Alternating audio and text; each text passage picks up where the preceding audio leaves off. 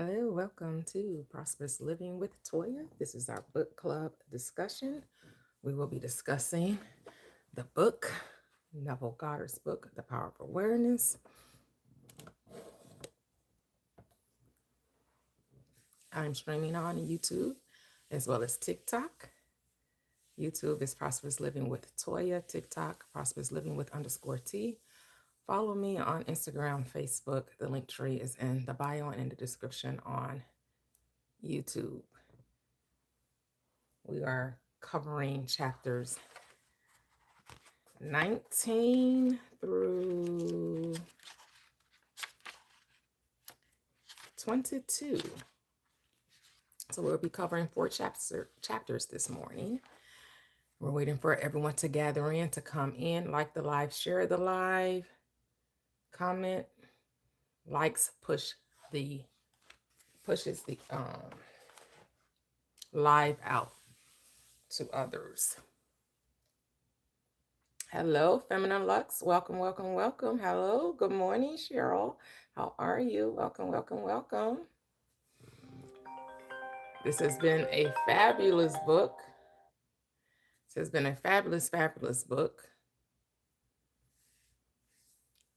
Thank you, thank you, thank you. I'll be right back, guys. 1 second. Oh, I'm coming out of TikTok and then I'll come back. I'll still be on YouTube. I may just close them out and I'll come back. All right. 1 second.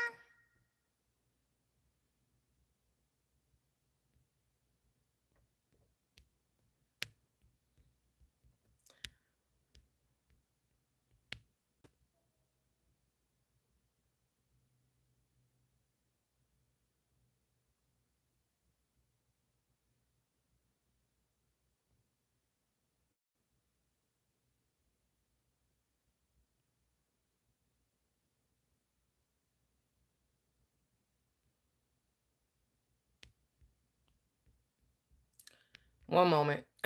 Talking to my daughter. She went to the store for me.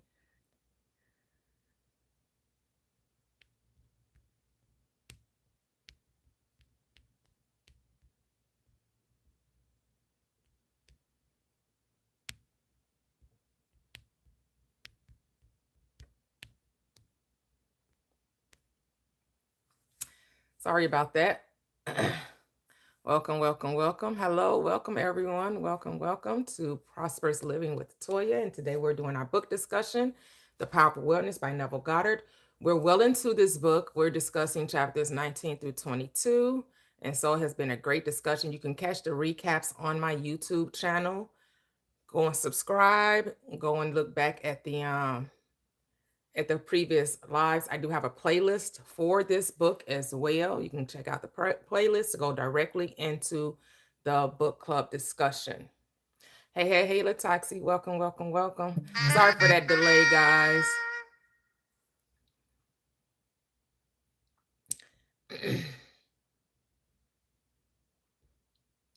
Sorry for the delay. Let me turn down my notifications.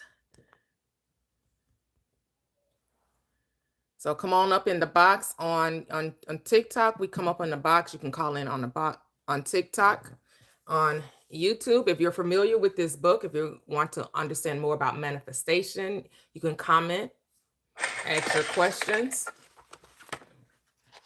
Welcome, welcome. Hello, Cheryl. How are you? I'm good. How are you today? I'm great. I'm great. Welcome, welcome, welcome. We're getting ready for a blizzard. Oh, really? What Yes. state are you in? Connecticut. Oh my goodness. Don't bring that over here. Y'all keep it way I over know. there. I don't want to hear. Keep it way when we over could- there. Yeah, just when I could see my yard, because we've had snow since January. Oh, okay. Okay. Oh, wow. Yeah. Yeah. I don't want any more snow though. I'm good. I'm good. Hopefully we don't get it over here. Yeah, I think it's just going up the coast, the East Okay. Coast. Okay. Okay. Yeah. Yeah. We've been experiencing some nice weather. We got really nice, like 60-degree weather. Now it's a little below 30s now, but we're supposed to, creep back up to the mid 60s. You've had 60s? Yeah. Last week, Wow. this week, late last week, yeah. We had some beautiful Today's weather. in the 40s. It feels great, but we haven't had it that warm. That's nice. Yes, sunshine, everything. Yeah, the kids out there with shorts on, t-shirts on. They were like, it was like spring conditions. Yes, beautiful. That's great. Yes, it was amazing. Okay, Latasha. Yep. Latasha's in the Midwest too. Yep, she right across the border. She had the same type of weather. Hello, welcome everyone. Welcome.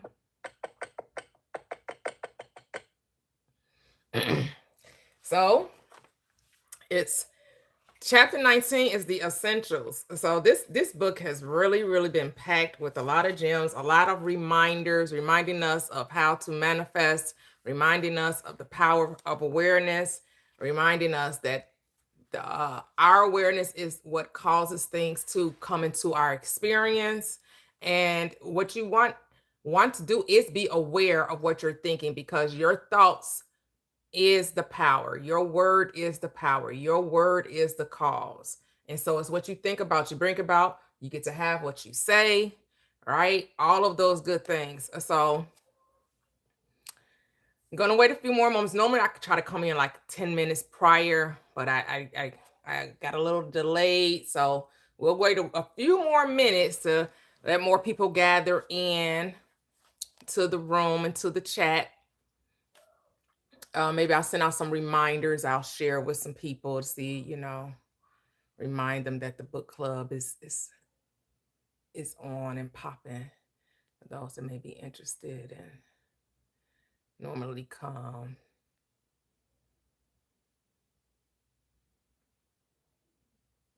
This has been a great discussion. Great discussion. Great discussion. Really. I love everyone's perspective. Hey, Andrea, welcome. Hey, Mia, welcome. Hello, Tiffany. Oh, 82. All right. Yes. Those southern states. Oh, Rich Rising, Kev. Welcome. So again, if you are familiar with this book, if you have this book in your possession, whether you have a digital form or a physical form, you can join the discussion. If you remember the teachings, join the discussion. The Power of Awareness. We're on chapter 19, Essentials. Essentials is the name of this chapter that we'll be diving into. We'll be discussing 4 chapters today. Again, you can catch the recap on my YouTube channel, Prosperous Living with Toya. The link is in the bio on TikTok. You can go follow me on TikTok as well, Prosperous Living with _T. That link is in the description on YouTube. You can also follow me on the other socials, which is Facebook and Instagram. I do have an account on Snapchat, but I don't be on there. And I do have an account on Lemonade. I don't be on there either. But I do have accounts on those platforms as well. I don't remember my handle on Snapchat.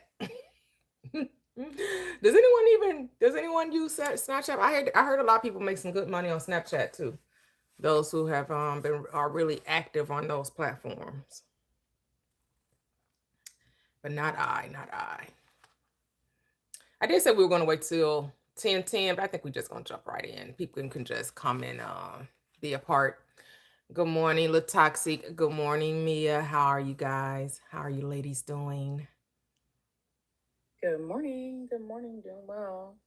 Great. Good morning, everybody. Great. That's good. All right, we'll start with Cheryl.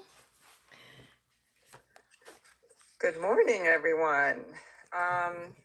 So this to me, it just made me think of, the 3 easy steps to conscious creation.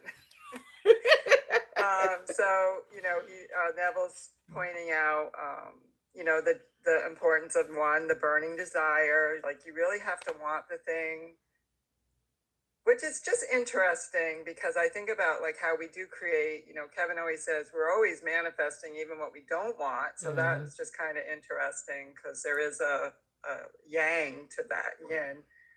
And then the second step is, cultivating the feeling or the state of consciousness of having it already, which he kind of, he says that is the righteousness, I think. And then the third step is, to start experiencing in your mind. And he says through imagination, but I also added my own like self-talk because that's kind of how I do it. And, and also the feeling, which is more, not an emotion, but just the feeling that it's already done, like the naturalness of it. So,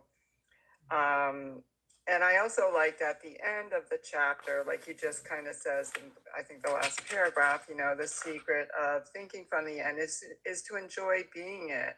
And I appreciated reading that this week because I think sometimes, and you say this a lot too, like to lighten up about it. It's, and I do notice sometimes like, just you're having a certain kind of day and I can catch that criticism coming back, I love listening to you yesterday because like the old me was trying to resurrect so bad.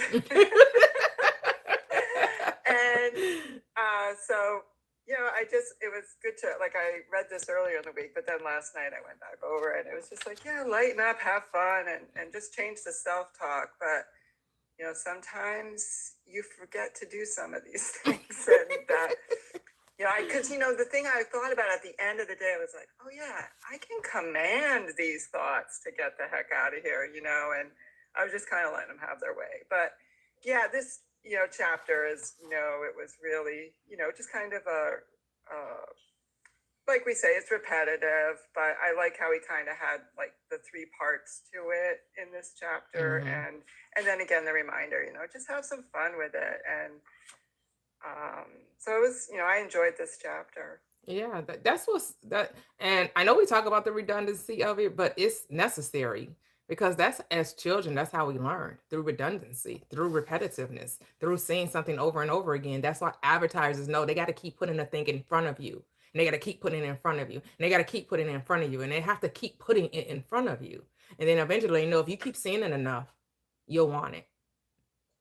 Right. And that's why, last night when I was kind of like down on myself a little bit for like just not having the kind of mental day that I've been, because I've been, really enjoying life a lot lately, like feeling a lot of joy. And yesterday was just, not that, just a reminder, yeah, lighten up. It's okay. And so I do need that repetition just because sometimes you get caught in that your own loop or pattern and you're not seeing any way out. So. Yeah, because the repetition is for the sake of, like you said, normalcy or naturalness, right? Right. It's like being an actor in a play, right? In order for it to feel natural, you do have to rehearse being that person, right? Being that character. And so that's all you're doing. You're reminding yourself of who you are by being it. You got to be it. Right. You have to decide to be it. It's so simple, boy. It's so simple. We want to complicate it, but dang, is it simple.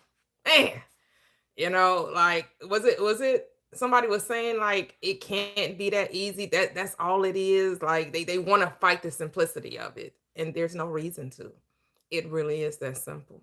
You have to allow yourself, and I think what we get twisted up on, and this is why I have been reminding myself and meditating on, is not about what I do to what I am able to have. It's because of who I am. But we associate the doing with having, when it's the being is having, not the doing. The doing is the effect.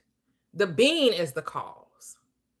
And the end of being or the end of having is being. You can only do the thing which you are. So be it, and then you will what? Naturally express it, do it, have it, all those things. Well, I'd add one more piece to that because this is the part that I think sometimes I don't respect enough is watch what I'm feeding my mind. Because I had when I did kind of a little inventory yesterday, I was like, I was watching some stuff on TikTok. I was reacting and making me react with sometimes anger, sometimes fear, and that's dwelling in that's the mood. So I have to, confess, I was not really, I was tempting myself. So anyway, I love it. I love it. He was like, I was tempting. Right. We think it comes from the outer, right? It comes the temptation is from within. Ain't nothing outside of you tempting you, testing you, trying you. You doing this all to yourself. Exactly. And why would you do that? Sometimes for the fun of it. Sometimes make it fun. Be like, man, okay, I played a little trick on myself. I was being a little doing a little deception there. Oh, but I caught it. I'm aware of it now. All right. Just right. Don't beat yourself up. Right. Just be like, I slid back a little bit, but I get back on the right track. I came on up out of that. Yeah, and that's like, I think that's the blessing, at least, and I'm sure we all are doing it. Like, it's so much in the forefront of our mind, like what we're, that our thoughts create our reality, that you don't really allow yourself to be there too long. I was able to self-correct by the end of the day. Yes. Beautiful, beautiful. That's awesome. That's awesome. All right, Mia. Hey, good morning, everybody. Hey, yes. So I was reading, I listened to it all week, and I always read over it and take my little notes. This chapter was pretty cool. I loved kind of feeling like I have a better grasp on what righteousness means. I feel like you grow up hearing about righteousness and what it means to be righteous, but you really never really get a good grasp on what does it really mean to be righteous. So I feel like I'm going through vacation Bible school or something, really learning these terms and really being able to apply them to my life and really understanding what they really mean. So I really love what he talked about desire, and that it's a natural thing to have desire, right? So you're supposed to, right? Something wrong with you if you don't want nothing. So I love that. And like your soul is all of the things that your subconscious thinks, feels, accepts as true. It's like everything that's in your garden, all the seeds that you have planted. And, God is like the source of fulfilling all those things. Like, yeah, you can have it. It's yours. It's already yours. Everything is already there for you. So just learning that righteousness is consciously knowing and being who you are, like knowing that you deserve what you want. You are already the person who deserves everything. You're already it. Because if you don't realize that you are righteous, you are already always going to feel like you need to be better and do something else. And you're going to be looking for someone to fix you, paying someone thousands of dollars to build you some type of self-concept when that comes from you. You're going to be out here grinding and doing, banging the pavement trying to make your life better, and you're going to be unfulfilled at the end of it and tired and burned out. So I really like how this chapter kind of broke that down. And also like experience your imagination and kind of talking about training your imagination again. Don't just daydream. Make sure that your imagination doesn't drift into those unwanted thoughts and thinking and becoming double-minded and having that if come in there versus the when. So when I get all this, oh my God, I can't wait. I'm just going to be so happy. Oh my God, I can't wait to drive around in my new car and right? Versus if I get my car, I'm going to get that, right? Because if still leaves room for doubt. So I just think that, making sure that your imagination is trained correctly and it's controlled. So in a controlled imagination, I love what he talked about that. Now, the only thing that kind of left me a little confused, but maybe I got it, like physical immobility. Does that just mean chill and be still? Like don't do nothing, move, don't do nothing. And maybe other people can kind of touch on what he meant about like being like physical immobility being necessary. But yeah, so from that chapter, that's really the main thing I really liked about just being righteous, and just already knowing that you are who you need to be already. Um, Yeah, the physical immobility. So he's talking about his technique, the state akin to sleep, right? Getting in that relaxed state and not moving the body, just moving the mind. To me, this is symbolic of your actual manifestation. You don't do anything to make it so, right? right. Because it's already so. So they go together. Is it necessary that you have to do this particular technique? We all know no. We all know that we all didn't get our desires by getting in a bed or laying on a couch or a chair and deciding, okay, I'm just gonna still my mind. I'm just gonna be real still and I'm gonna imagine that I have it. Some of us were driving in a car and decided we wanted something and bam, we got it, right? Some of us were doing household chores or grooming ourselves, right? And or on a plane, all right, but we allowed our mind to go to the place where we want it to be. Yes. And that's all that's required, right? To allow your imagination to take you to the state that you desire to embody. Absolutely. And I want to take you one step further when you're talking about if and when. Is now that I have it. Now that I am driving in the car. Not when. Now. Right. Now that I'm in the car. Now that I'm in the home. Now that I have the money. Now that I am married. Now, think of it from already having possession of it, not when you get it, but now that you have it. Right? Love it. Yep. Yep. Thank you. You're welcome. You're welcome. Hey, the toxic. Hello. Good morning, everybody. Good morning, Toya. Yes, good morning.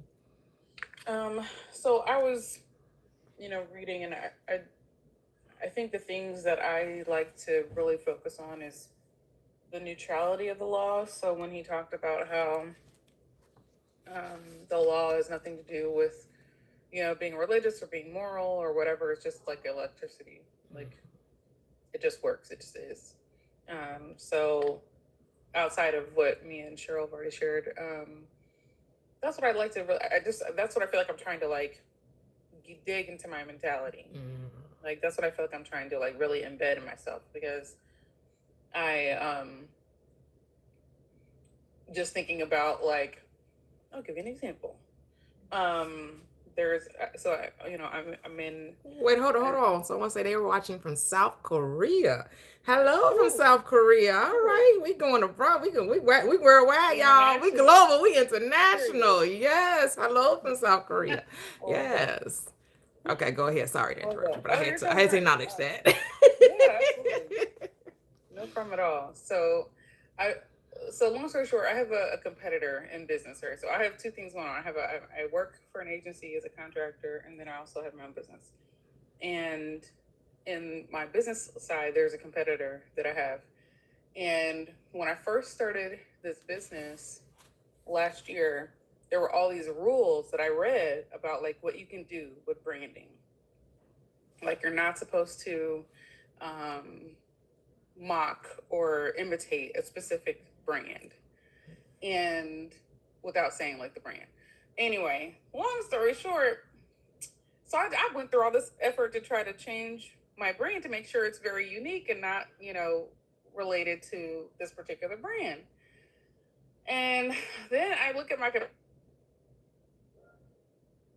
sorry, I got a phone call. Then I look at my competitor, and his brand is exactly like the brand. We're not supposed to imitate. Exactly like it. But he is promoted by the brand. He is endorsed by the brand. He is the most successful of any of my competitors in this space. And he does the brand exactly like he's not supposed to. So you're trying to wrap your head around there. That's what I was trying to figure out. How is this possible? So long story short, it dawned on me like everybody don't take the rules seriously like I do. Like, there are so many things in my life where I have taken the rules seriously or really thought that people were taking things seriously, especially as I was being religious in the past. I wholeheartedly believed in these rules. And then I came to find out behind the scenes that nobody was following the rules. Nobody. And so in my mind, I'm thinking to myself, like, I have to be this X amount of person. I know we're going to talk about righteousness. I got to be righteous. I got to be whatever. And it's just now, like, I'm trying to, like, let it sink into my brain that none of this actually matters. None of these things are real. The rules only apply to whoever they think the rules apply to. Basically. And none of it is real. Like, you can, like, it is all just is. Yeah. And so I think thinking about, this chapter, that's what I've taken away from it most. It was just like, again, the reiteration of it's just, there's nothing that you have to do or be. Because I think about, again, my millions that I'm getting, right? I think to myself, well, if I was just X, Y, and Z a different way, if I was just, better at this or better at that, or, if I was just, whatever it is. And I'm thinking to myself, I know plenty of rich people who have the same problems I do and the same, character flaws I do. There is no like rule book here for real. And I think that's what I'm really just trying to dig into my brain. So I'm glad that he continues to talk about that. So that's beautiful. Yeah. And that's what I love about the space, that we could talk about where we think the things that we have to transform, alchemize, right? Transmute within our own awareness, right? That you have no competitor, right? Because I hear you say competitor. There's no competition. You are the only one in your reality. No one else does it like you, thinks like you, expresses it like you. No one else is like you. So there's no competitor, because no one else can be Latoxic. No one else can do it the way you do it, see it the way you do it, perform it the way you do it, execute it the way you do it, right? No one else can do it but you, right? And I like the acronym for Islam. I self law am master. You define the law. You define what's wrong or right. You define, all rules are made to be broken, so then that means the rules don't exist. Laws are made to be changed. That means they do really, in and of themselves, have no authority, right? Remember, you're God. You create the law. So once you decide that that does not apply to me, it no longer applies to you. All right. So, and that's something that we have to remember, because as I said before we started or I might have said this after Cheryl went, that is not what you do, is who you are. See, if we keep equating what we get to based on what we do, it can be very limited. But when you know you get it because of who you are, well, now it's limitless, because you're infinite, you're eternal, you're unstoppable, you're unlimited. So then what you can actualize it is limitless. But when you bring it down to the doing, that's finite, right? And so now you're limiting what's possible, because you're saying it's because I did this, then I should get that, as opposed to I am this, so now I have that. It is a shift in consciousness. Yep, 100%. Yep. Rich Rising, Gigi. Rich Rising, Grand Rising, Bestie. How are you? Good morning. How are you? Great. How's everybody doing? Good. Good. That's good.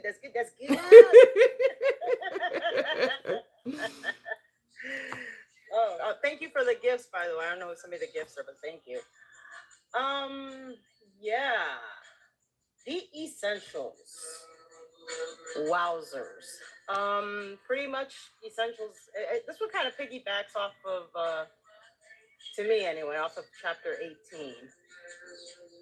But at the same time, it kind of breaks down the bullshit that we've been taught.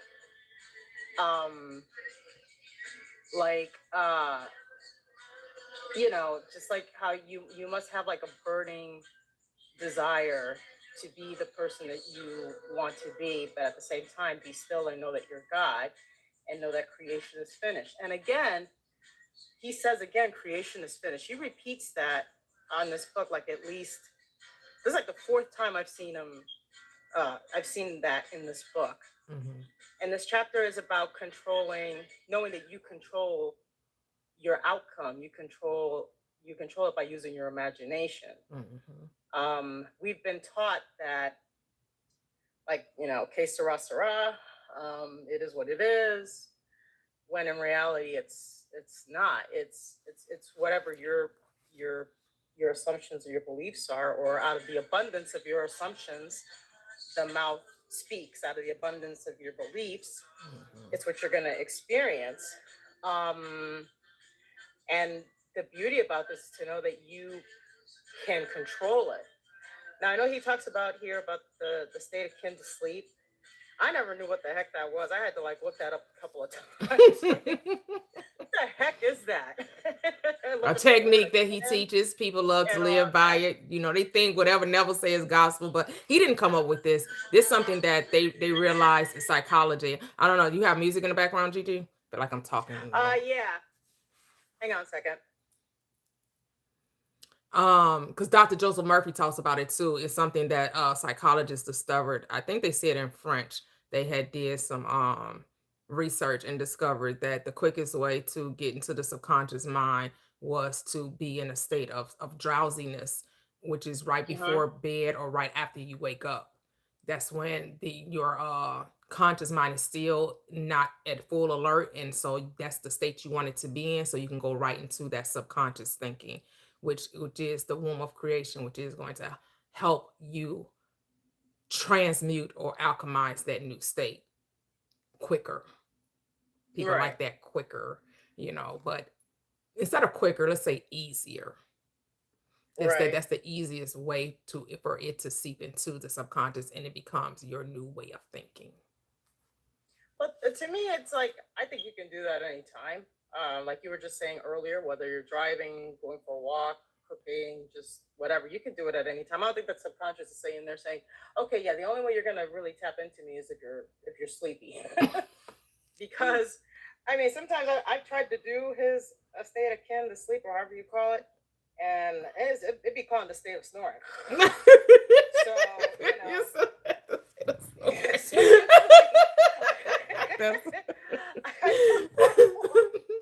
I mean, there's no right or wrong way. Hey, H-Town, how's it going?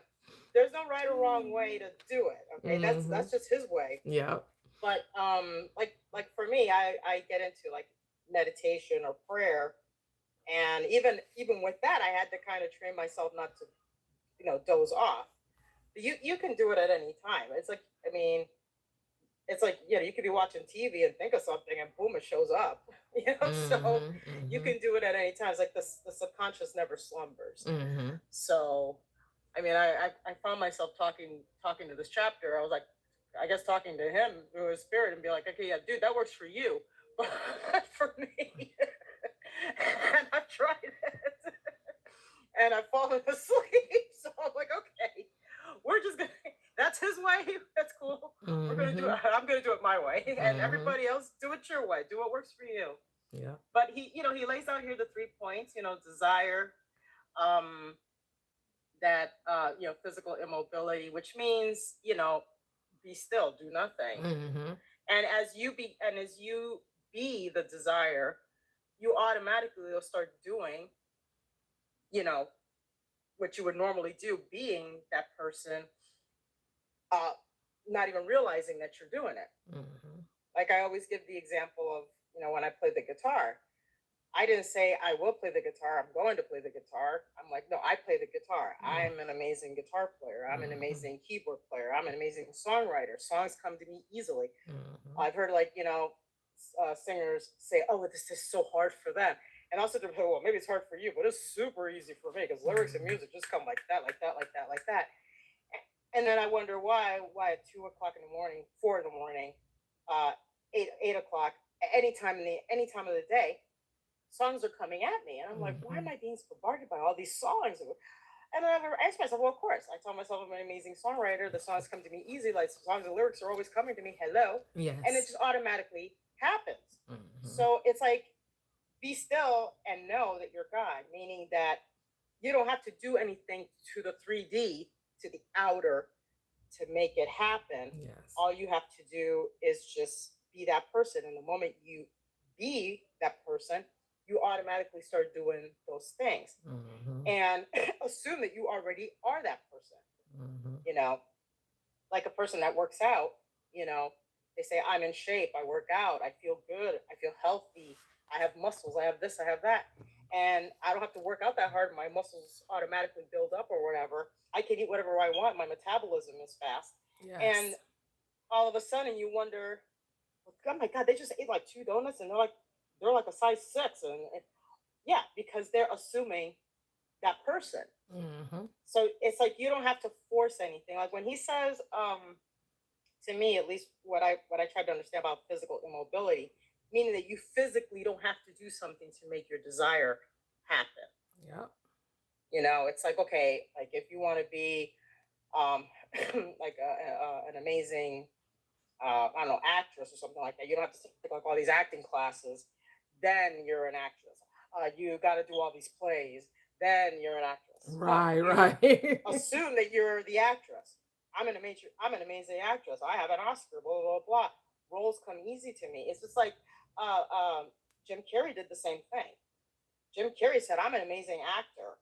He stood over Mulholland Drive and said, every major movie company, major movie producer, all want to work with me.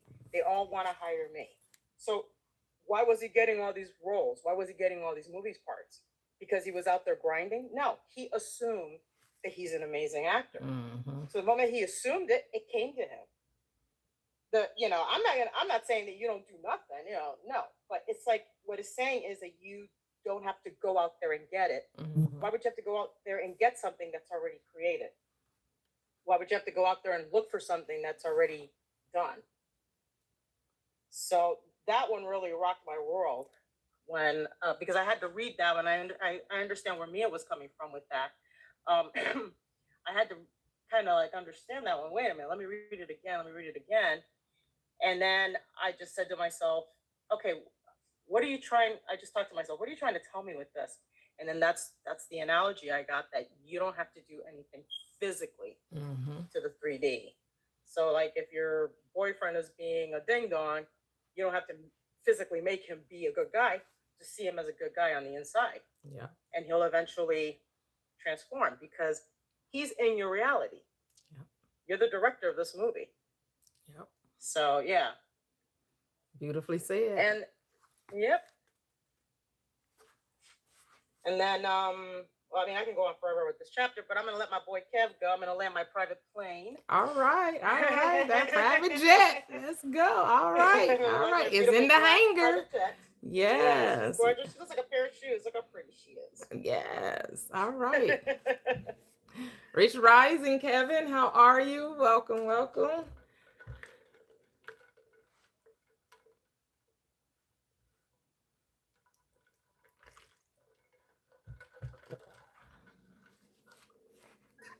Rich Rising, everyone. This book is so awesome. It's properly named The Power of Awareness.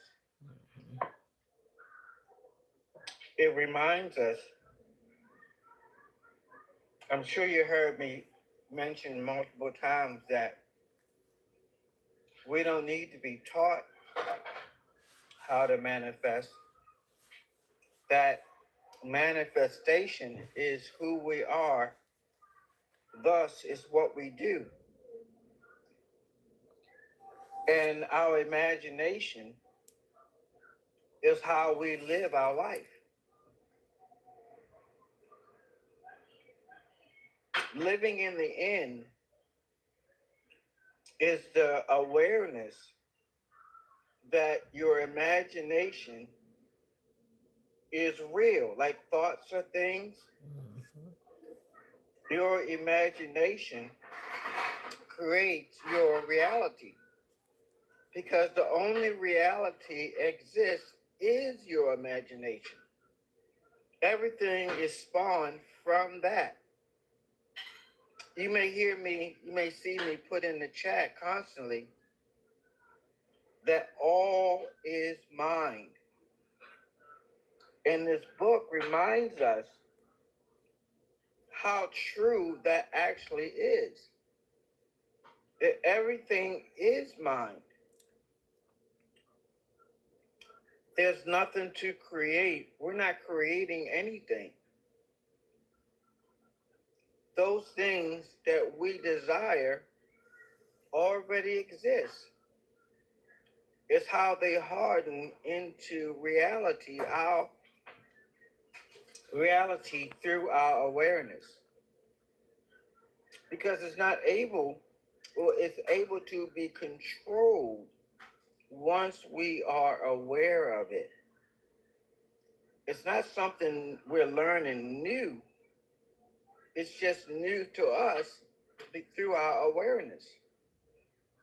But we've always lived our life through our imagination, through our thoughts. It always has been. That's what this that's what this 3D is. That's what you're here on this earth to learn about yourself. Mhm. So when I say everything is you and you are everything, I'm speaking to your imagination. All you have to do to reap the fruits of your thoughts is to imagine. And imagine is not something that's taught to us, it's innate to us. It's why we are here. It's our reason to imagine whatever we want to imagine, whenever we want to imagine. And then the scripture that says, first ye seek the kingdom of God, meaning understanding what's within you. Because once you first understand what's within you, all the other things that shall be added from that understanding or that awareness of who you are. And that's what this book really brings home. Is that you've always had everything. Well, you already got everything you ever want to get. You're just going to bring it into hardened manifestation by imagining it. You can, a poor man can imagine he's wealthy, and that will harden into a truth for him. Or a rich man can fear losing all his riches and becoming poor or broke, and that will harden into reality for him. Mhm. Because we are God. Whenever you're seeing your favorite person that you admire, that you look up to, there are only examples of you. If you there's Gigi, I'm just going to use you as an example. I'm not picking on you. Just use an example. The music that you create, if you have a particular artist that you enjoy, that you like their sound, their voice, their artistic ability, they're just an example of your imagination. Mm-hmm. Yeah. But there's an athlete that you admire because of the way that they are, the way they carry themselves. They are an example of your imagination. This is who you are. This is how powerful you are. And the book never wants you to understand, to be aware of how powerful you are. This is also my desire. So when I see you guys getting it on a level that you get it, that's fulfilling my desire.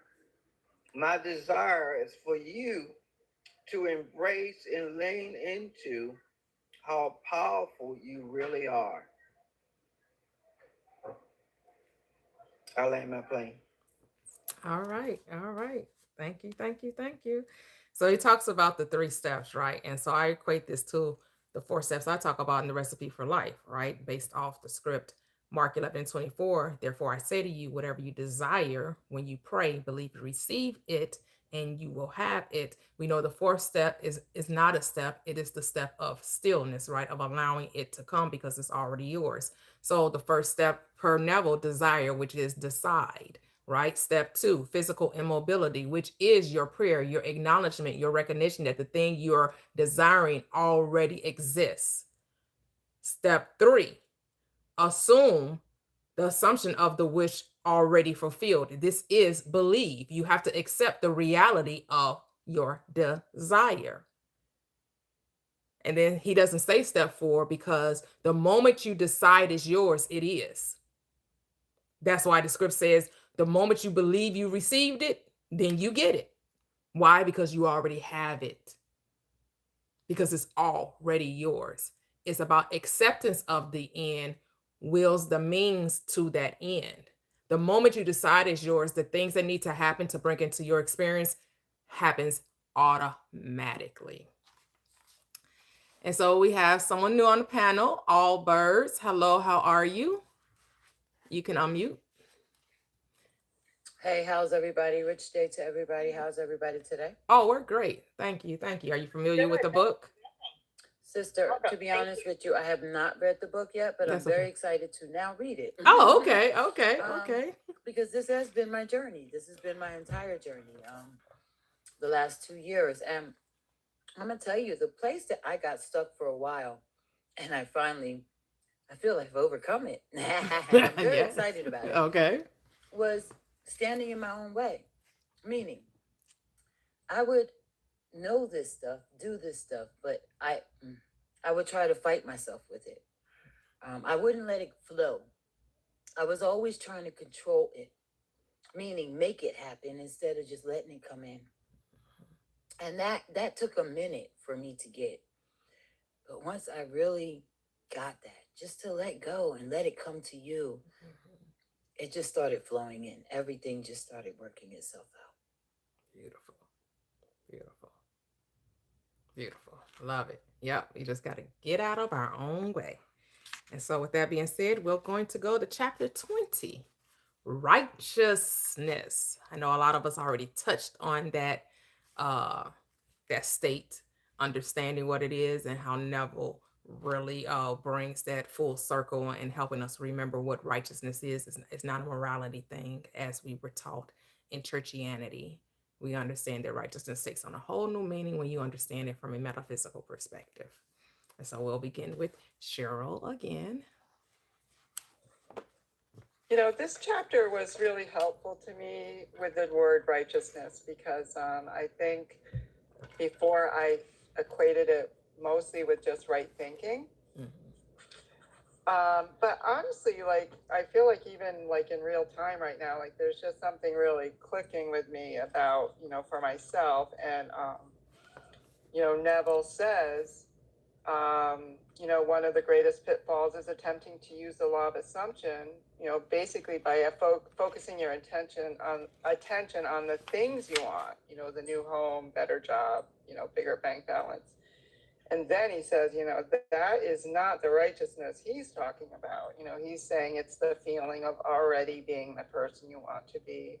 And I never really equated that with righteousness. And, you know, I certainly know, you know, we have to assume that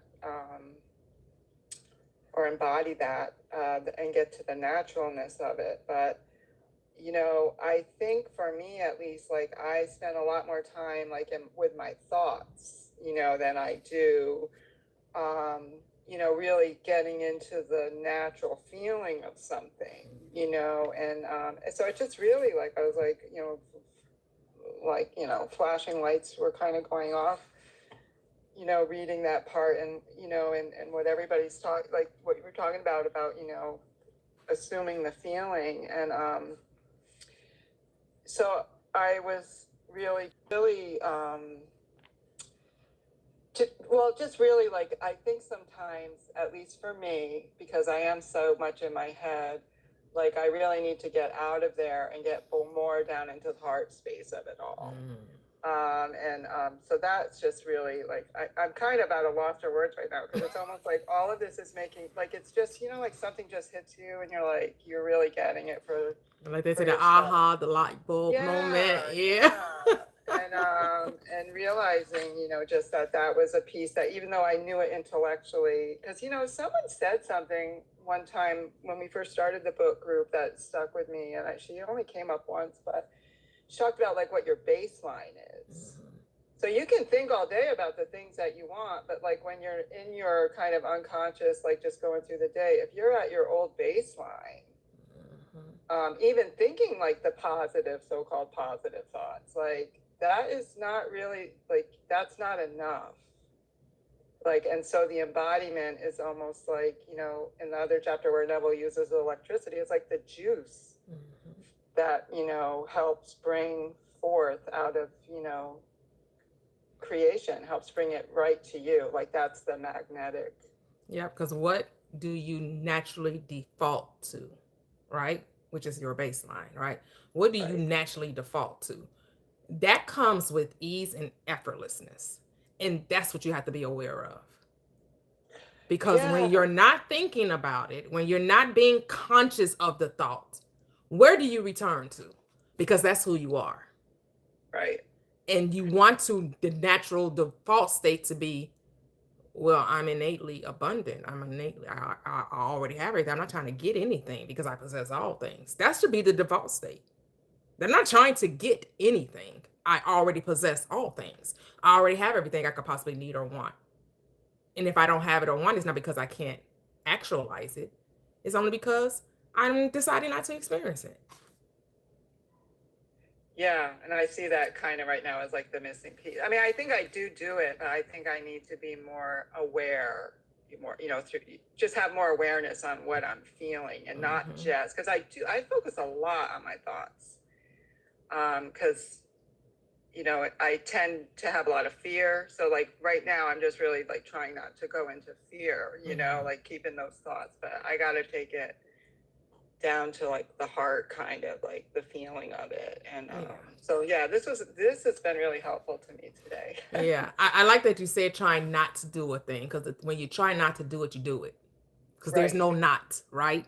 So the focus should not, let me figure out how not to be fearful. No, let me know how to be loving. Let me know how to be whatever I desire to be, not what not to be. So, and that was my goal, was for us to not talk about what we're not. It's not about what you're not. It's about who am I, right? Christ didn't go around saying what he wasn't. He went around saying who he was. I am the truth. I am the way. I am the life. I am the resurrection. I am the door, right? He never talked about what he wasn't. He didn't say, I'm not the devil. No, he said, you call me Beelzebub. That's what you call me. Who are they saying that I am? Now is, who do you say that I am? Not what I am not. We're too focused on the wrong, on the opposite end of the pole. When we need to be on this, be in the center, be in the middle, like you said, in the heart of it. And the heart of the matter is that you're already whatever you're desiring to be. And then live from that state. Yeah, you know, something that was really powerful to me listening to you yesterday is you had a woman come up too who, I think I heard her when she came up one other time, and she talked about like how she was like gonna, like, she didn't have money for rent. She was gonna like lose her apartment or home, and, you know, and I don't know if that's when she first came up, like she didn't have a job, but then like she started using all of this, and like she said something yesterday that was like, you know, because as a fear person, like that would be the worst case scenario for me to be in, because my fear would become stronger. But like she just was able to apply that right away. And when she came up yesterday, like she shared how, you know, she didn't lose her place, and, you know, she's got a good job and all this stuff, but she's like, and I know, I know all this stuff is coming true. And I'm just like, I have to say I was a little jealous.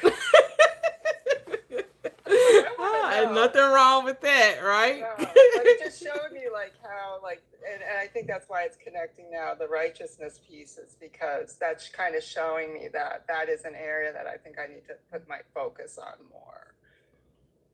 That's real. Yeah, because you know, a little jealousy will help you to self-correct, right? To course correct. Like, man, Right. I want somebody to be jealous of me. Like, hey, how Cheryl get it? Like, what did Cheryl, how did it click for Cheryl? Like, I Cheryl got it so, like, imagine someone thinking that what you were thinking of her, imagine someone thinking the same thing about you. It'll be the same way. All right, Mia, you're up. Okay, so chapter 20 helped me, like I already said, righteousness was like, it was really good to really get a good grasp of like what righteousness truly is. But I loved how he also talked about sin in this chapter. And it just makes so much sense. Even before I deconstructed, it really makes sense to the times where I really was like down on myself. And like, because whenever I miss the mark is when I feel the most down on myself. And whenever I know I'm not reaching my highest potential, I'm missing the mark. So like even little things, like if I know that, like for me, like keeping my apartment and stuff tidy and everything is like great for my mental health. And, making sure that I'm being healthy, making sure that I am doing, all the things that are in line with me doing what I need to do, that are in line with my desires and being who I need to be, being righteous, right? And when I'm not, that's when I start kind of beating myself up. The kind of self-talk gets negative because I know I'm missing the mark. And it kind of turns into a tunnel. So it's really interesting. So I loved how, they talked about, of course, sin is just missing the mark, not being the person you want to be. And righteousness is knowing you're already who you need to be. Right. And also, like, only by righteousness can you be saved from sinning. So only by really truly knowing who you are and who you need to be and standing in that can you always kind of be in alignment with not missing that mark, right? You can always kind of reach your goals and all those things. Yeah. So you're saved from sin through righteousness. And I'm like, oh, it makes sense. Yeah. Like ding ding ding ding ding. I sat up in that damn church all them damn years. Listening to that pastor fuss and yell and sweat, and it makes sense. Look, but no, I really enjoyed that part about the chapter. What else did I write? So it says your righteousness shall exceed the righteousness of the scribes and the Pharisees, which means like those who are influenced and governed by the outer appearances, the rules and the customs of society in which they live. The vain desire to be thought well of. Oh my God. Whew. By other men, unless this state of mind is exceeded, your life will be one of limitation. Man, if that's not the truth, that was a whole bar. And it's true because it's like if you are solely trying to please the world, live up to the world's ideologies of who you need to be, you're going to always come up short. Yeah. Because the world don't do nothing but move the goalposts. Move the goalposts. So you might as well come up with the definition of how great you are and just know you're great. The goalposts don't never move with you. So I just really, really, really love that. And it just speaks to you create the world. Stop trying to like how you look like bending to your creation. You don't bend to the world. The world bends to you. So trying to, and I just loved, was it this? I don't want to jump ahead. But yes, just the vanity. And so I thought it was so interesting how we live in a world where they say vanity is loving yourself. When this is like vanity is desire to be thought of well by the world. Look at that. It's vanity to desire to be thought of well by others. That's vanity. Yeah. Woo. Man. Oh, that's ooh. Yep. Man. Okay. So I just love it. And what I took from that is you are already being. So stop trying to be a wannabe and be a I am. How about that? Stop being a wannabe. Stop trying to feel like you got to go get a nice car and get some nice clothes and get the best and get the best and get this and get that. But that's going to make you shine. You're going to shine because you are. Stop going to the car wash to look new. Start from the inside. Go to the mechanic. So I love it. So Yes. I ain't trying to be a wannabe. I'm a I am. Yes. Love it. Say that, That's me. all I have to say about that chapter. Man, that beautiful plane, girl. Woo! All right, La Toxic. I know this probably really hit home for La Toxic. Yeah, for sure. I was thinking about you, like all these rules I'm trying to abide by. Why the world do what they want to do? Right. Like, listen, I don't. I think I told this story just briefly that I didn't realize until after I graduated college that everybody was taking like Adderall and stuff like that to study. Now, what if I could have done that? I don't know, probably not. But still, it was just like I kept thinking to myself, how are these people studying like this? How are these people studying, staying up and doing all nighters and stuff like that? Like I just couldn't do it. And then I realized they had some extra stuff going on. They really were. They had some assistance from outer sources. Very much so. Very much so. I felt very betrayed. So yeah, so it was helpful. That whole right. I think what stood out for me from this chapter is the idea of just like you can believe something, but if it doesn't materialize, like, is that really power? In a way, like when he talked about the poverty, a person who can believe in their mind, let's say, a person living in abject poverty may believe that by means of some religious or philosophical activity, he can be saved from sin and his life will be improved. However, if he continues to live in the same state, it's obvious that what he believed wasn't true. Damn. I just love that. I love that. I mean, I think in a way, like, I think what he sounds like he's pointing out to me is that the religious don't value material things. So by virtue of them not valuing the material, they get no materials. That part. Because somebody said that yesterday, right? Talking about the material. Just because they have material things don't mean that they're blessed of God. The hell it don't. We live in a material world. I had to start singing my Madonna song. Because we are living in a material world. And I am a material girl. Don't you know? Yes, like what? We live in a material world. Stop fooling yourself, because you using material things, but you want to feel like you're greater than by saying, but that ain't what I desire. Hey, really? Then what you working for? Right. You working to get the material stuff if that's not what you desire. You want the best house, you want the best car, you want to make the most money. Who you fooling? Exactly. Like if you trying to have this fake piety, right? Oh, that's not what my heart is. That's like, why you on your hands and knees begging God to make your life better? Like, it don't make any sense. No, you asking for God for more money. Right. Like, I mean, I'm just thinking about. Like, I don't know no Christian that don't desire more money. They full of it. They all do. Well, they don't.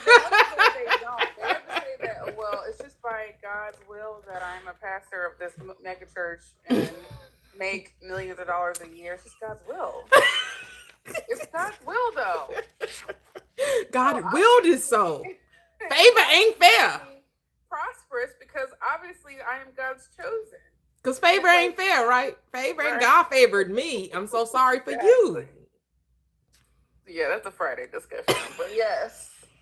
So that's the whole concept of just, being so high. What's it say? You're so highly minded, you're no earthly good. Yeah, heavenly minded. Yep. Heavenly minded. Yeah. Like, that's what it just reminds me of. And it just made me just think about how, what I have, I think I have experienced personally, people like trying to demonize people who are like ambitious or, whatever. Me, I just love to make sure I'm good. And that means good living. Okay. Like, I like to live good. Okay. Okay. I've had people tell me, oh, you just need to, downsize and live in a shack for however many years to save up so you can do this. Oh, no. Mm-mm. My heart and my mind can't take it. I can't live that way. You gotta go slumming for a couple of years. Literally, Says who? people told me that. Says who? And I'm like, absolutely not. And I feel so powerful. What I'm saying about this particular chapter is I feel vindicated and in appreciating the material things that I like to have. Yes. And I like to live in a nice place. I like to have amenities. I like to, I like to have the things I have. Okay. And I think some people just don't understand how, first of all, personally, how I feel is I feel empowered by living in places, where I live. Mm-hmm. So I feel like even if whatever is going on with my bank account might be going on, I am still around. I'm still in the place. I'm still who I am. And it mentally helps me, even though it's an external thing, it helps me mentally be like, no, bitch, you are who the fuck you say you are. Woo, Like, say that! Exactly who you think you are. And it has, so mentally being in a place where I might be able to afford it better or have extra income or whatever because of my expenses going down or whatever, that mentally would put me in a bad place. I like to live good, and that's what the sacrifice I will make is to live good. That's what I would do every time. So I just feel vindicated a little bit by him saying, like, the people who think about being righteous and in their mind, righteousness is poverty. In their mind, just be glad for whatever the Lord bless you with. Whatever the Lord bless you whatever, with. Whatever He lay at your feet. Just be grateful. That's why I was talking about that gratitude. We don't gratitude. We appreciate. Okay. I appreciate my life because I'm all about expansion. Right. That's what appreciate means, to expand, to make bigger, to make greater, to be more than. Right. Gratitude try to make you feel like, oh, you got to be thankful for the little. No, boo. No, I don't have to be thankful for crumbs. You say you keep getting crumbs off the Lord's table when you could be eating at the Lord's table. We don't want the crumbs. Like, what? Why am I taking crumbs when I can be eating at the Lord's table? I'm not a dog. I'm not gonna eat crumbs from the table. Because how are we supposed to be God's children and made in the image of God eating off the floor? Explain that to me. That don't make any sense. So it's always like again, this might be a Friday discussion, but it's always there's a cognitive dissonance here between being God's child and what that means versus being, I don't know, righteous or a servant or whatever. It's like you can't be both. Like they said in the prodigal son in that story. But he tried to even say that he could be like the servants. Right. God said, no, boo, you my son. Bring the fatted calf, bring the robe, what we doing? Literally. Like, because I cannot. I cannot. I will not. I shall not. But people, I think I'm just recognizing and mentally reading the chapter. Gone back through my own life, and I was just like, wow, people have really tried to tell me, I think to humble you, right? To put you in your place. Like, she needs to be brought down a peg. Because who she thinks she is? Why your life so easy? Oh, be ready for the humble pie. They love to say because things are going so well, it won't always be that way. Exactly. What? Stop preparing me for a fall. 100%. I will say this and I'll be done.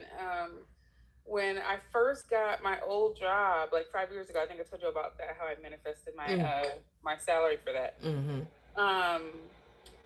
A relative of mine, well, first of all, at the time, COVID was happening, people were getting laid off, everything was shut down, however it was, all that stuff was going on.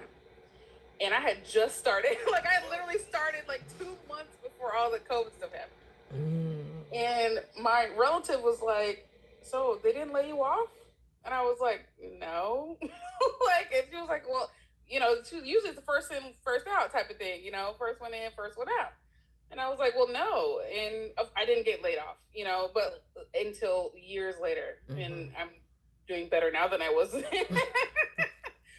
But which is even crazier. But anyway, at the time I was just like, why would she say that? Like, it's like she was like she was hoping for it. Like, Right. People be wishing for the downfall. Like, because I just got this big job. Before that, I was working at a nonprofit, and I just got this big job, and it was like she was like waiting for that bad thing to happen to me. I'm like, girl, like, chill out. Like, I don't know what you want from me. I think part of it is, family difficulties or whatever. But I think people want me to be dependent so that I can come crawling back, because I cut my family off a long time ago. Oh, that's what it is. That has to be what it is. Because otherwise, it's like, why would you want me to be laid off? So I had to loose that poverty mindset, be loose and set free. We doing big things over here. Because why would you think that? Like, why would you want that to be my life? Anyway, so mentally, I'm just like, yeah. I used to feel bad. I was like, maybe I'm not doing this right. Maybe I'm not, living my life the way I should. Maybe I'm being, a little bit too, exorbitant or whatever. Like, maybe I'm just, whatever. And now I'm just like, no, bitch. You live exactly how the fuck you want. Sorry, I curse a lot in real life. Girl, let it flow. Let it flow. Let it flow. Let it go. I ain't mad at it, girl. You cuss like me. We could cuss together. Yeah. Girl, y'all don't need to hold back over here. I appreciate it. Y'all don't. I cuss a little. What you like to say, Latoxi? Listen, I curse a little bit. I'm bilingual. I do fuck shit. I do nuff shit. I do what the shit. Thank you. I appreciate y'all so much. But yeah, I just wanted to say that I feel vindicated. I feel, and I think like that goes back to the scripture of when Paul, the quote unquote Paul, is talking about how something about how anything that a man allows himself isn't wrong or something like that. I can't remember the name, what the actual scripture is. Right. Happy is the man who condemns himself not in a thing in which he allows. Come on. No shame, no shame in my game. We ain't no shame and ain't guilt free. We guilt free over here. Very much so. We guilt free. It's reference. I can say, what the hell I'm gonna live poor for? Right. Just to prove that you already know poverty exists. We don't need one more poor person.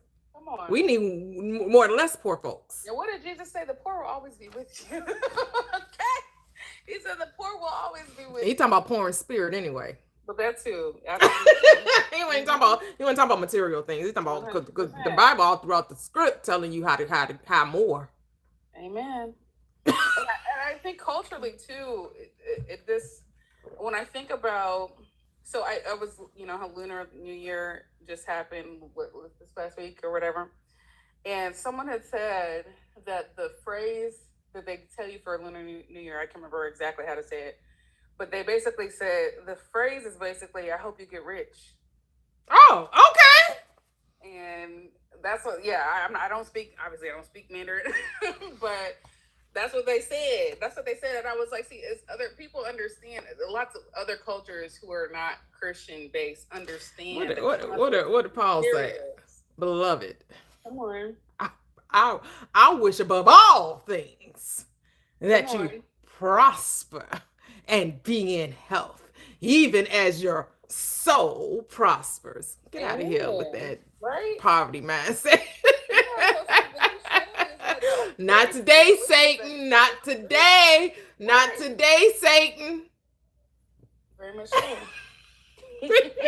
Anyway, so thank you for letting me say that, but I just had to get that off my chest. Oh, most definitely. Most definitely. Woo, we have a time up in here. Let's go. Let's get it. Let's go. All right, Gigi, you up next. And then we'll go to A-Town, then to Kevin. I know A-Town don't like to follow Kev, so we'll go a little out of order. Take me to church. Take me to church. Here's a chapter that I've been reading. This is chapter 20. This is a chapter called Deconstructing Christianity. Big time. Big time. It should have been called Deconstructing Christianity. But yeah, that term probably didn't exist at the time. Right. So to me, this is a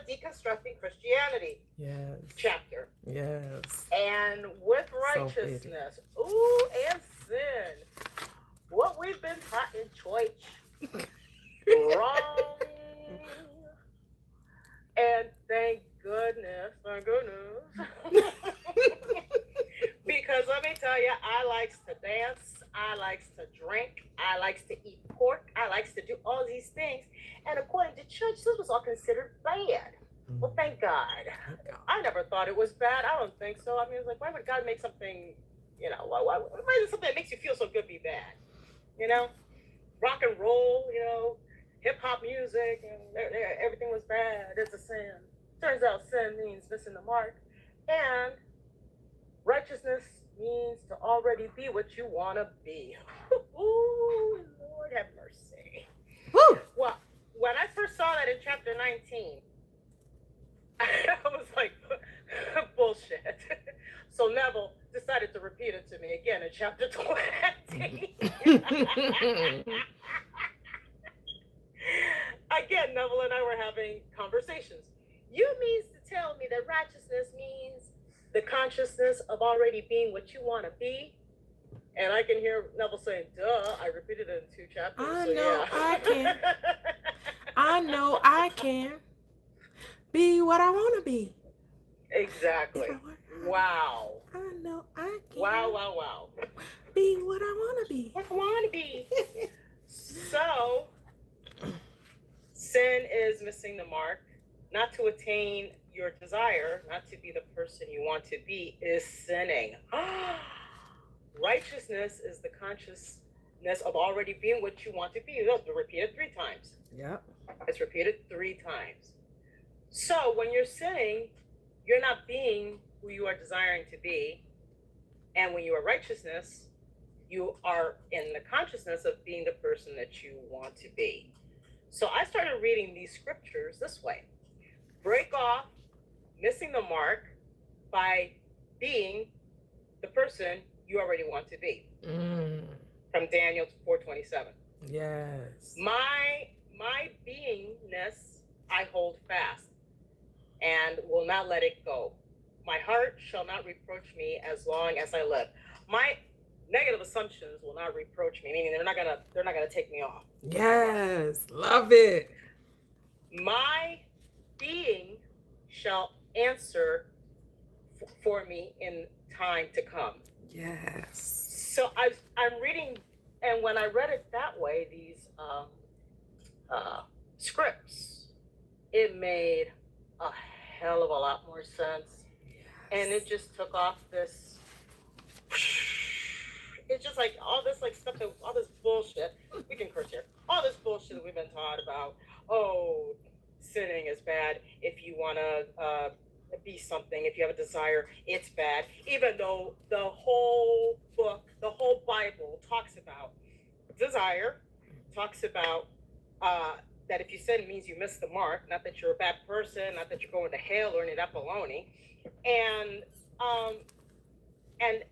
being prosperous and abundance and all that. We've already been created to have these things, to be these things, to do these things. So that's why when we are not doing what we desire to do or punishing ourselves for it, it feels weird because we're not supposed to be doing that. We're just supposed to be. How simple, how amazing this chapter. Mm-hmm. And the part about that Mia read it earlier, I'm not going to read it, but what I got from that is, you see this a lot, especially in entertainment, like that you got to find somebody who believes in you. You got to find somebody who can push you. When really that's not the case. It's you believing in you. Yep. And when you believe in you, that's when the people, situations and stuff come to you. One of my heroes, Cher, said it best. If you're waiting for somebody to believe in you, you're gonna be waiting for a long time. You might as well cut that cord and believe in yourself. Yeah. So we've been told, believe in yourself, but never shown how to believe in yourself. Okay, so how do you believe in yourself? By simply saying that you believe in yourself. How about that? By simply saying that you are. By simply consciously already being what you want to be. There's the believing yourself righteousness. Wow. Yeah. And it's funny because imagine if this was taught in churches. There wouldn't be any mega churches. Well, there would be, but there would be mega churches, but there'd also be a lot of mega parishioners as well. Mm. I mean, there'll be mega churches, but there'll be mega parishioners as well. There's a guy here on TikTok, he's an older guy, and he says that the reason why they don't teach as a church is because if they did, there wouldn't be these big cathedrals, there wouldn't be these big things, because where would they get the money? So they have to sell hope. Eventually you'll get there if you do this, if you do that. When really all you got to do is be. All you got to do is consciously already being what you want to be. This chapter, like I said, it's tiny but mighty, short and sweet, blew all that Christianity gunk. It exorcised it. This little chapter just exorcised it. Yeah. It just took it away. Yep. I had an exorcism with this chapter. That part, yes. So now righteousness has taken a whole new meaning.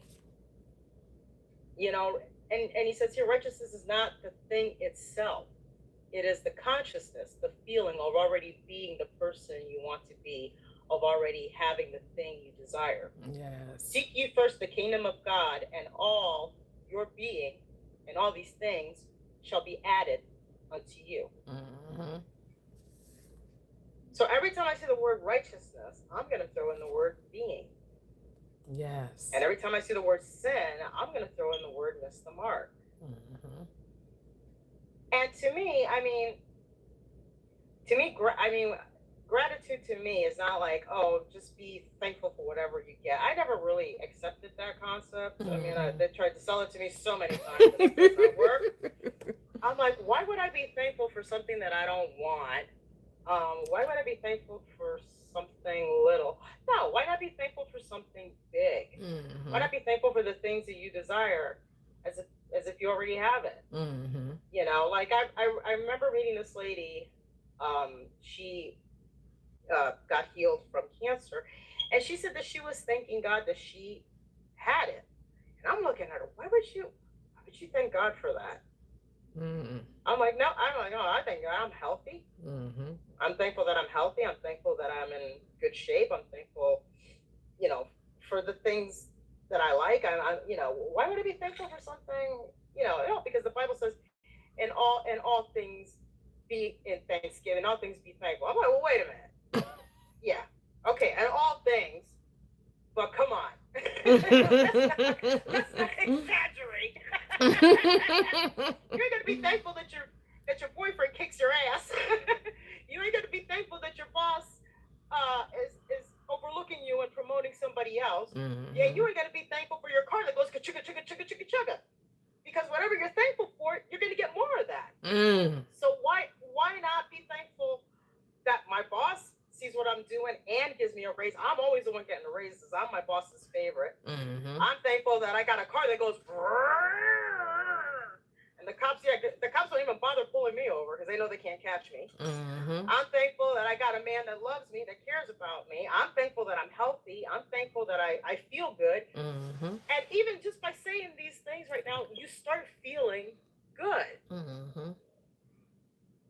That's why we are to what's that scripture? I'm going to paraphrase it. That we are supposed to, I'm going to paraphrase it. Keep in mind things that are nice, things that are beautiful, things, there's a scripture that goes like that. But, be thankful for the things that you want, that you desire. Even if it's a good, even if it's a mocha frappuccino at Starbucks and it's so good. I've done it. I've been thankful for. I'm like, oh my God, this mocha frappuccino is so good. Thank you. Or a piece of steak, or it's bad. No, it's not. Steak is not bad for you. Steak is so good. God created steak. That means it's good. Everything that God made is good. Even we're good. So steak is good. I'm going to have a piece of steak. I thank you for this good steak. Yep. Thank you that my heart is healthy, my body's healthy. Yes. Thank you that I'm enjoying this good piece of steak or whatever. Yep. So yeah, I mean, do it your way. Gratitude, appreciation, thank you. I love it. Do it your way. There's no right or wrong way of doing it. Yep. Yep. But I just decided not to look at gratitude a long time ago. Like I said, churches tried to sell this to me. Well, you got to be grateful for what you have. Well, if you like what you have, be grateful for it. But if you don't like what you have, no, I'm going to be grateful for what I want. Yeah. So be grateful for what you want, so that what you want makes its way, because gratitude magnifies. Yeah. I've always believed that. I've always believed that gratitude magnifies. So, I mean, maybe that's my experience. Right. I believe that. So, but like you said, there's no wrong way. There's no wrong way. There's no wrong or right way of doing anything. Yeah, because it's all about knowing that you have it, regardless if you're saying Right. Thankfulness is not about something you say with the mouth. It's something that you know in your heart. That you know something is true, regardless if you see it or not. Regardless of where it's coming from, because you have to understand it's all coming from you. Right. So who are you thanking? Who are you being grateful to? Who are you appreciating? Understand it's self. It's not no one. God is not something outside of you granting you something. Right. You are the cause of it all. You're calling it forth into your experience, because why? You are God. You say, let there be, and what? It was. It was. Yeah. But see, I like to praise myself, so. That part. Hallelujah in the sanctuary. Hallelujah. We give you the praise. That's Hallelujah. right. We give you the glory. Sing it, girl. I see you like. I was gonna be a choir. Give me a tambourine. Look. Go, girl. I was like, we start this church. We got to have some songs now. Because songs uplift the spirit. We just not going to bring you down. We going to stay right there. We going to keep taking you up, up, up. We're going up. Hey. As long as we don't sing no songs about being a wretched. Oh, girl, no. Oh, no. You ain't got to worry about that. No wretched? No. No What are you wretched. talking about? No, we don't know nothing about that life. We don't know nothing about You that ain't life. no worm. You're a queen. You're a king. You ain't no We worm. ain't no wretched. About being a worm. Why would you call yourself a worm? You know what a worm does? I ain't no worm. Hey, look, I sung in the choir too. I was an alto. Girl, they had me in the soprano section. That's why you hit the hallelujah. They needed some sopranos, and they convinced me I was a soprano. I'm like, y'all, but whatever. It was what it was. I was in the soprano section. Oh, you sing them songs on the radio with more effort. Why you don't sing? Yeah, put some songs on the radio, go hard. Yes. Exactly. I like to sing Salt and Pepper. I don't want to sing about being a wretched.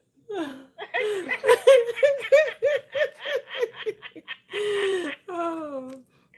Mia, don't ever change. Don't ever change. You didn't see what I put in the comments, Gigi. I said, I gotta have drinks with Gigi. Oh, yes, we do. Yes, and Toya. We gonna come to H-Town, girl. We gotta have We coming to H-Town. a prosperous We gotta go to meetup. Texas.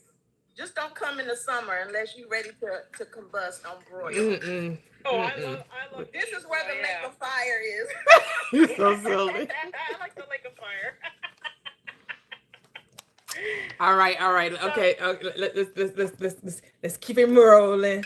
We got two more chapters. I'm gonna land my private plane and let Woo. my kings go up next. Yes. Thank you. Yes, thank you, Gigi. Thank you. All right, A-Town, what's up, broski? Broski's in the house. Grand Rising. Do what it do. Let Grand it Rising, do, let it everybody. do, let it do, let it do. Yes. What it do, what it is, what it ain't. Definitely, I got trilingual around here. I got Cussanese and Ebonics. You know what I'm saying? So, Talk that ish. You know what I mean? Don't come for me. But I'm loving the vibe. Definitely. I just want to, this chapter really kind of like, just kind of coded everything for me. because I come from a very religious background, and still combating the religious folk of the family, because we close, but in love. Mm-hmm. But when it comes to as far as dialect, when it comes to how we get down, is totally different. And what I'm seeing is that you know I'm just so grateful that I had the nerve to step out on my own, or to do my thing, and to really embrace, what this is, here, this community, but also just it had to happen beforehand, in terms of like, that questioning, and that like, nah, it's got to be more to this. You know what I'm saying? Just seeing just how the men resonated around quote unquote Christianity, and I don't even badger nothing. I'm with Toya. You have it. If you like it, I love it. Type of situation. However, when I see how my life has definitely illuminated to a more healthier inside. You know what I'm saying? Yeah. Like, I feel way more freer, and then being able to act on my own intuitions, and not having to settle. I think that has been, I had got married, when I was a little younger, and Shawty was acting up, and I dipped. You know what I'm saying? I Like, I'm wasn't I out of wasn't the here. one. Yeah, I wasn't the one to you know talking to the pastor, and wanting to get counseling and all. I seen that Shawty. Shawty, she wooed me. You know what I'm saying? She was good. In the beginning, but she ain't want me to work. She ain't want me. You know what I'm saying? There was certain things that I considered initially. I was like, okay, we got businesses, et cetera, and that's my lane. But the intangibles, Shawty wasn't, keeping me, it was respect, and she was very insecure, whatever. But I had to, I noticed these things, and it was complete opposite, as I was it was complete opposition to how the Christianese and everybody get down. I seen my parents. I could tell, you could tell that my parents ain't really love each other. One, you could tell that they ain't love each they didn't love themselves to the capacity that they needed. Let's get that out of the way first, right? Because you can't, if you don't love yourself, you can't really, what you gonna give somebody else? You know what I'm saying? Right. Yep. And that was really key. And I was just looking how, no real self-awareness, no real, preservation. They want to speak all these Christianese. The wealth of the wicked is laid up for the right. And then you're supposed to leave an inheritance for the family, and they ain't taking no action on none of that. You know what I'm saying? And so I'm sitting here like, what, y'all ain't giving me no wisdom, y'all ain't dropping no knowledge, y'all ain't, where I had to learn everything that I know, like, yeah, everything that I know now, and this is why I know what I know, is because I wasn't, it was the starvation, not really the starvation, but I knew it was something else that had to be got, in order to live out this life, and to live it out, really godly, like really wealthy, really, and then being able to know, you see these Bezoses, the Gates, and everybody can say whatever they want to, but they serve a lot of people. You know what I'm saying? They built systems to serve and to help a lot of people. Well, respectively, right? We ain't gonna go into the really, into their real background. But anyway, right? Let's get on. I'm just saying that because it resonates with righteousness, and how we look at righteousness, and how we look at who we are as a people. So I really love this chapter. Let me just go into some context where it says, it jumped off where it says in the preceding chapter, righteousness was defined as the consciousness of already being what you want to be. And like Gigi said, I love the fact that he's able to repeat it, just multiple times. Like, I know you hard headed little nigga, you know what I'm saying? Like, let me really get it into you, because you really need to know this.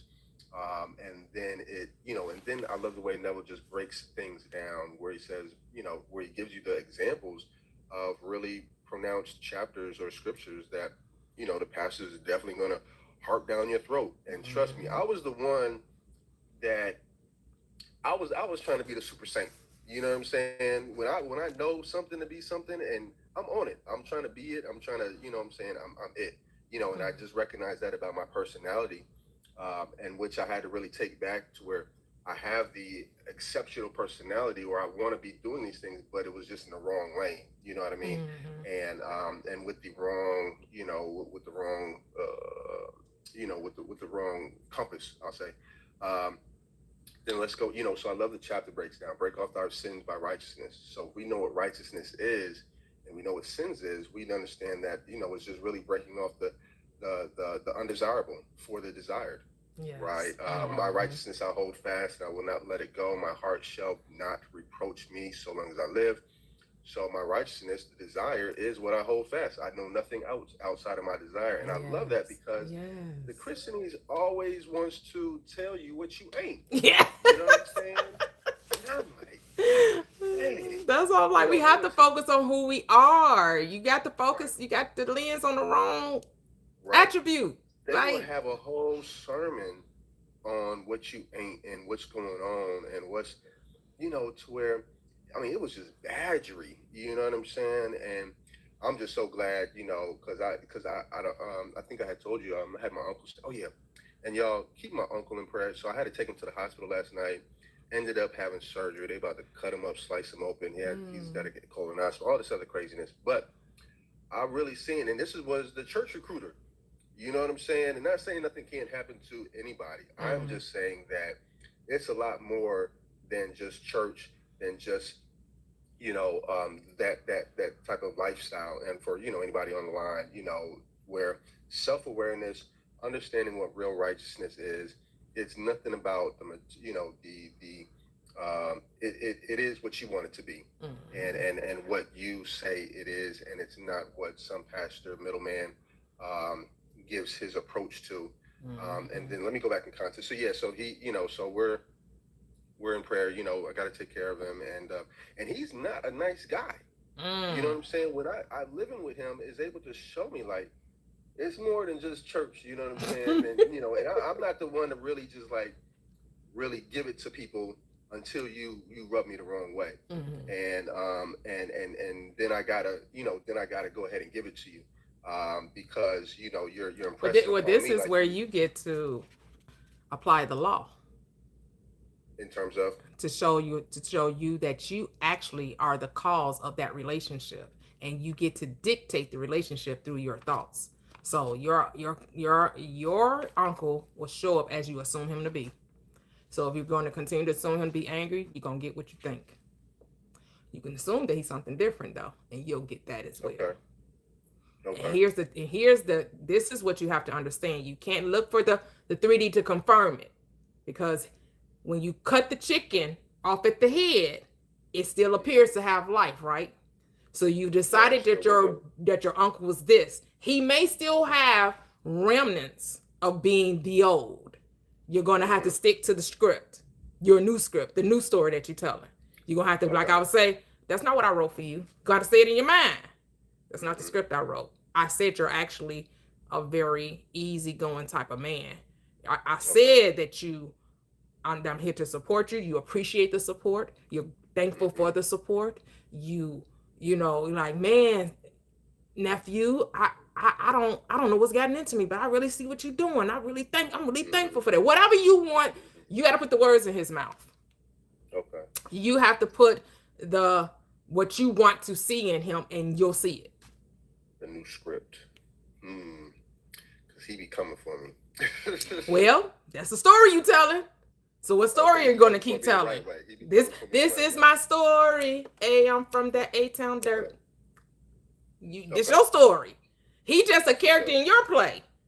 You're the producer. You wrote the script. You wrote the character in. He just playing the role. You don't like the role that he playing, you got to change the character. Where does the character get changed? Does the character get changed? We got to have a talk. We got to sit down and tell him how I feel. Nope. The character is edited in your mind. Okay. You have to truly see him, lift him up in consciousness, and see him as you want him to be. Or not. Okay. You don't have to. But I'm just saying, this proves to you where power lies, where cause actually originates. Does it actually originate with me, or are there external forces at play here? Okay, so it's not external, it's all me. Okay. Because who holds the power?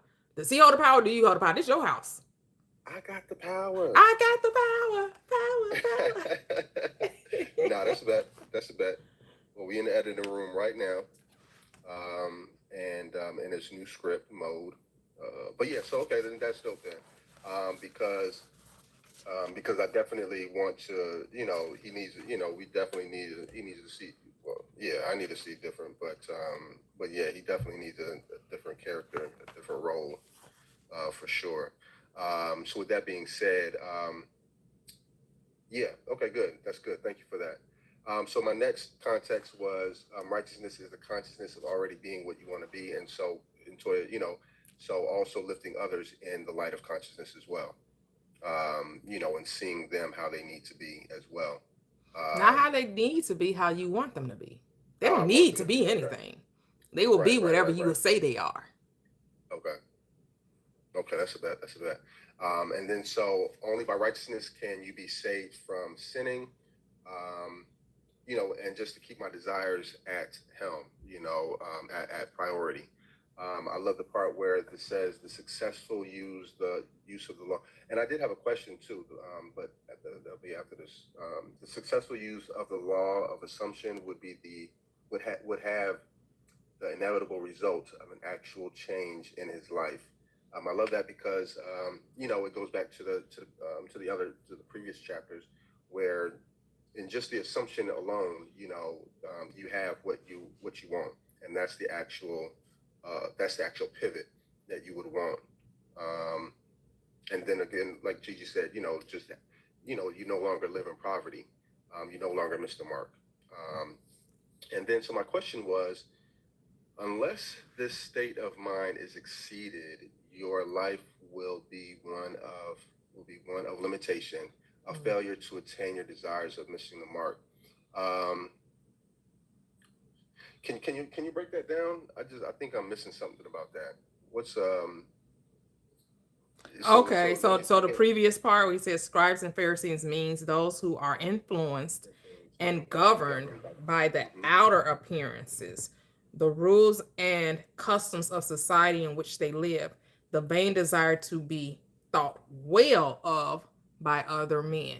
So when you live your life according to someone else's laws, someone else's expectations, so needing to be validated from the outside, this is what he's saying. Your righteousness, you won't exceed the righteousness. You'll be just like everybody else. The way you live your life will be circumstance based.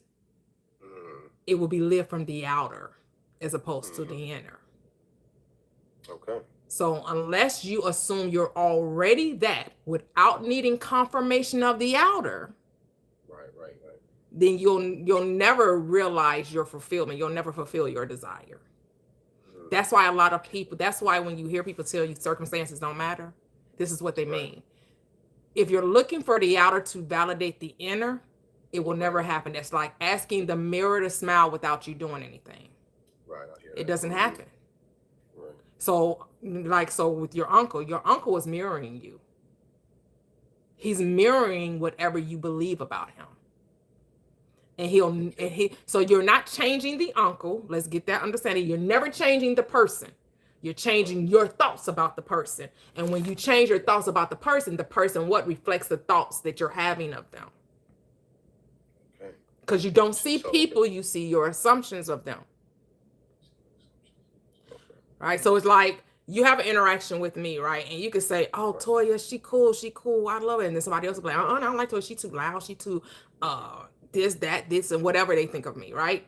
And you're like, well, I have no problem with that. I actually like that she can be a little abrasive or a little loud and she's very opinionated. I'm cool with that. And somebody else, I'm the same person, right? But based on the other person's view of me, that's how they're going to see me. But it's whose thoughts are they seeing? Are they seeing me or are they seeing their thoughts? Right. They're seeing their thoughts. They're seeing their assumptions. They're not seeing me. They're judging me based on how they think I should be. Okay. So the thing is, are you judging your uncle on how you think he should be? Like you found a problem with it? Because here's the thing, you can't have condemnation and expect change to happen. Because it's with loving kindness have I drawn thee. There is therefore no condemnation. So we're not to make your uncle feel guilty or ashamed or to judge his actions. You just want to think whatsoever is lovely, whatsoever is true, what a good report and praiseworthy. So you want to praise your uncle in his mind for the things that you want to see him doing, even though he ain't doing it. Okay, so let's I'm gonna go on the surgery table just a little bit. So in the state that I see how people do me, or I see how. So you're saying that I allow? Oh, I think what Mia just said. The world is my God. Is that what we're saying? Is that what I'm? Is that? Yeah. So break that down. So I'm looking. So you're giving the power to the outer. You're giving your power to the other, right? Because oh my goodness, he makes me so angry. He's so ungrateful. He's so this, and so you have a reaction to it, right? Right. So whenever you react to what's happening, you're giving it power. See, the devil reacts, that's the doubter. God acts, that's the creator. So whenever you act a certain way, you're commanding reality. When you react a certain way, now you're giving the reality the power.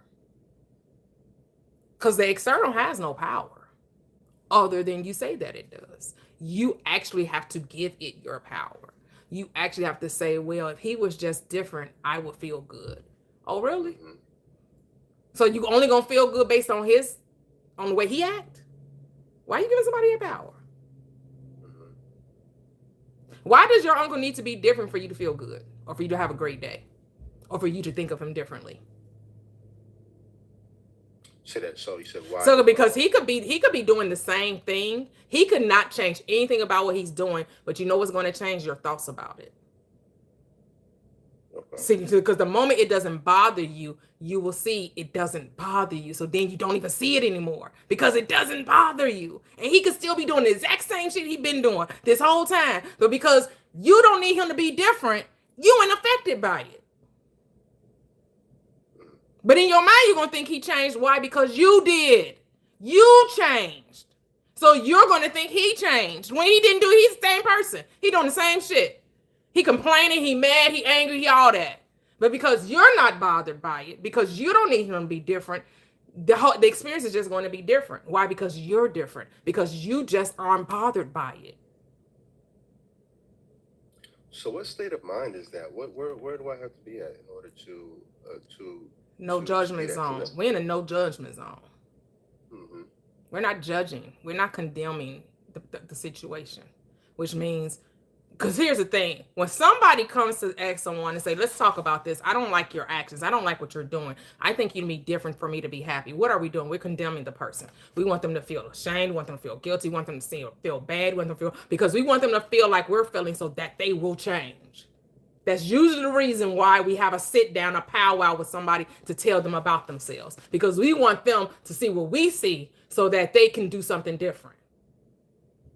Gotcha. Because we don't want to change. We want them to change because we all good. We got it all together. They're the problem. Really? Yeah. No, you're the one thinking there's a problem. Right. It's your thoughts. You said that he shouldn't be who he is, that he needs to be different so you can feel good, so you can have a good day. Why do he have to change so you can feel good? Right. Why he can't be mad? Why he can't be upset about his life? Why he can't be angry that he has a health scare? Why he can't be angry that he needs his nephew to be taking care of him? Why can't he feel bad about, the situation that he finds himself in? Why is he not allowed that? So and I'm not telling you to sympathize with it, I'm telling you to be empathetic towards it, which is different. Right. And that's what came up in my mind, more empathy rather than. No, I got you, Unc. I got you. Yeah, I know you angry, dude. I got you, though. I got you. Don't feel how you looked out for me. I'm gonna look out for you. I got you. I'm not here to beat you up. I'm not here to do anything.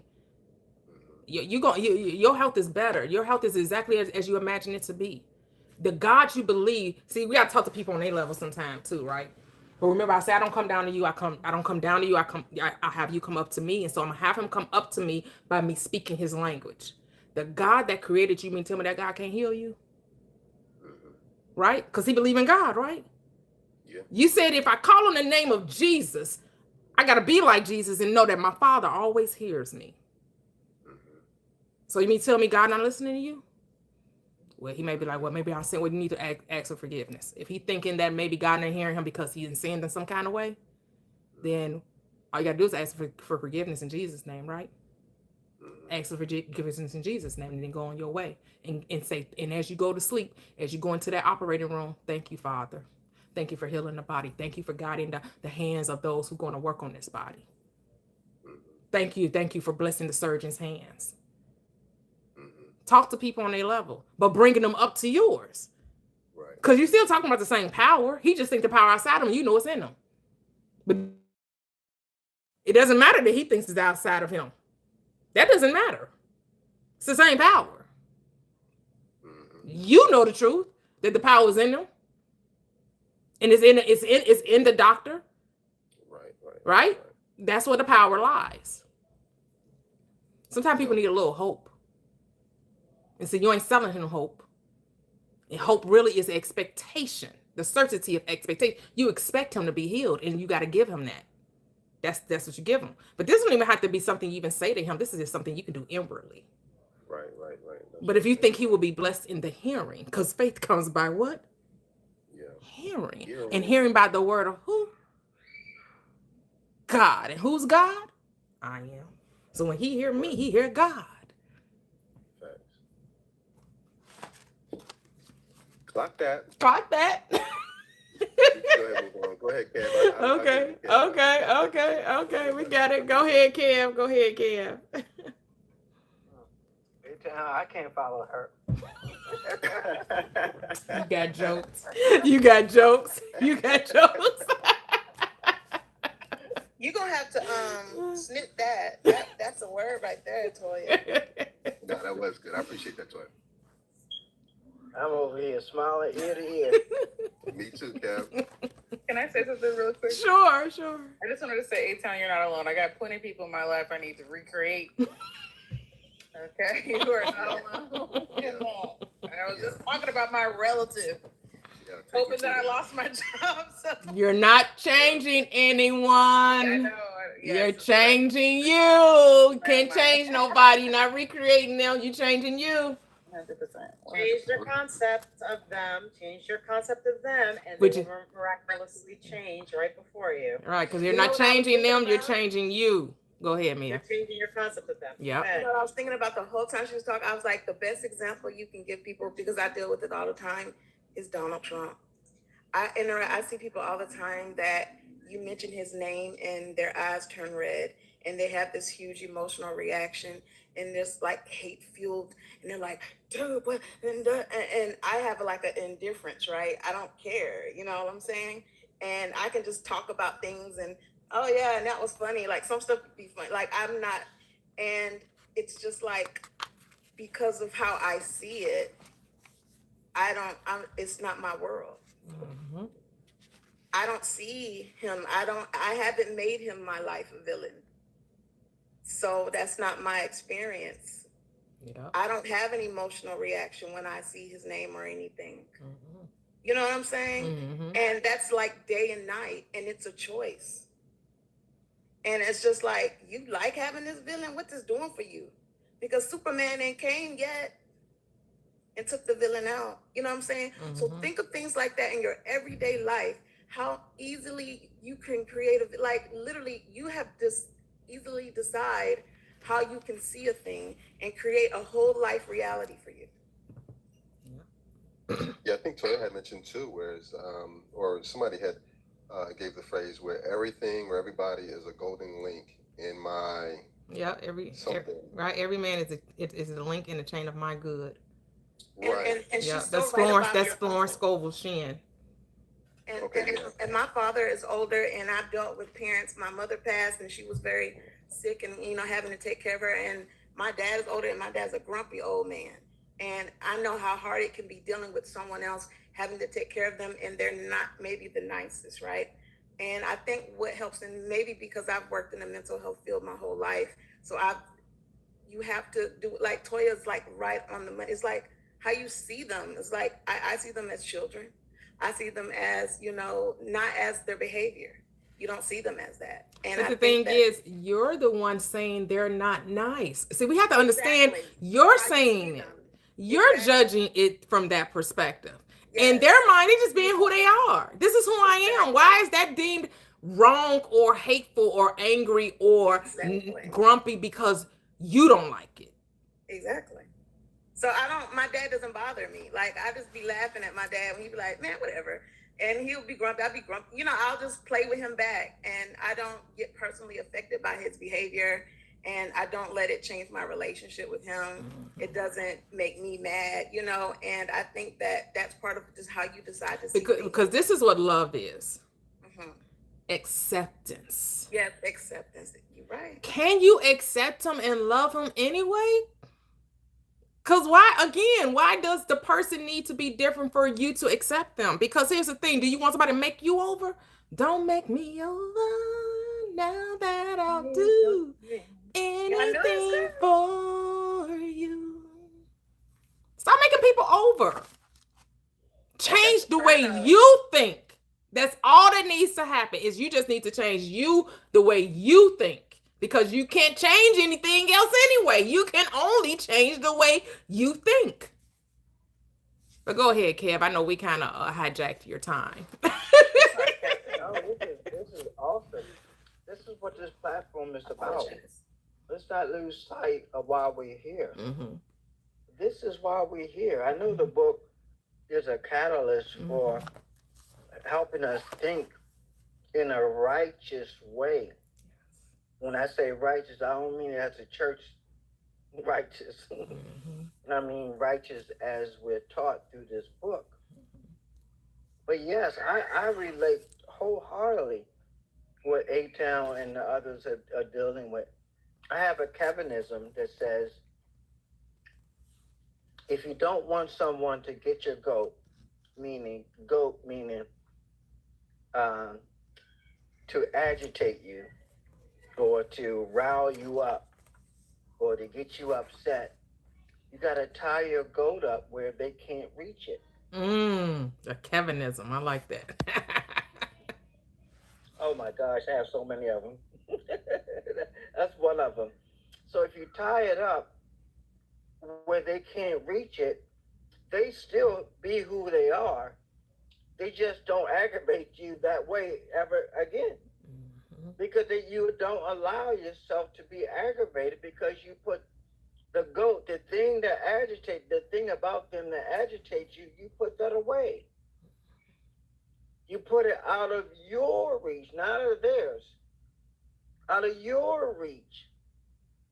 Because they are reflecting you. See how that works? My dad really is really my stepdad. And I love him in life. And he has a way about him that is hilarious. I mean, doubled over, side splitting, eyes, tears coming out of your eyes, laughing so hard by some of the things he say, which can be so cruel and so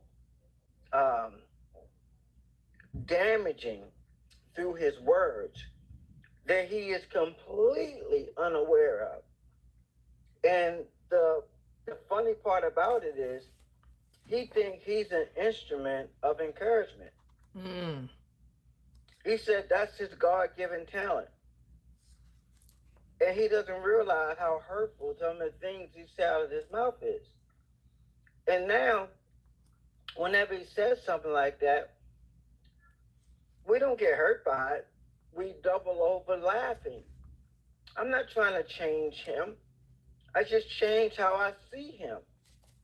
And it's amusement to me. It's entertainment. I think it's funny.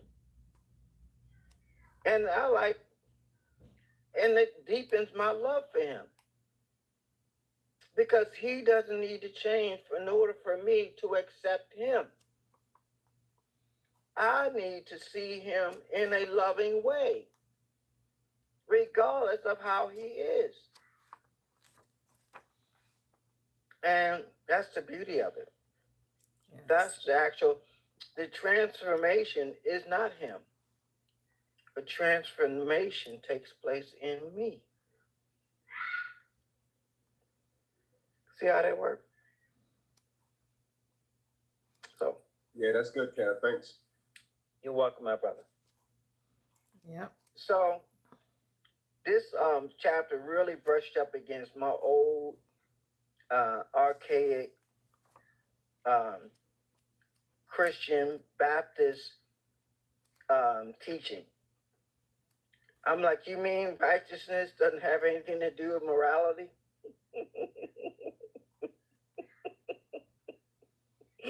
It's funny now, but it wasn't funny at the time. Mm-hmm. You know, have you guys ever had to, maybe I'm the only one, been in a predicament where you were taught fornication was, the sin, and you were with somebody that you cared deeply for, and you wanted to be physically intimate with them, but you knew you weren't married, and the church told you that you were fornicating. Mm-hmm. And you went along with it, not looking up the word fornication. You just went along with it, or not understanding that all is mind. It's mental. Wasn't talk about the physical. Mm-hmm. But because you accepted that as a belief, it became true to you. So righteousness is you being who you desire to be. Yes. Not missing, because if you don't do that and you miss that mark, here's where the sin comes in. That you repent, man, I'm course correcting. Now I'm going to reach my desire. And that's the righteousness. That's seeking the kingdom of God first. That's leaning into your desires is first, it's priority. After you complete that task, all other things will be added. Because it can be added, because now you see that you are all things. You're aware that all those things you desire, they are you. Yes. Isn't that amazing? Isn't that wonderful? See why I can't follow Toya? Yes, you can all the time.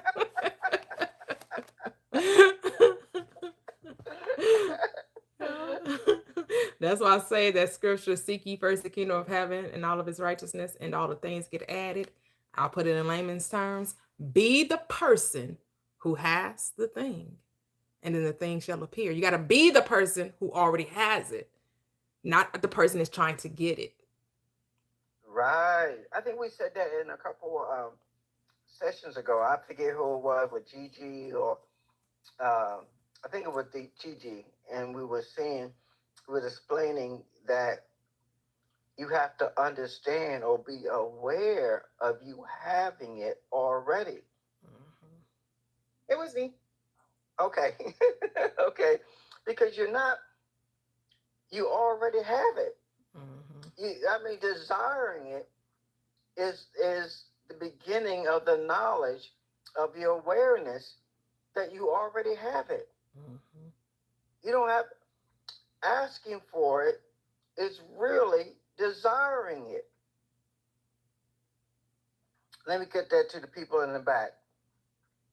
Asking for it is desiring it. When you desire it, you're asking for it. You're asking for it. And just the mere fact that you're desiring. You're imagining it and asking or commanding. It's the same thing. It's the exact same thing. That's why that which you imagine, meaning what you ask for, you already get. Now, just remember how there's a cliche. It says, be careful what you ask for because of what? You just might get it. Be careful what you imagine. Because the law says, not you might get it, you most certainly will get it. You absolutely, positively will get it. Your imagination is linked to the God power of you.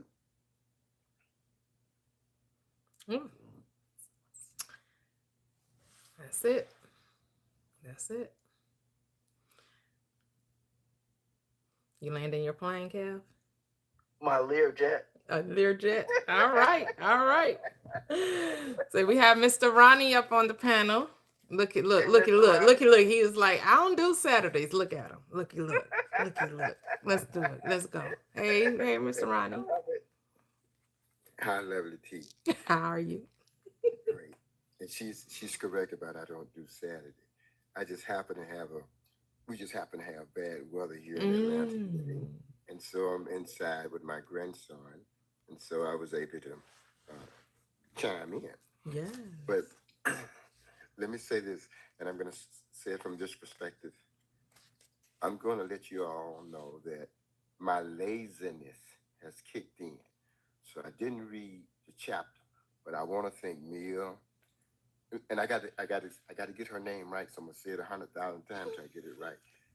Latoxic. I want to thank her and Gigi and definitely A-Town. Now, what I've got from y'all lens or from y'all reading, what I received from this chapter is this, and it was so beautiful. One, I understand sin is missing the mark. Two, I understand righteousness means just be running, just be running, and that's okay. You don't have to worry about anyone else liking running. Just be running, and you're righteous. So that's what I've got from the chapter. And with A-Town, you don't know what, how can I say it? A-Town, what you brought out about your uncle was very instrumental to a lot of us. And I shouldn't say a lot of us because I can't speak for no one but myself. But you brought it out, and Tasha showed us we got to change how we see someone. Because I think we all do have relatives or friends. We sometimes say to ourselves, I wish they would change. And now we realize, no, we don't wish they'll change. We got to change. And then we'll see the change. I'll land my plane. Love it.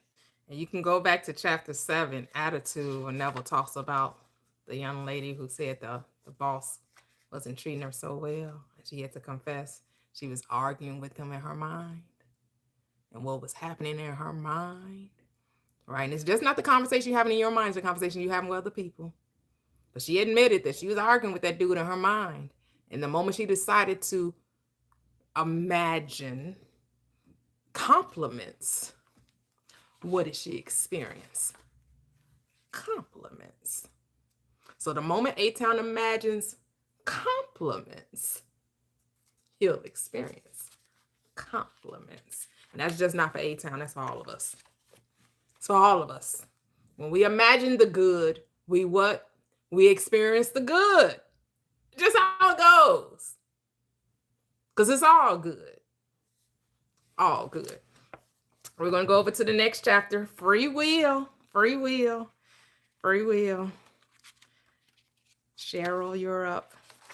Hopefully we'll be able to finish because I want to finish. I know we kind of running long, but these next 2 chapters are very short because we're going to leave the case histories Next week is this kind of going to be like our manifestation Saturday, because all of the next chapter is all case histories. It's all about success stories. But go ahead, Cheryl. Well, this chapter to me, it's, well, basically he's saying, it's what we talk about a lot, is that there's nothing to do, there's only to be. The free will actually means freedom to select any idea you desire. It's not an action. And I thought of that too, like it's not just for me, like the idea, it's also accepting the responsibility, like I choose the mood, right? I choose the feeling. I create my baseline. And so I really like just the repetition, to really hone it in, or pound it into my consciousness, that it's really about the being, and allowing other people to be who they are, because he really just goes over, like at the end of the, or near the end of the chapter, like what you guys were all just talking about, like how we, it says, make your assumptions, the highest, noblest, happiest concepts. And you can do that not just for yourself, but for others. He says, see only their good and the good in them.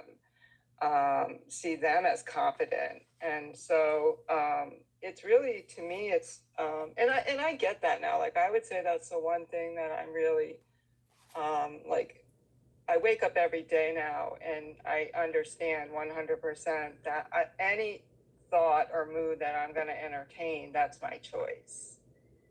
And I might not see it, right away. I might not catch it, but there's this person I say, I'm not always, or there's someone I like who says, I'm not responsible for my first thought, but I am responsible for the one after that. And so sometimes, those crazy thoughts are going to come up, or I might get triggered in a moment, but how far I take it is my choice. And I can clean that up with some of these tools, like, commanding the thought to leave. I'm not going to entertain that, or, move a muscle, change a thought, like do something different, listen to music. Like there's a million things that, I can do. So, just really getting to that habit or that practice of being very aware as often throughout the day that I can be, of like, where's my baseline? What am I thinking of? And that's why, like yesterday, as hard as my day was, I could go at the end of the day and say, yeah, I was really entertaining a lot of negative content on social media, like the last few days. And is it any wonder I woke up today with a bad attitude, feeling really like, I just felt no empowerment, and I was just kind of all those thoughts that I really put a lot of effort into not entertaining. Like I just had I didn't feel like I had any power yesterday, but I think he says, and maybe he says in the next chapter, but now is the time. So, you can stop at any time. No shame, no blame, no condemnation. Just let it go. And so, yeah, I like, again, it's about learning where I have the power and where I have to let go. Beautiful. Woo. That's it. That's it. We're never powerless. We're never powerless. We just sometimes aren't operating it in the direction we want it to. That's all. That's all that's happening. We're misdirecting it. We're misusing it. It's misapplication of the power, but you always hold the power. Always. All right, Mia. Okay, so I really love this chapter, and I couldn't do anything but think about some of my precious babies, my clients, whom I think are gods, just like we all are. Can you all hear me okay? Mm-hmm. Yeah. Okay.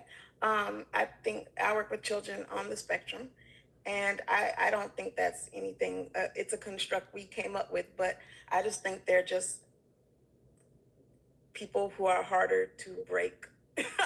Honestly, I think they're just really difficult humans to socialize, honestly. Mm-hmm. So this chapter made me think about my experience with them and what it really means for us to be as children. So when I think about free will and to be delusional, he said be the Lulu.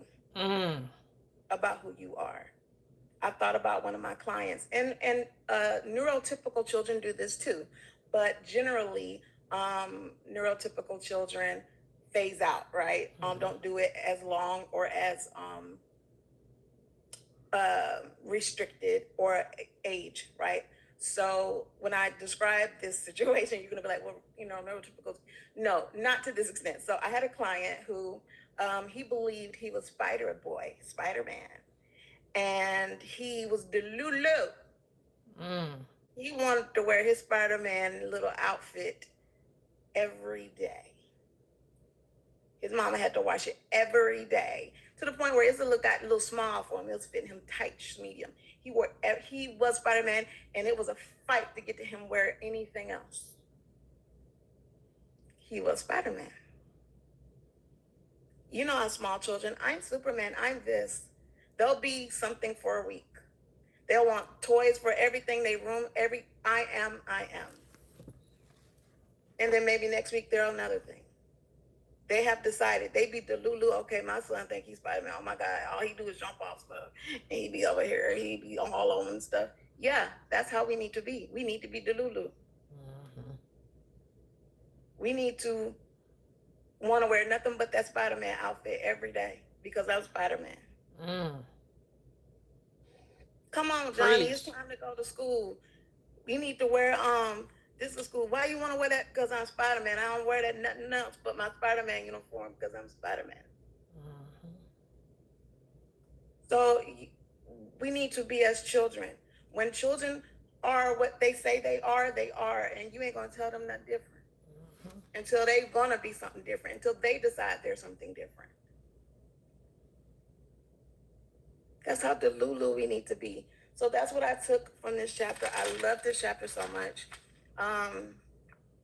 It's just, you need to be convinced, get rid of all the illusions of the world.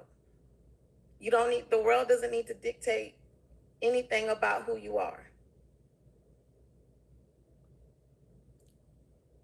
So I just, be as children, children decide who they are. Until we break them down and let them say that, no, the world does. But, so I work very closely with children, and I really get their energy. And they thrive off authenticity. Yes. And being who they are is in doing ABA therapy with children on the spectrum. It's literally I'm trying to break through their autonomy and bend their will. That's why I'm dealing with tantrums all day. You're bending someone's will.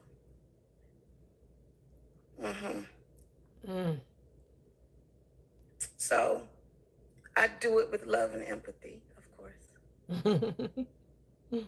But I just, that's what I took from this chapter, and I love it.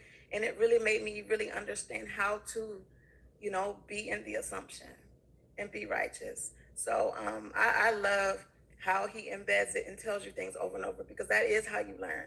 And that's how you unlearn all of those other things. Because how many times have we heard what we have been imprinted, right? We can't hardly trying to undo all these negative thoughts. I'm trying to figure out, how the hell did I learn how to think so negatively? Who taught me that? Oh, first thing I learned, I was a sinner. Sorry, I forgot. But yeah, so I love this book. I love this chapter, and it's clicking. It's clicking. Yes. Yeah. Beautiful, beautiful, beautiful. Thank you, thank you. All right, Latoxic. Yeah, so I don't have anything too different from what Cheryl Mia said. I'm always interested in the concept of free will, and how we are told it means one thing, it definitely doesn't mean that. I think that in my mind, obviously when the free will conversation comes up, the first thing that comes to my mind is the whole concept of SPs and all this and all that. Even though, like we have said, everyone's like it's all SP. It's not like there's anything different about a relationship romantically than there would be with any other relationship. So that's what comes to mind for me. But yeah, I don't really have too much else to say to that. I'm here for it. Yeah. The free will thing, right? When we say, oh, no one has free will in your reality, right? And we talk about the SP, and it's all about how to make them do this and how to make them do that and how to make them do this. Well, if we're saying you can't make anything happen, I don't know where we get this. We can make somebody do something. They're doing exactly what you assume because there is no they. So we have to get out of the mindset that there's a they, that there's a them, that we're looking to control or manipulate. Here's the thing: you can control and manipulate. That is a thing, right? That is a thing, right? We do it through power, we do it through external forces, right? We say might is right, right? We can manipulate the mind to get someone to do a thing that you want to do, right? So that is a way, right? Can't say because all things are possible, right? So here's the thing though. It's not you manipulating them, it's you manipulating you. Because your reality is always what? Reflecting you. They are literally you, showing you who you are. They're the mirror. So when you get to, oh, I'm going to make my SP, how do I make them do this? How do I make them do that? How do I make them love me? How do I make them text me? How do I make them call me? How do I make them send me flowers? You're not making them do anything. You're doing it. You're doing it. They're just a shadow, right? The shadow don't move unless you move, right? The mirror doesn't move unless you move. Nothing happens in the reality unless you first are the cause of it. So if you want your SP to love you, well, first, God damn it, you gotta love you. How you want them to treat you better than you treat you? Not gonna happen. It never happens. People be like, I was blindsided. I had no idea that they would cheat on me. I had no idea, really. I think we've been dishonest. Because you knew somewhere deep down inside of you, you believe men cheat. You believe women cheat. You believe that something that people could be dishonest, that people wouldn't show up forthright with you. See, you're not being honest with yourself, and then you thought somebody else would be honest with you. You got to be honest with you. Go ahead, Gigi. The Free Willy. Free Willy. Free Willy. I like that. Free Willy. Free Willy. Yeah, this one kind of piggybacks off of 19. Physical immobility. And I love the question. The question is often asked, what should be done between the assumption of the wish fulfilled and its realization? Like you just said, oh, what do I do to get my SP to love me?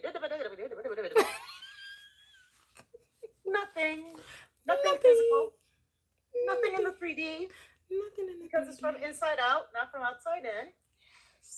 Nothing. It is a delusion, a delulu, that other than assuming the feeling of the wish fulfilled, you can do anything to aid the realization of your desire. In other words, God don't need your help. You know, you are God. Again, he says here, since creation is finished. Again, there it is. The Father is never in a position of saying, I will be. In other words, everything exists, and in the infinite I am, consciousness can speak only in the present tense. Kaboom. So, if your assumption, your beliefs, out of the abundance of your assumptions, the mouth speaks. I can't believe that he cheated on you, blah, blah, blah. It's because you already assumed that he's a cheater, and you already assume that all men are cheaters. So how do you change that? By simply saying, oh, all men are faithful. Men never cheat. You change your concept of that person, change the concept in general, and you will begin to see something different.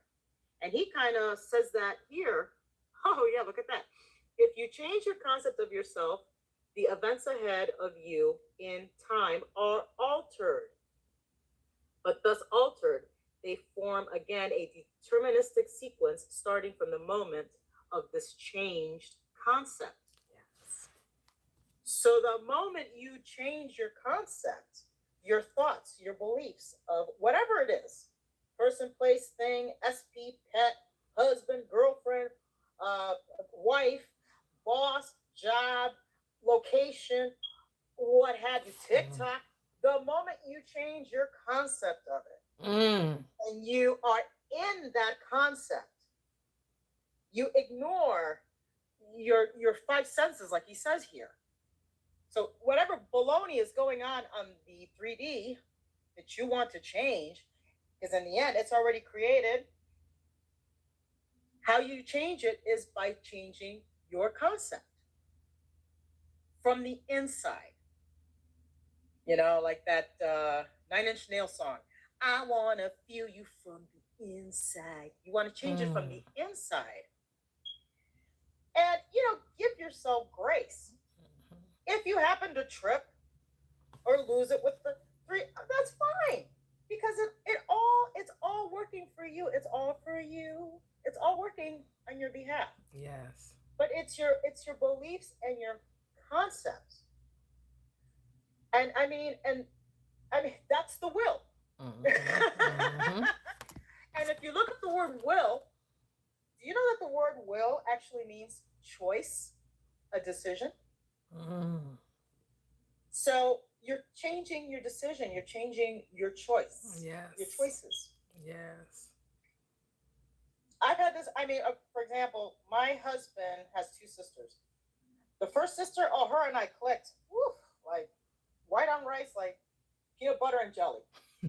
The other sister kind of took her a little while. She wasn't as friendly. So I was thinking, oh man, maybe she doesn't like me, blah, blah, blah. And then I changed my concept of her. I said, now she likes me. She doesn't know me. She has to get to know me first. So she's getting to know me and she likes me. And I just kept saying that. So whenever I'd see her at family reunions, I say hi to her and she go, oh, hey, how's it going? Okay. And my mind, I would go, oh my gosh, she just said hi to me. She's so nice to me. She's so sweet. She just gave me a hug. But none of that happened. But in my head, she was hugging me and all this stuff. Fast forward, and it didn't even take that long. The next time I saw her, she immediately ran up to me, gave me a hug, and her and I are just as tight as me and her other sister. Why? Because I changed my concept of her. So even though the 3D was showing me this different version of her, I decided not to go that route. I decided to see her as friendly, as fun, as nice, and as sweet, So it's your beliefs. And and I solely believe this as true, that what you do with God yourself in private is rewarded in public, meaning what your assumptions are, that's what you're going to see. That's why whenever I hear somebody say, like at church, for instance, we're going to go to church for a second, people will be like praying that they want to be healed, that they want to be this, that they want to be that, but they're not being healed. They're not saying they are healed. They're not seeing healing. You ask them how they're feeling, what do they start talking about? Their illness. So you just prayed for an hour in church or 6 hours, depending what church you go to, that you're healed. And yet when you run into somebody on the outside, hey, how you feeling? They start talking about their disease. So you're not in healing. You're in your disease. You're choosing your disease. You're not choosing healing. Woo! So how do you be healing? By simply saying, I am healed. What do you have to do to be healed? He just answered it. Nothing. Assume the feeling of the wish fulfilled. Doctors are telling you, no, you're saying, I'm healed. I'm healed. Oh, look at that. Look at that. It shows that everything is fine. Look at that. It shows my heart is fine. It shows that everything is fine. You could be crying in the midst of it while the doctor's saying what he's saying. Oh my God, yeah, I'm so healed. Everything is fine. And then, who cares about your feelings? He even says it, ignore your senses. And choose what you want to be. The desire is you. Mm. You're the desire, and the desire is you. The desire is already created. All desires, all things are created. You're just choosing, willing, which one you want to experience. Mhm. And I look at it like I'm experiencing this. I want to experience that. So I'm going to focus my attention on that. I'm going to experience this. So I'm going to put my attention on that. And Mia said it best. You got to be like a little kid. Have fun with it. I decided to have fun with it when I was sitting here. Something was happening with our Wi-Fi. And they said to have it on in a few minutes or whatever. So I decided to be a little kid and go into my imagination. And I started like picturing myself at a dance club. And I'm like in my head and I'm dancing. And my husband's like, why are you dancing? I'm like, oh, because I'm at a dance club. They're playing my favorite jam right now. And in my head, I am in the dance club. I see the lights. I see the people around me. I see the in my mind, I'm at a dance club. Before I knew it, the Wi-Fi came back on and whatnot. I was like, wow, how powerful the imagination is. Mhm. Same thing with your feelings. I decided to experiment. I started thinking about something sad and I started to cry. Mm.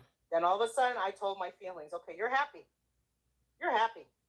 And I'm like, I'm happy. Yeah, I'm happy. Oh my God, yeah, I'm happy. And all of a sudden I just started laughing. And I'm like, wow, we are that powerful Mhm. that we can tell our feelings how to feel. We can choose to ignore whatever is going on because in the end we created it. Yeah. So free will, free choice. It change your concept. He even says it here. If you had a different concept of yourself, everything would be different. Kaboom. If you have a different concept, everything would be different. So what do you have to do? Change your concept. You are what you are, so everything is as it is. The events which you observe are determined by the concept you have of yourself. Mm. It's right here in this chapter. So what are your concepts? Do an inventory. This book has been making me do all kinds of stuff. I've been doing inventory. I've been getting rid of things that just don't serve me anymore. Thoughts that don't serve me anymore. I'll be saying, you know what? I'm sorry. You've been here a long time. You don't serve me. You need to go. Be gone. I become like the evil queen from Snow White. And you gotta love her because she's like, I don't need no magic mirror. Although if I were her, I'd be like, I don't need no magic mirror. I'm the queen. I already know I'm hot. Okay, y'all think Snow White is hot or whatever? Snow White needs 7 guys for her to determine how beautiful she is. I don't need 7 guys. I already know I'm hot. That's part. Her demeanor, Eat. her demeanor's like, be gone. You tell your thoughts that don't serve you. Be gone. Oh, be gone. You're dismissed. This is what serves me. I am God of my reality. Me and the Father are one. Be cocky. Have fun with it. And everything just happens automatically. The moment you change your assumption, your beliefs, your concepts, everything around you automatically changes. You don't have to do, pardon my French, you ain't got to do dick except change your concept. That's it. How easy. And I love this part here. Since creation is finished, the Father is never in a position of saying, I will be. In other words, everything exists, and the infinite I am consciousness can speak only in the present tense. Mm-hmm. So you're not going to be, you're not going to have, you have, you are. I have my beautiful house with a spiral staircase. I have my beautiful private jet that looks like a pair of Manolo Blahnik heels. The plane looks like a beautiful shoe. I have my fur coat. I have my Ferrari. Oh my God, I love my car. I take this thing, I step on the gas, and I'm from like Connecticut to New York in one shot in this freaking thing, and I love this car. And you just persist in it. You stay there. You stay there. You stay there. No matter what's going on, because in the end, everything that's going on outside has to reflect your concepts. And I land my beautiful Lear, beautiful private jet that looks like a shoe. I'm parked right next to Kev. Love. And I'll be on this chapter forever. Love. And I want to give my other friends here, my other kings and queens, time to speak as well, because I want to hear what they got to say. Oh, thank you. Thank you. Love it. Love it. Love it. Everyone gave some great gems, some great examples of this point to ponder. Mr. Ronnie, did you have anything to say? No, I'm sorry. Oh, no problem. No problem. No problem. Free Willie said, it is impossible to do anything. You must be in order to do. And so people think when it says there's nothing to do, it's like, so what? We just gonna sit around doing nothing? No, your behavior, your actions will be representative of who you are. What you express will be a representative of who you are. So you can say you rich all day long. You can say, oh, I have money, I'm abundant, I am wealthy, I'm so rich, You're going to express poverty if that's who you believe that you are, regardless of what you're saying. Because the script says, you honor me with the lip, but the heart is far from me. So in order to express what you say, you must be what you say. So a wealthy person that has an overflow of wealth, of riches, of money, does not speak from a place of lack. This is how you embody the state, that we don't be double-minded. I can't say that I'm wealthy for 10 minutes, 30 minutes in the mirror when I wake up. I'm doing my affirmations. Oh, yes. Oh, I'm rich. I get paid to exist. Abundance on my lips. Every thought that I take is a proof of my gift. Right? You up there, you singing, boy. You loving it. And as soon as you go to the grocery store, I can't believe what this food. Or you get on the phone with your girlfriend. Girl, yeah, can you believe those taxes they put on these? Every year they raising these doggone property taxes. I can't, for real? Oh my, what did yours go to? Yeah, mine went up like 2,000. Yeah, and the homeowners insurance, oh my goodness, they are tripping. How much, what is going, what? How's that your conversation? See, that's your baseline that Cheryl was talking about. That's your default state. Your default state isn't abundance. Your default state is lack, that you don't never have enough, that things cost too much, that you got to struggle to survive. That's the state you're embodying. This is why this is where your power of awareness comes into play. You got to be aware of what you're being aware of. You have to change. Any man be in Christ is a new creation, is a new creature. So because you are operating, you have a new identity, you have to be filled with the spirit of abundance. So when the Holy Ghost fell on the day of Pentecost, they spoke with new tongues. Okay, you're filled with the spirit of abundance. Your tongue should be new. Which means the way you talk about money should be different.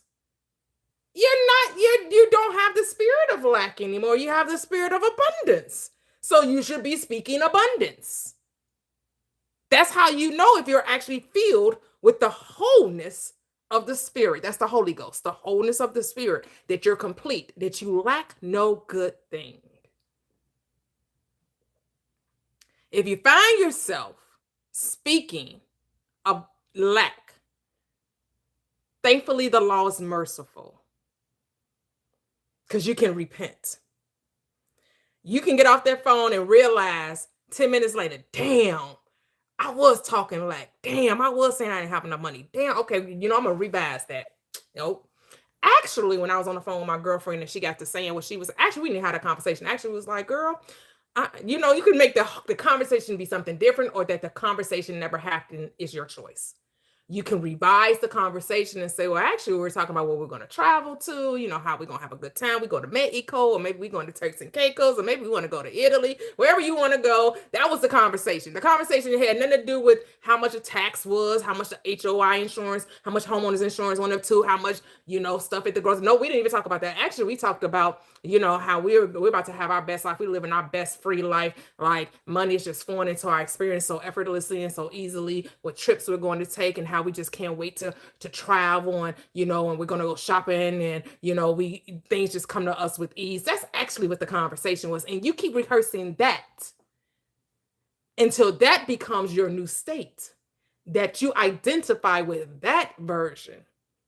So then when the next time you have the conversation, the thought of lack is not even going to enter your mind. It's not even going to be a part of your world. It's not even going to enter your consciousness. And so we have Eternity on the stage. Hello, welcome. You can unmute.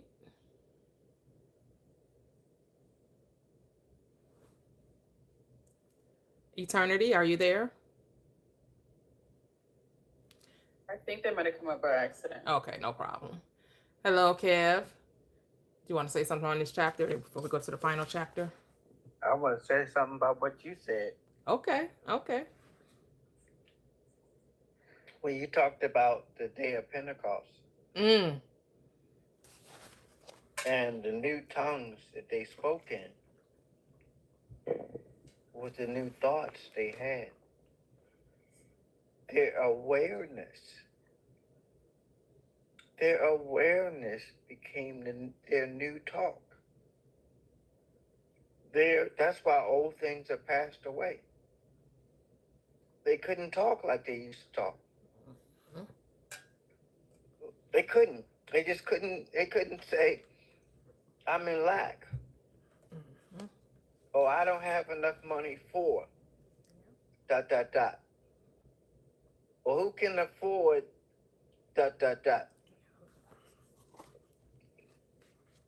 Their awareness. Your day of Pentecost is your day of awareness. Awareness of what? The awareness of you. This book is called The Power. I renamed it. The Go power ahead. of your awareness. Yep. The power of your awareness. Because this is what the whole book is about, you. Just like the Bible, the whole book is about you. Except never God is speaking literally, not figuratively. You are literally limitless. You're omnipresent. You're omnipotent. You're all power. There is no beginning and no ending to you. Your 3D body is just a manifestation of you. It's you experiencing you. How magnificent is that? How magnificent are you?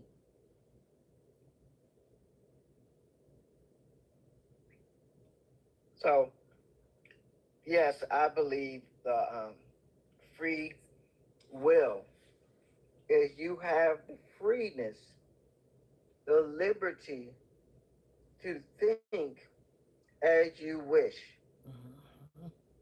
to control you, your thoughts, because you and your thoughts are one. They're one. You are the I am. This is such a beautiful, beautiful, beautiful platform, live community. I am here for all of this and for all of you. I absolutely adore this. I mean, this is my therapy session. It's just it continues to blow my mind. I land my Learjet. Woo! Beautiful. Hello, Teddy girl. Welcome back. How are you? We met her on yesterday. How are you? Hi, how are you? Great, great. Thank you. I'm not going to listen. I'm going to be able to stay long sometimes, but I've been listening from since 11 o'clock. I sent out, listen, I sent out texts to people. Hey, I'm going to be on a Zoom call. Please do, because I don't, I didn't want nobody to disturb me. Okay, okay. But anyway, oh my God, I love you. I love Toya. I can't say this enough. I just really do. And like I told you, yeah, and I need you. I'm gonna, without making it real long, I'm gonna ask you a quick question when I get through sharing this part. I gotta share this. It's like a testimony. I knew I had heard the name Neville's. I knew it, but I got so much in this brain. I'm like, I couldn't pinpoint where I had heard it. I'm an adamant reader and whatever, but I just couldn't pinpoint it. Make a long story short, I went into Audible because I wanted to. I get free credits, and so I wanted to see. I said, "Well, I hope I got a free credit," but I went in there. I didn't have a free credit, so I had told myself, I said, "I'm going to just have to order it. I can't wait. I want to order this book." Well, I put this down in the chat. I don't know if you saw it. Well, did I not have his entire collection already in my library? Look at No, that. literally the entire collection. And I was like, okay, that lets you know something though about where, how you have to stay focused, is for lack of a better word. If I stay focused, I could be, because I get so many books, or I've had so many books on this path that we're on, and because I told you I've been deconstructing since the day I was constructed. Right. Which was a little girl. Make a long story short, I called my sister and I said, Kimberly, because one good thing, my siblings and other families, some family members are on the same mindset. We've all come out of the Christianity or whatever religions. But make a long story short, I called her and I said, I want you to get this book, and I want, if you get a chance, get into TikTok, whatever, so and follow this young lady. So she said, Carleen, I am a firm believer of Neville's. I think I told you about him, and I think she did. But you see what I'm saying? Right. It is so. This is just a testimony, and I'm just gonna say again, I did. Now, this is what I wanted to ask.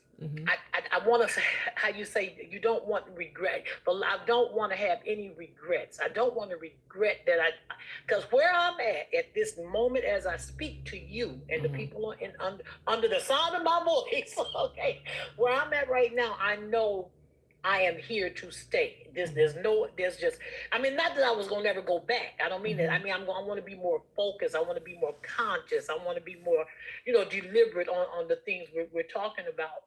And I just want to not regret that it took me so long to get right here where I'm at with my determination about everything, or my focus, for lack of a better word. See, I just keep saying, why couldn't I? You've been knowing this, Kurt, you've been knowing it. Actually, I've practiced it. Actually, I've actually gained from it. But I just think I could have gained so much more. You know what I'm saying? Had I been more focused, that's all. I just want to not feel bad about that. No condemnation, on myself. Right. Yeah. Yeah. So anyway, that's what I wanted to share. I just want to say I love you all so much. That I want you to know. Yeah, I can feel it. This is just a beautiful, beautiful platform. It is. And moving forward, I will read the next chapter you give, because like I said, I got the whole the whole collections, and I'll be able to, actually join in on that, concentrate on that actual chapter that you're dealing with. Oh, nice. And know that Neville Goddard's, most of his books you can get for free PDF versions. All you have to do is Google, the title, and ask for the free PDF version, and you get it in digital form. So, I did purchase the book. I do have the book because I bought this years ago, but for those of you that may want it physical, you can get it. It doesn't cost much or what have you. But if you still like the digital way, you can get them for free. They have Yeah. audio on YouTube. If you want to listen to an audio, I actually have an audio version on my platform on my YouTube in my voice. I actually read this book in my voice on my Wow. YouTube. Yep. Yeah. Okay. So so there are many versions. I mean, you don't have to listen to my voice, but there's many people that have read this book, and you can find audio on, like I said, Audible. You can find it on YouTube, or you can get the free PDF version. Right. Yeah. Okay. Well, you guys continue, and I'm going to be listening as I'm moving around. So, Okay. Well, thank you so much for sharing. okay, Thank you. love you. Okay. Bye. Love. Bye-bye. Hello, Anna. How are you, lovely? Hello. Hello. Hi, guys. I'm kind of out of breath because I'm walking, so excuse me. I just wanted to say that when you said that the behaviors have to match the person that you're trying to be, and can you hear me? Mm-hmm. Okay. And yes, that is a huge part of it. Like, for example, I told you guys like a couple of months ago that I was trying to be a fit Anna. Well, a fit Anna wouldn't be in the garage smoking cigarettes and drinking wine all night. She wouldn't be doing those. You know what I mean? She wouldn't be doing those behaviors. She would be getting her sleep and making sure that she would be able to get up and go on a 5-mile walk or something like that. Fit Anna wouldn't be, eating junk food, eating at McDonald's or something. You know what I mean? Fit Anna would be eating avocados and nuts and fruit and vegetables. So yes, the behaviors have to match who you are trying to be. Just like money. If you're trying to be somebody rich people grow their money. They grow it. They're always looking for free money. So a rich person would take a couple $1,000 and go down to their bank or find a bank with the highest rates on a CD and put it in a CD and let it sit for 5 months, 18 months, 24 months and collect the free money on it. So it's that's why I had to come in and chime in, because yes, that is the biggest thing to all of this.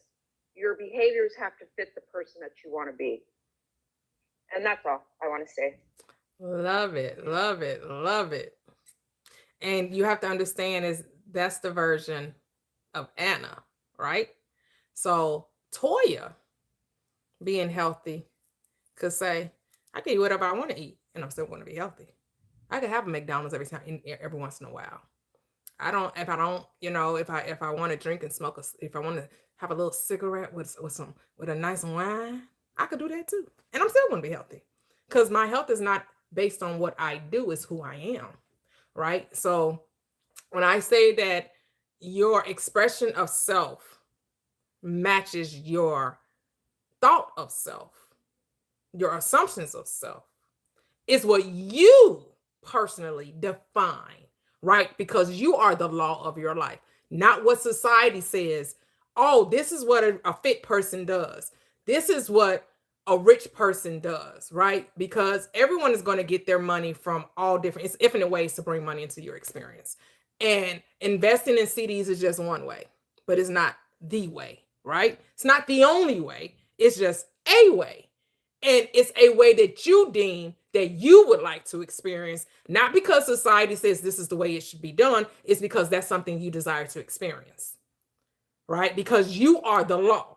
You set the tone in your reality, and you get to dictate how you want to utilize your money, right? The thing you want to make sure that you're not being fearful of money or fearful of circulating the money, right?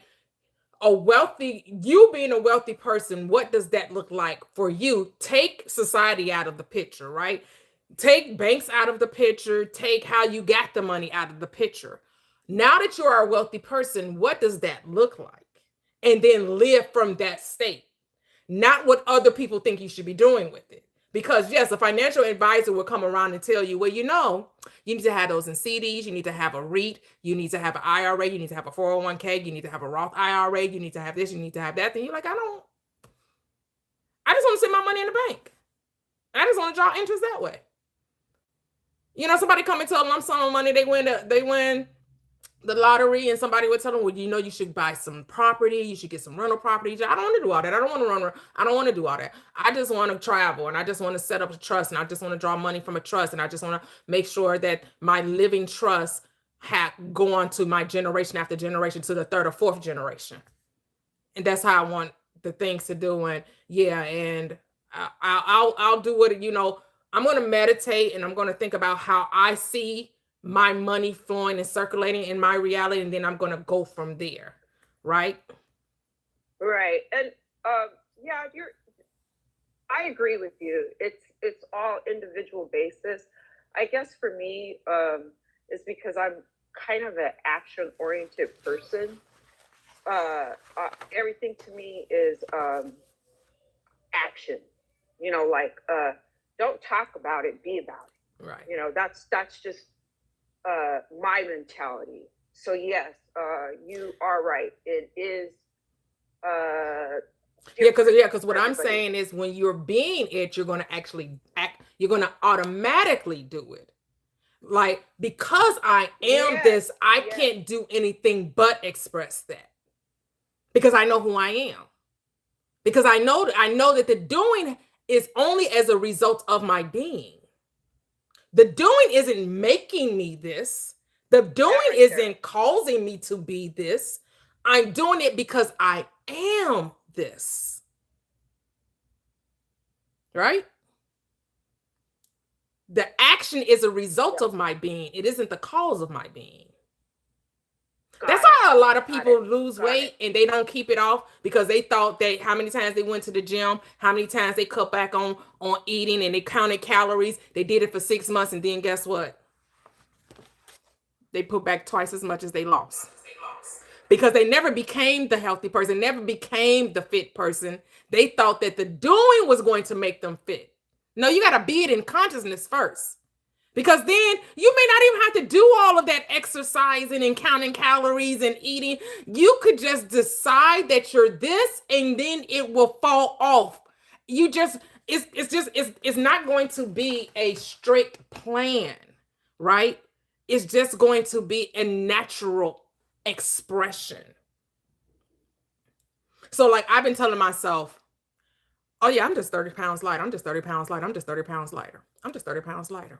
I'm just 30 pounds. So some days I decide I'm gonna go walk in my neighborhood. And I remember I told you guys, I'm everything with ease, and no rush to do nothing. So I go walk around my neighborhood. I don't care if it take me an hour and a half or it take me 45 minutes. I'm not in a rush to take the walk. I'm taking the walk because it's just something I want to do, right? And I don't eat as much. I eat maybe twice a day. Maybe, I don't necessarily, not at times, eat breakfast, but sometimes I will. But for the most part, I don't. There's no plan to this, right? I'm just deciding I'm this person. But am I noticing that some habits have changed? That I'm doing some things different? Yes, I'm noticing that, but it's not because that's not what's making me the slimmer version of me. It's because I've already decided I'm the slimmer version.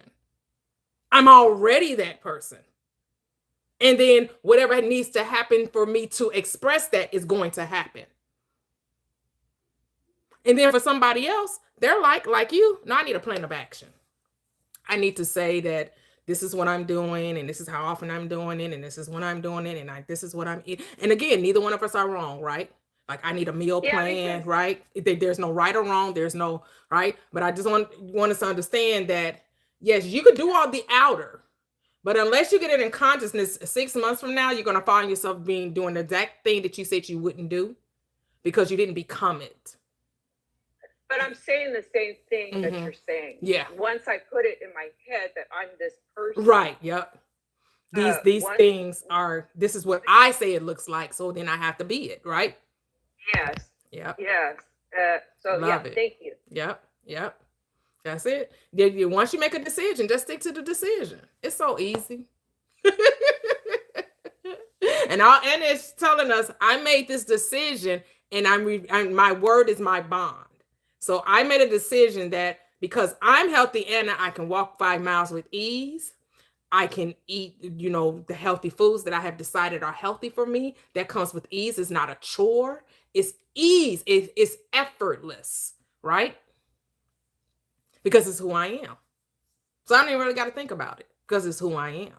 So I'm going to naturally do it. It's not a chore. Yep. Hello, Linus. Hello, Toya. Hello, everyone on the panel. Happy Saturday. Happy Saturday. I only got up here. I apologize. I have not gotten around to the reading of Neville Goddard's book yet. However, I do fall asleep listening to him on YouTube probably almost every night. Okay. But I wanted to get your opinion on something, and I kind of think I already know what you're going to say about this, but I don't know if I just need some confirmation, right? Because I was listening and something resonated with me with another creator, and she was just speaking about affirmations and things, and she was like, well, don't speak your affirmations aloud because that allows them, whoever them is, to kind of contradict it or work against those affirmations, or you're kind of like depleting it. And I don't know why it resonated with me, but for some reason I was just like kind of like, should I just start just really keeping it to myself and thinking it? Or, does it even matter? Because who the heck is they or them? Or, so I don't know, but it resonated for some reason at the time. And I was just like, let me take this back to the panel and see. I mean, it's whatever you say. A lot of us have shared our desires on this panel. Oh, do you have me on speaker? So if you think that something outside of you can thwart your bringing your desire, here's the thing. Don't you already have the desire? So how could someone stop it? The only reason you think someone could stop it because you don't think you already have it. Because like you say, who's they? Who's stopping it? The only reason you don't get the thing that you desire is because you don't believe you already have it. Okay. Yeah, I could have been me having a little slip up. Like, that's okay. That's okay. Because every now and again. But that's her law, right? Her law is I don't tell people my desires. And it works wonderfully for her. That could be your desire. That could be your law too. Yeah, I don't really like talking about what I want. I keep it close to the vest. Gotcha. It's not, neither one is wrong. Neither one is wrong. Gotcha. I figured that, because after I got up here and I was kind of like, no, that means you're allowing other, you're allowing the very thing that, I mean, who is they, So, and I'm like, I don't believe in a they or, a lesser power or, evil and stuff like that. So I think I was just kind of in a state where I have things that are, pressing, but I have to try and keep positive about them, with each day. But, I'm human. I guess sometimes it becomes like a time constraint thing. So that's what I think it was about. Like, oh, what if I just messed up all of my manifestations? Like, because I've been saying it out loud. Like, oh man, let me start over. So yeah. No, nothing can thwart us. Nothing can thwart us. Okay, but yeah, that's all. I just wanted your opinion on that, and basically, I guess a little confirmation, which was something I already knew. Not a problem. Not a problem. Yeah, so we're gonna go. We're gonna go. I know you ladies all have your mics unmuted, but we're gonna just go right into the last chapter, and then if you want to go back to what we've discussed, or if you want to add something to what we said previously, you can. But we're gonna go ahead and try to get to this last chapter because we're already 3 hours in. So, Cheryl, you can go. The thing you were sharing. Well, you sound a little faint. Oh, I'm sorry. I had my. Okay, there you go. Something done. Okay, so I liked what you shared about like the conversation that you had, like the made up conversation you had about like the taxes, like, you know, talking about, you know, affirming one thing and then, you know, not being persistent in that assumption by the way that we talk, or, you know, and that's what I really got from this, you know, especially like I can't even tell you like how much today's like conversation just has really shifted something within me. And that part where Neville talks about let me see, where was it? He says, it is not enough to feel yourself into the state of the answered prayer. You must persist in that state. And that's another thing, like, you know, the baseline. It's like, because one of the things that I will do sometimes, you know, often is I'll spend time in the morning, you know, when I'm waking up, and I'll imagine things and I'll get into the feeling. But if I don't maintain that, and I thought that was enough, you know, so like this chapter is really making it clear like how important it is to keep checking in with myself, being persistent to that assumption. And I like your example because like, don't sweat it. Kind of like what Lioness just said, you know, like when she got nervous about something, like you use the example of you just change the conversation, you know, that you had with your friend. It doesn't have to be this catastrophic, you know, thing that I did to myself, because I kind of do stuff like that to myself too. And so, you know, and that's something, you know, I like that you said with revision anyways, you talk about how you just changed, oh, that didn't happen. And I've been using that because, you know, I love Neville, but that whole imagining getting into a state akin to sleep, like that just feels like work. Yeah, that's what I said too. Like I feel resistance to it, like it feels hard, and then that really like because like with the state akin to sleep, you can do that as you're going to sleep because you're about to go to sleep anyway, right? Right. Like Gigi was saying, I just find myself snoring. So if you want to use that technique, do it when you're getting ready to go to sleep. So yeah, you end up snoring anyway, but you end up snoring and you're drifting out into sleep into the state in which you desire. So I'm like, why would I do that any other time other than when I'm about to go to sleep anyway? If I was going to use that technique, it will be right before I actually was going to sleep. Right. And I like the thing I like about knowing about that, and I kind of learned this from Wayne Dyer, is like you do want to be mindful of what you're thinking about before you go to sleep because of that reason. Your subconscious is so receptive to whatever you're thinking. So you definitely don't want to be worrying about, you know, money or, you know, your health like at that time. So but yeah, like you've really like made it like, wow, it can be that simple. And so I like just, you know, using those little tools of like, just, yeah, redo the conversation. Because I use that a lot, that like even yesterday I was saying the day that I had yesterday didn't happen.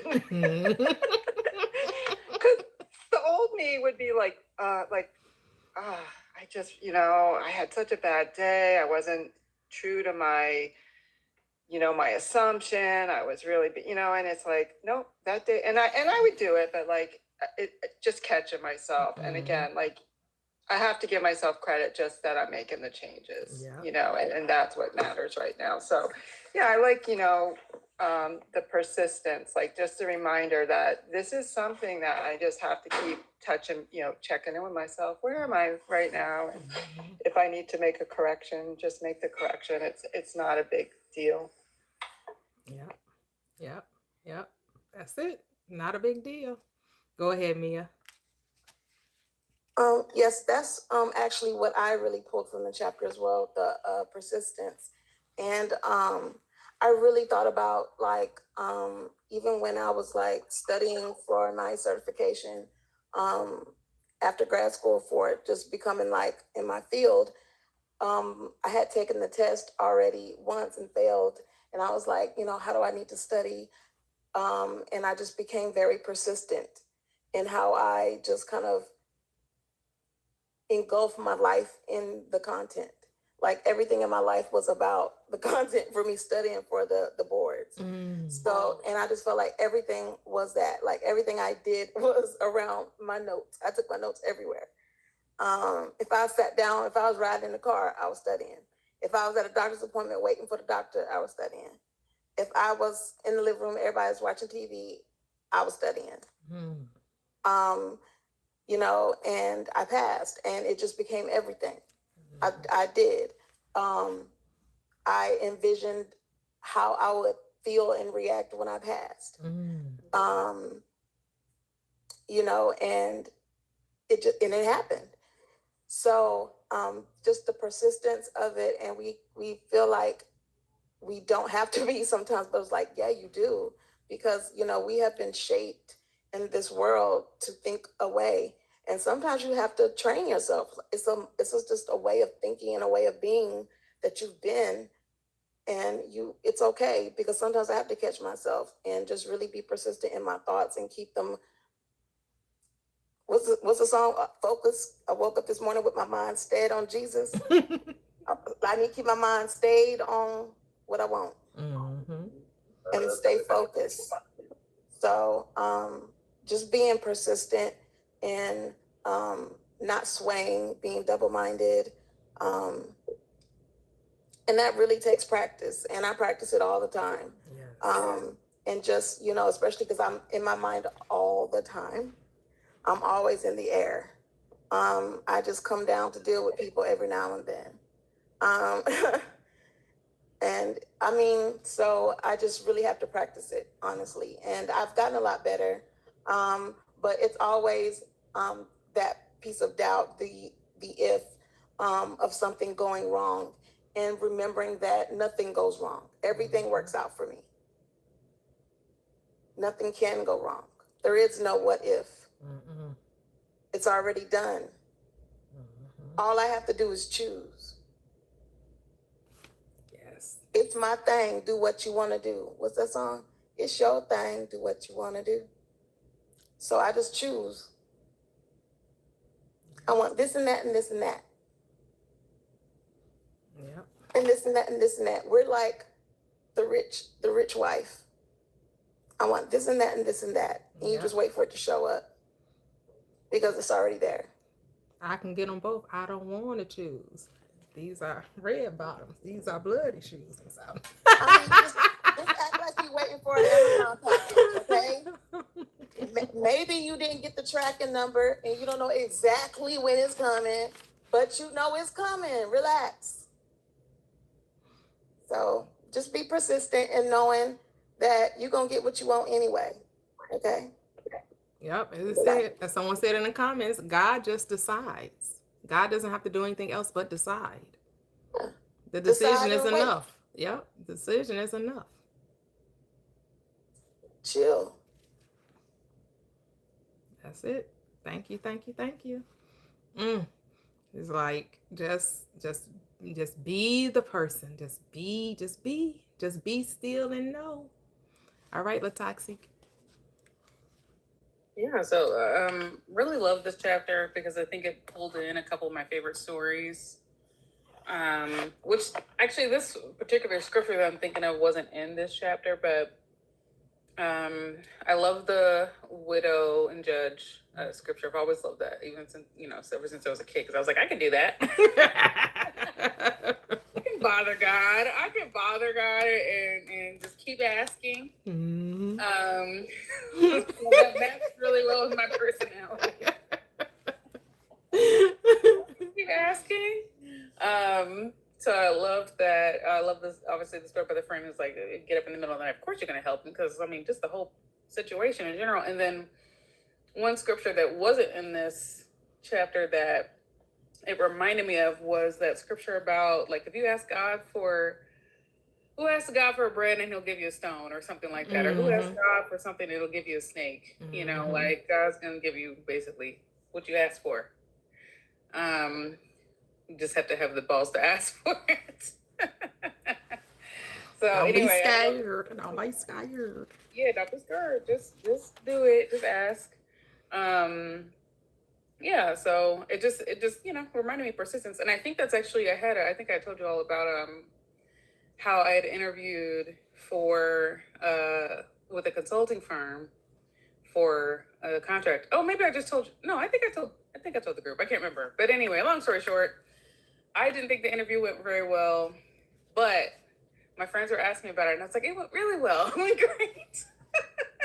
It went great. And even in my mind, I was just like, no, it didn't. I mean, I really was trying to mentally, actually wrote down on my my whiteboard that the interview actually went way better than I expected. And they loved me, even though I personally did not feel like it went well at all. But when I got an email from the from the recruiter that was like, hey, the client decided not to move forward for other reasons, but we loved you. We would have moved forward with you if they had, decided to do this contract. And so, and they specifically mentioned the interview and how well it went. So I think because I persisted in that assumption, even though I was like, absolutely not, no, it did not. I really got that confirmation that it absolutely went exactly how I said it would. Regardless of what my initial feelings were about it. And so that was a lesson for me in persistence, because I feel like I've said it, or what I've done in the past was think that I was persisting in something and then let what I was seeing change what I felt about it instead of just continuing to persist in it. And that, so I think in this scenario with this a short time frame and just like the short turnaround, me taking the time to be like, no, actually, I'm writing this on my board. This is exactly how it went. They loved me. It went perfectly. They can't wait to hire me.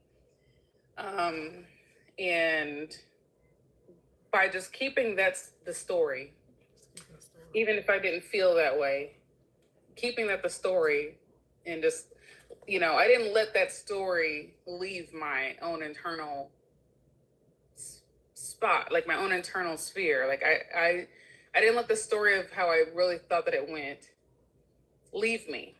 It stayed with me. Yep. Your feelings don't matter. Yeah, the feelings don't matter. You like, proved to yourself that the feelings, because you were feeling like, no, that ain't, but you kept saying what you wanted as opposed to what you were feeling, right? You walked on water, girl. Yes. That's the walking on water. that Peter, but see, thing is, Peter was walking on water until what? Right. He gave in to his emotions. Yep. 100%. And this is my first experience, because I felt like, oh my God, I'm lying to my friends. They don't know how I really feel. But at the end of the day, it was just more or less like, well. Yeah, see, they say you can't walk on water. Say, yes, I do. I walk over these feelings all the time. Yeah. What you talking about? I walk over these emotions all the time. What's I do? It wasn't the real experience, apparently. Or even if it was that experience, I changed it. So it wasn't me even lying to them. It was really just me. I was really telling them about how I felt, which was completely different than what actually happened in the situation. That part. Yep. So I want to just, in my mind, I'm like trying to make sense. Like, how did I not lie to my friends? I'm like, no, actually, like, no, I was really just in my own feelings. How I felt was one way. The truth of the matter, or what I wanted to happen, or what I desired for it to happen, was something completely different. Yep. And that is okay. So yeah, that was just a weird experience. In my mind, I'm just like, well, how do I, I don't want to, sometimes you want to just be like, oh, actually things aren't going very well, but it's like, sometimes I feel like when I can just stay in the energy, like I said, I like to live in nice places. I live in a nice apartment. And regardless of what's going on in the outside world, this environment helps me feel good about whatever is going on in the world and politics, whatever the hell is going on. It doesn't happen here. Yeah. Like, this environment is my sanctuary. It's my, place that makes me happy, makes me feel like I can take on the world and do all those things that I wouldn't have the gumption to do otherwise. And so, there's an apartment down the hallway on the corner. It's a corner apartment. That's a penthouse apartment. And it is 2 stories. And I'm like, I love my apartment. I was really happy to be in my apartment. Then I was like, oh, there's a penthouse? Say less. Let me get up in there, So in my mind, I'm like, I love my apartment. In fact, when I get my millions, or whatever it is, I don't have to be my millions. Whenever I get enough, I'm gonna keep this apartment and get that apartment. Talk that ish. I'm gonna have both, actually. Yes. I don't want to choose. My parents can stay in whatever one, when they come visit me, they can stay in whatever one they want to stay in. Or they can stay in my apartment, have their own little apartment to themselves while they visit. And I could have my cats and my piano and my, everything I want in my apartment. Yes. Anyway, I got off track, but long story love it. No, we love it. I'm mentally trying to make sense of the whole persistence. So anyway, thank y'all for the support. Thank you. Because it's what you say. God is the word, not your feelings. This is what you just proved to yourself. In the beginning was the word, and the word was with God, and the word was God. And the word that you speak, they are the feeling and the life, the spirit and the life. It is the cause. You just proved it to yourself. Period. That's exactly it. That's why I think you're exactly right. I was thinking about it as like, I didn't think about it as me commanding it to be. Like, I wasn't thinking that. I was just trying to be like, well, it went better than I thought, as opposed to being like, no, actually, this is exactly what happened. This is what happened. Yeah. The crazy thing is, when I got that confirmation, that email that just confirmed everything, that just blew me. It just blew me away. Blew me away. Because I was so deliberate. Yes. About it. And I think you're exactly right. The whole concept of the word, like what you say goes. Yeah. Like, I've already agreed that this apartment complex, even though it's all apartments that are not, they're all rentals. Okay. But I'm like, no, they're gonna let me buy this place. They're gonna let me buy this apartment. They're gonna let me buy my other apartment in the penthouse. Yes. And I'm just gonna be the only person who owns an apartment in this building because I don't want to buy a house. So yeah, they're just gonna let me purchase it. Yes. Love it. Woo. All right, Gigi. Yes, Latoxic. Oh my God, I love both of your apartments, girl. I love that penthouse. It's lit. I'm not gonna lie. We're gonna have a big party when I get it. When I get in there, it's gonna be a big party. We're going to Indy. Going to Indy. Yeah, come to Indy. Yeah. Love it. I will make a trip. Yep. Please do. Love it. Wow. Persistence. Yes. Persistence. This one kind of piggybacks from the last chapter a little bit. Say that you must assume that you are what you want to be and continue therein for the reality of your assumption. That is your assumption has its being in complete independence of the objective fact and will clothe itself in flesh if you persist in the feeling of the wish fulfilled. In other words, what you assume becomes flesh. The word becomes flesh, meaning it appears. As long as you persist in it, it'll harden into fact. What I loved on this chapter, the ask, seek, knock meaning. Ask, seek, and knock mean assuming the consciousness of already having what you desire. That used to kind of confuse me because I got the ask part, command. But then the seek and the knock kind of was like, well, if I'm commanding, why do I got to look for it? And why do I got to knock if I already, you see what I'm saying? If I already got it, why do I got to do all this extra stuff? It was just saying the same thing, just in a different way. The same thing, just in a different way. Although I would have helped in the Bible if they would have said, you know what, all that means the same thing, but that's okay. It's all good. It was revealed now, and I'm thankful for it. So it says, thus the scriptures tell you that you must persist in the rising to assuming the consciousness of your wish already being fulfilled. So see, that's why you don't really have to do anything. The moment you be it, everything else that goes along with it happens, as long as you persist in that being. When Lioness was saying that she was afraid to speak out loud or say things because there'd be something that, or them are going to take it down or do something. I was taught that too as a kid. My mom would always say, don't ever tell people your dreams. Don't ever tell people your desire. Look what happened to Joseph. Things like that. So there's a time that, I mean, if my husband would say, oh, we're going to do this, we're going to do that, I'd be like, honey, don't tell people, because if you tell people, you ruined it. But that's my assumption. I believe that. So one day I just said to myself, no, if God is for me, what could be against me? There's nothing against me. Say that. Ooh, if God is for you, what? Who is against you? You know the scripture. Say it, T. No, you said it. If God be for us, who can be against us? Yep, you said it. Yeah. So there it is.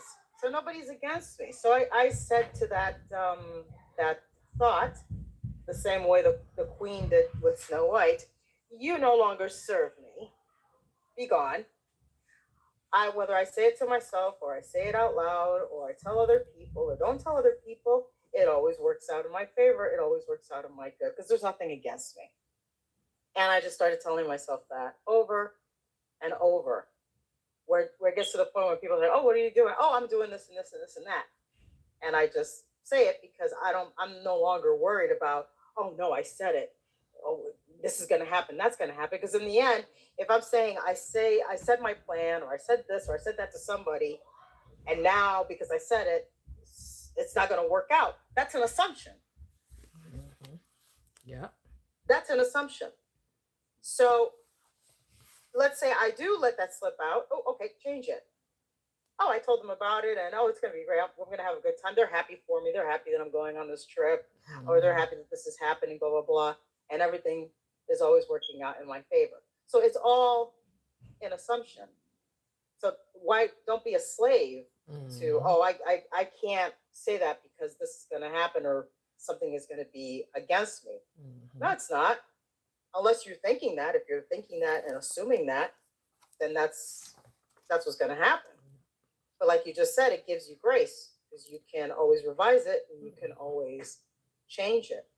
And I do what you do. Like, I can eat whatever I want. I can, I hike, I exercise because I like moving my body. I enjoy it, but it doesn't make or break my weight. I mean, like I'll eat a whole bunch of sweet stuff and people will be like, my God, you eat all that stuff. I'm like, oh yeah. And I stay at 150 pounds and I still fit a size 6 and yeah, I can eat whatever I want. My metabolism is, my metabolism does its thing. I don't worry about that. Because why am I not going to enjoy it? It was created for me to enjoy. That Dunkin' donut, that glazed donut with chocolate sprinkles on it, was created for my enjoyment. That brownie with the fudge was created for my enjoyment. So why not enjoy it? That juicy steak. As Neville said, as Abdullah told Neville, you got to get rid of them quibbles. You so, like they said, so heavenly minded, earthly good. Exactly. So, this is the basic truth underlying each of these stories, of these told stories of the Bible, is that desire springs from the awareness of ultimate attainment, and the persistence in maintaining the consciousness of the desire already being fulfilled results in its fulfillment. It is not enough to feel yourself in the state of the answered prayer. You must persist in that state. Man ought to always pray and not faint. So what does that mean? That you keep going, you keep commanding, you don't stop. It's like the lady, I'm not paraphrasing, about the widow. I don't know if someone in the Bible are always widows, but anyway, with the widow and the judge, and she just kept on persistent and the judge finally was like wore down and gave into her desire. It's the same thing. Little kids do this. Little kids are the same way. Little kids can persist. Little kids will be like, Mama, I want that. Mama, I want that. Mama, can you give me? Mama, give me it. I mean, and at times a mom will be like, okay, fine, here, I'm just going to buy it. Just to get the kid to shut up. But it says in the Bible that we are supposed to go to God, the God within us, like little children. We are to persist. We are to live as though we already have that. The moment we have it, everything else goes with it. That's why it says, seek first the kingdom of God and his righteousness, and all these things shall be added. Nowhere does it say that you got to work for it. And that's good, because I don't want to work for it. Yep. So this ask, seek, and knock really knocked some things down of like having to seek, to actually look for it, and having to knock, having to put it on. It just means the same thing. It means already having what you desire. So yeah, this and persistent. Keep going. Keep your eye on the prize. The reason why I forgot who was there. The guy that was walking on water with Jesus. What was his name? Peter. Mm-hmm. Yeah. The reason why Peter was drowning or whatnot is because he kept his eyes off the prize. Had he kept his eyes off the prize, he would have kept walking on water. Mm-hmm. So it's a metaphor for like keeping your eye on your desire as though you already have it. Mm-hmm. Yeah. So he repeats himself, which I like that he does that, because faith comes by hearing and hearing.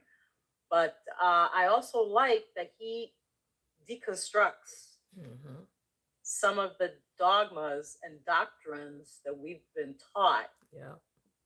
And it's like you've been saying this whole time, the Bible is a book about you. And it's true. Yeah. So true. All about that's what I got to say about that chapter. Beautiful. Beautiful. Oh, so many gems, so many jams, so many jams. Let me stop. Jam.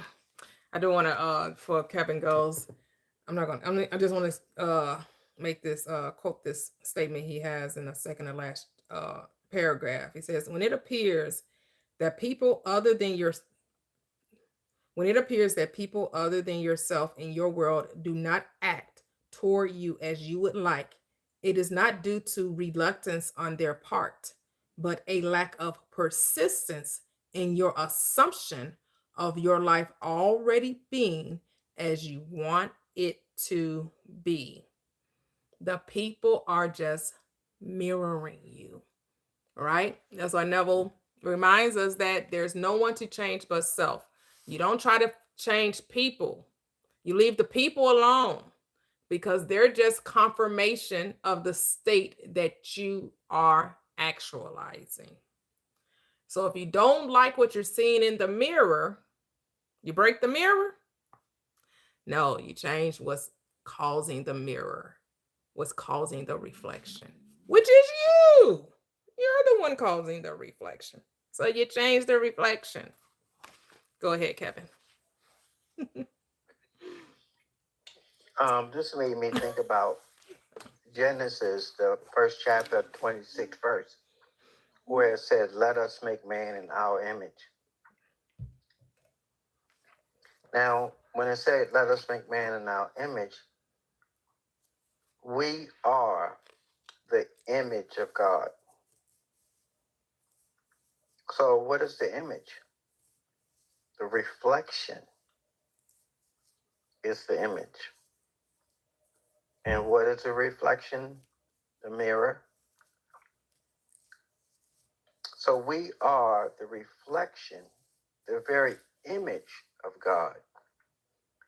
And isn't it something how our manifestations are the image of our thoughts? The reflection of our thoughts? More simply put, they are the persistent of our thoughts. Us being persistent in a specific thought.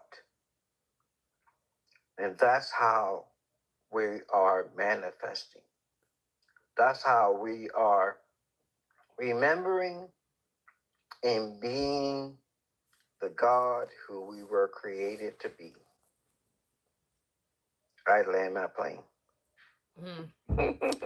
Beautiful, beautiful, beautiful. That's it. That's it. That's it. The last sentence he has. It is the frequency, not the length of time that makes it natural. That to which you constantly return constitutes your truest self. Frequent occupancy of the feeling of the wish fulfilled is the secret of success. So it's not that you spent 30 minutes saying, I am rich, I am rich, I am rich, I am rich.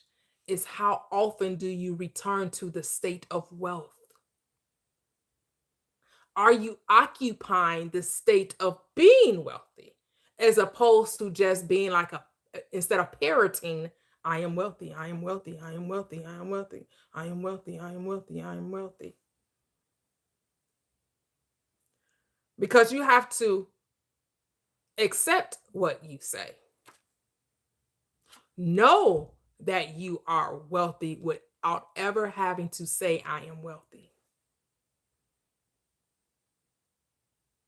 Because the moment that you took on the idea of wealth was the moment you became wealth, was the moment you are wealth, right? Because you're already wealthy. It's just about your acknowledgement of it, right?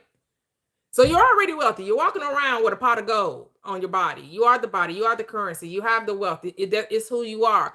However, if you never recognize that you are the king's son, that you are the queen's daughter, if you don't know that that's who you are, then you won't express it, right? It's like the prodigal son.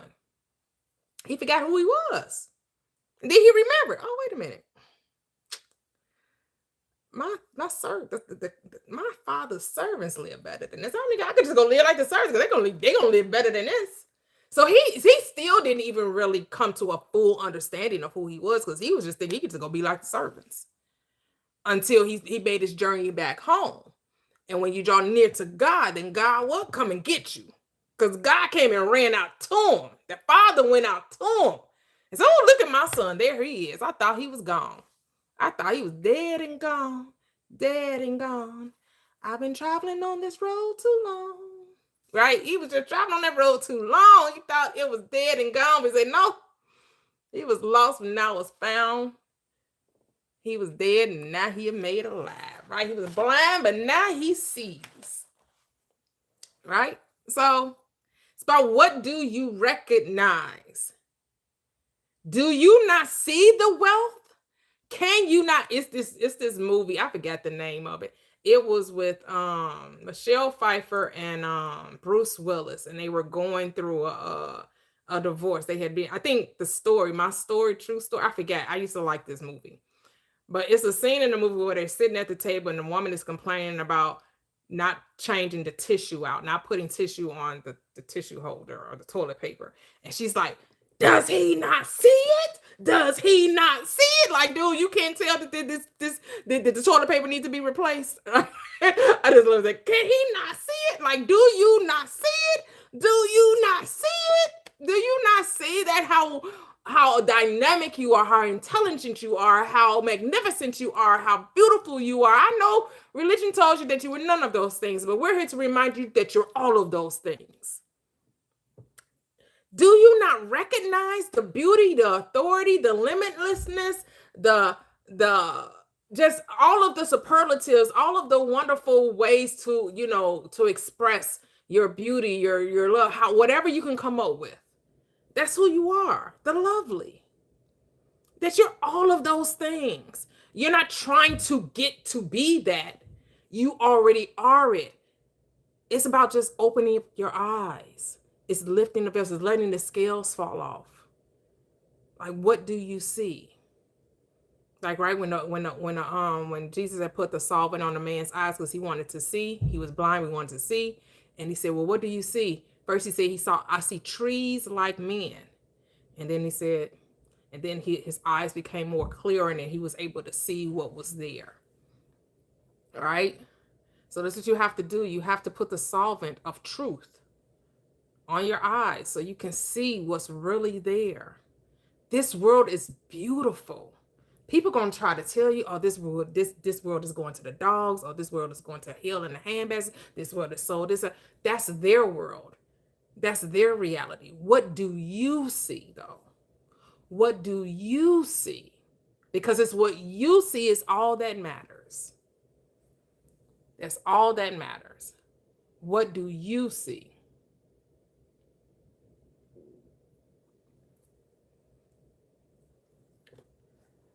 And whatever you see, that's what it shall be. So whatever you see. So start to see, give beauty for ashes, right? And joy for mourning. That you may be called righteous. I forgot how the whole script goes. And what is righteous? You already discovered what righteousness is. Already being that which you desire to be. Not that you're becoming. Not that you're trying to be made over. No, but that you already are. You're not trying to get to it. You're not making anything happen. You were already created in glory. You were created in glory. You just forgot. That's all that you just forgot. You forgot who you are. That's it. You were the prodigal son that went into a far and distant country, which means you went away from yourself. You forgot who you were. And you forgot so much who you were, you started sleeping with the pigs. You forgot who you were that you start sleeping with the pigs. Eating corn and husks and all. You forgot. But guess what? Now we remember. We're like, God damn it. The hell? I'm coming to myself. Wait a minute. I'm the king's child. Wait a minute. Now are we the sons of God? It does not yet know how we shall appear, but we know that when he appears, we shall be like he is, because why? We should see him as he is, and we shall what? Be like him. And who is him? The consciousness that created all of this.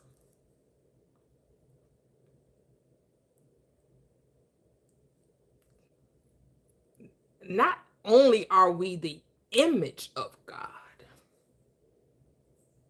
we are God.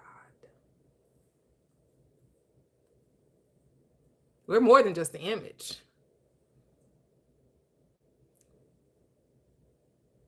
We are that which calls.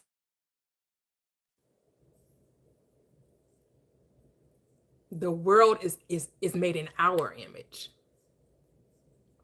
Your world is made in your image. Do you like what you see?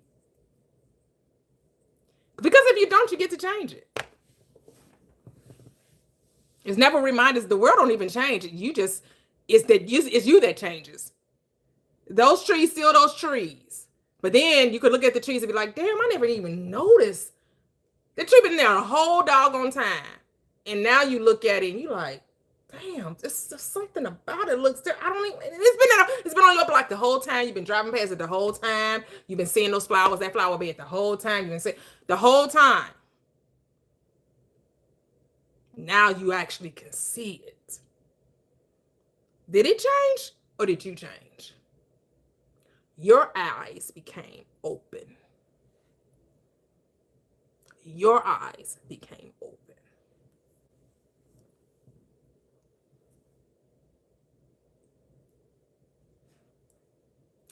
Oh, thank you, Gail Wins. Thank you. Yeah, we are God experiencing itself. How beautiful, right? In this dream we call life. This is the dream. We're dreaming. And the beauty of it, we've awakened in the dream. And like, we compare it to being a Sims character or being in a video game, right? Everything was already there.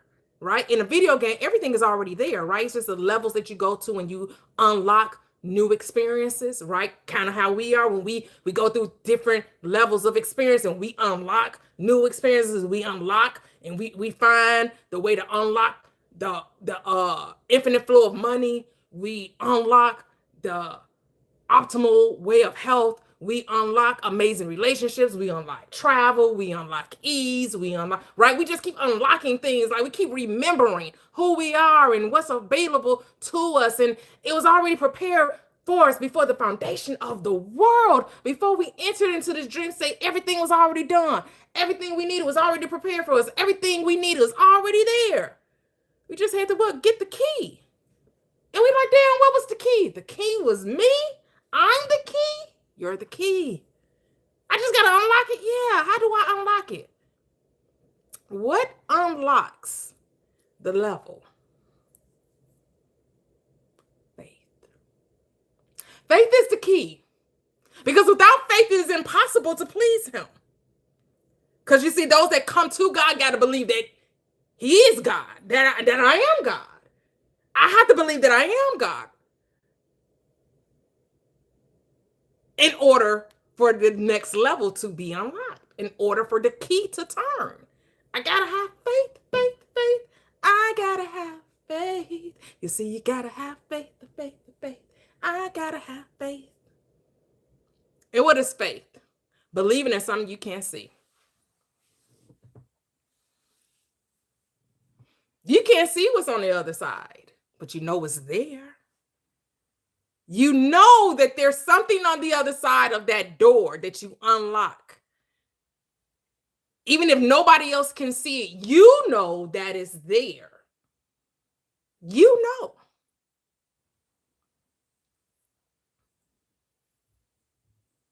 See, that's why I don't have to imagine what it looks like. What my mind can conceptualize is unnecessary. Because it's already there. It's already been mapped out. It's cool if I can get a peek into what's going on. It's cool if I can get, if the higher self would give it to me in a dream or in a vision. That's cool. Is it necessary? Nope. Because my word is the picture. My word is the complete form of it. Why? Because my word is God. My word is me. I'm not separate from my word. I and my word are one. Because in the beginning was the word. And the word was with God. Oh, and by the way, the word is God. It is God. It is good.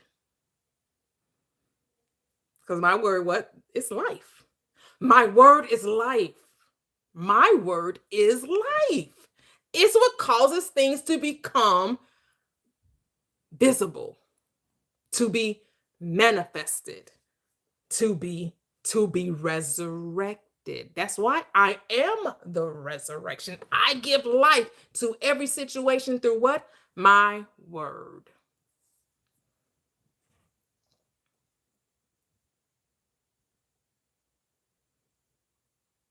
Just pay attention to your word. Just pay attention to your word. And the beauty of the word, right? So when it says that the word, that God doesn't change, right? The law doesn't change because the word is law, and the law never changes because everything always happens according to what? Your word. Regardless of what you decide that word is, it's always going to manifest after its own kind. Always. But the beauty is that you get to what? Change the word. You're not changing the law. Oh, you're not changing that law. You're changing your word, but you're not changing the law.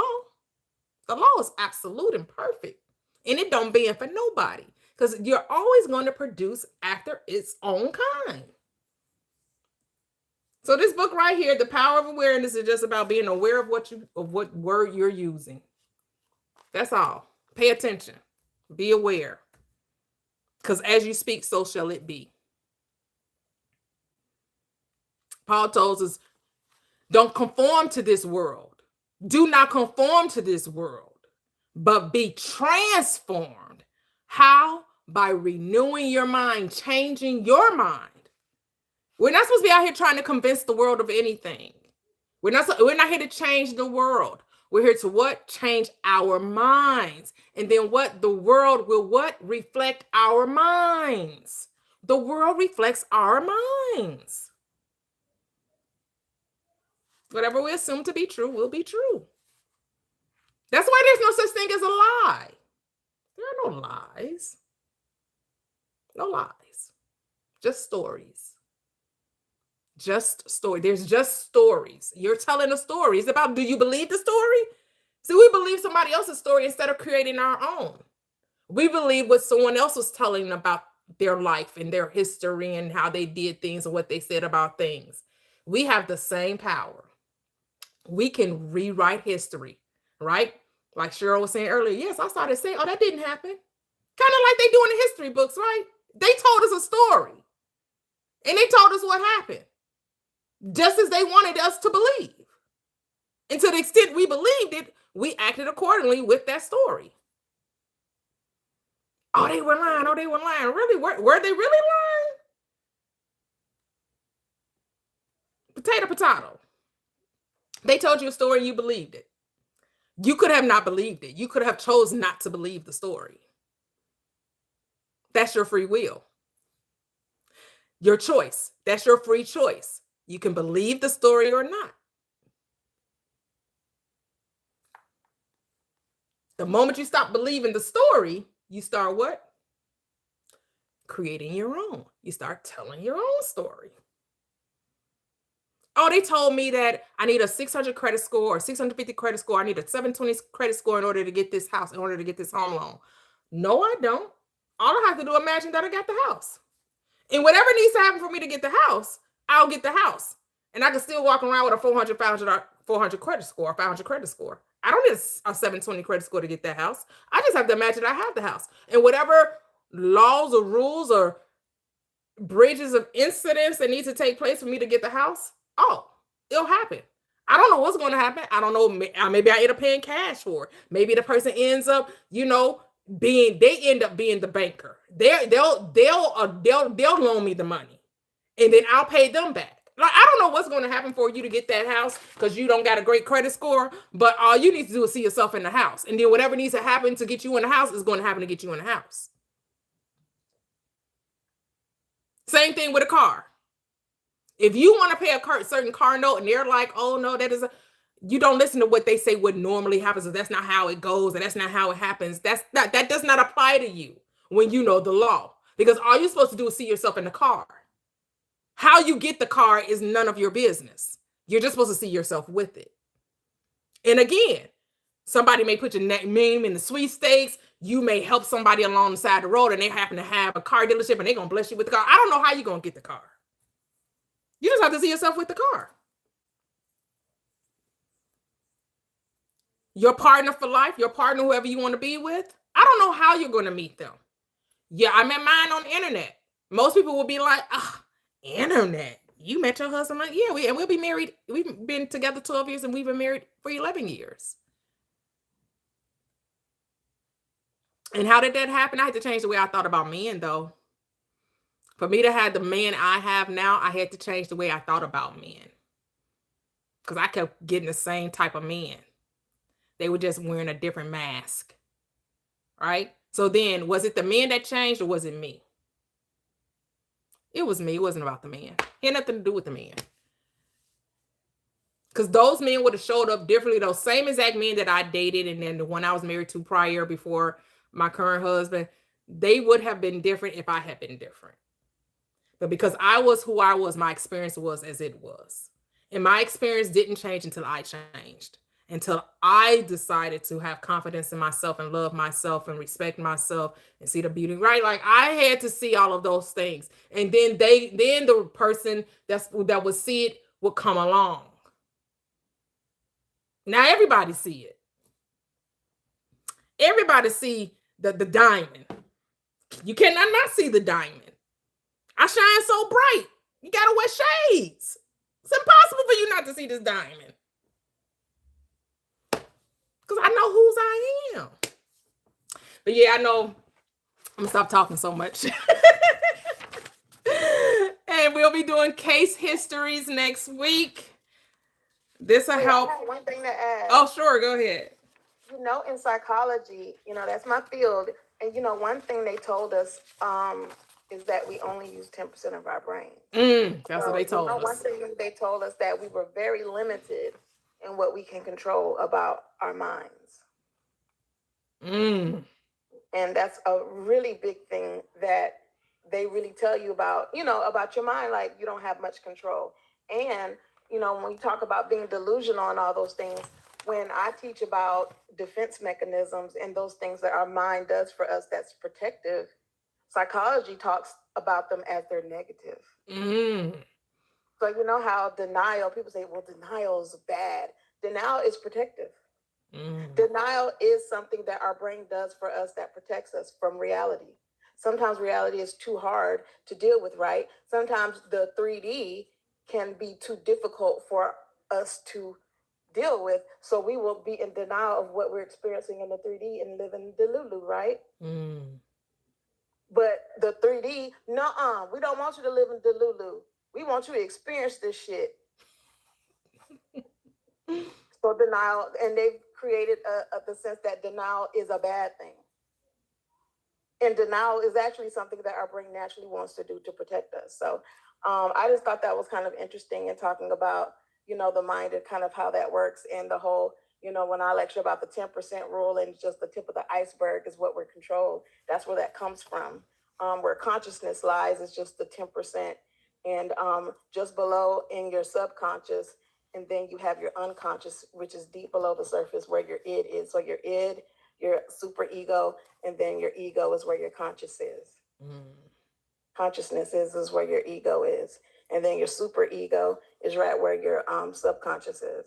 And your id, where all of your animalistic instant gratification needs, is where your unconscious needs, where you just don't know what you're doing. Those are your just drives of violence and aggression and sex and who you are naturally, supposedly.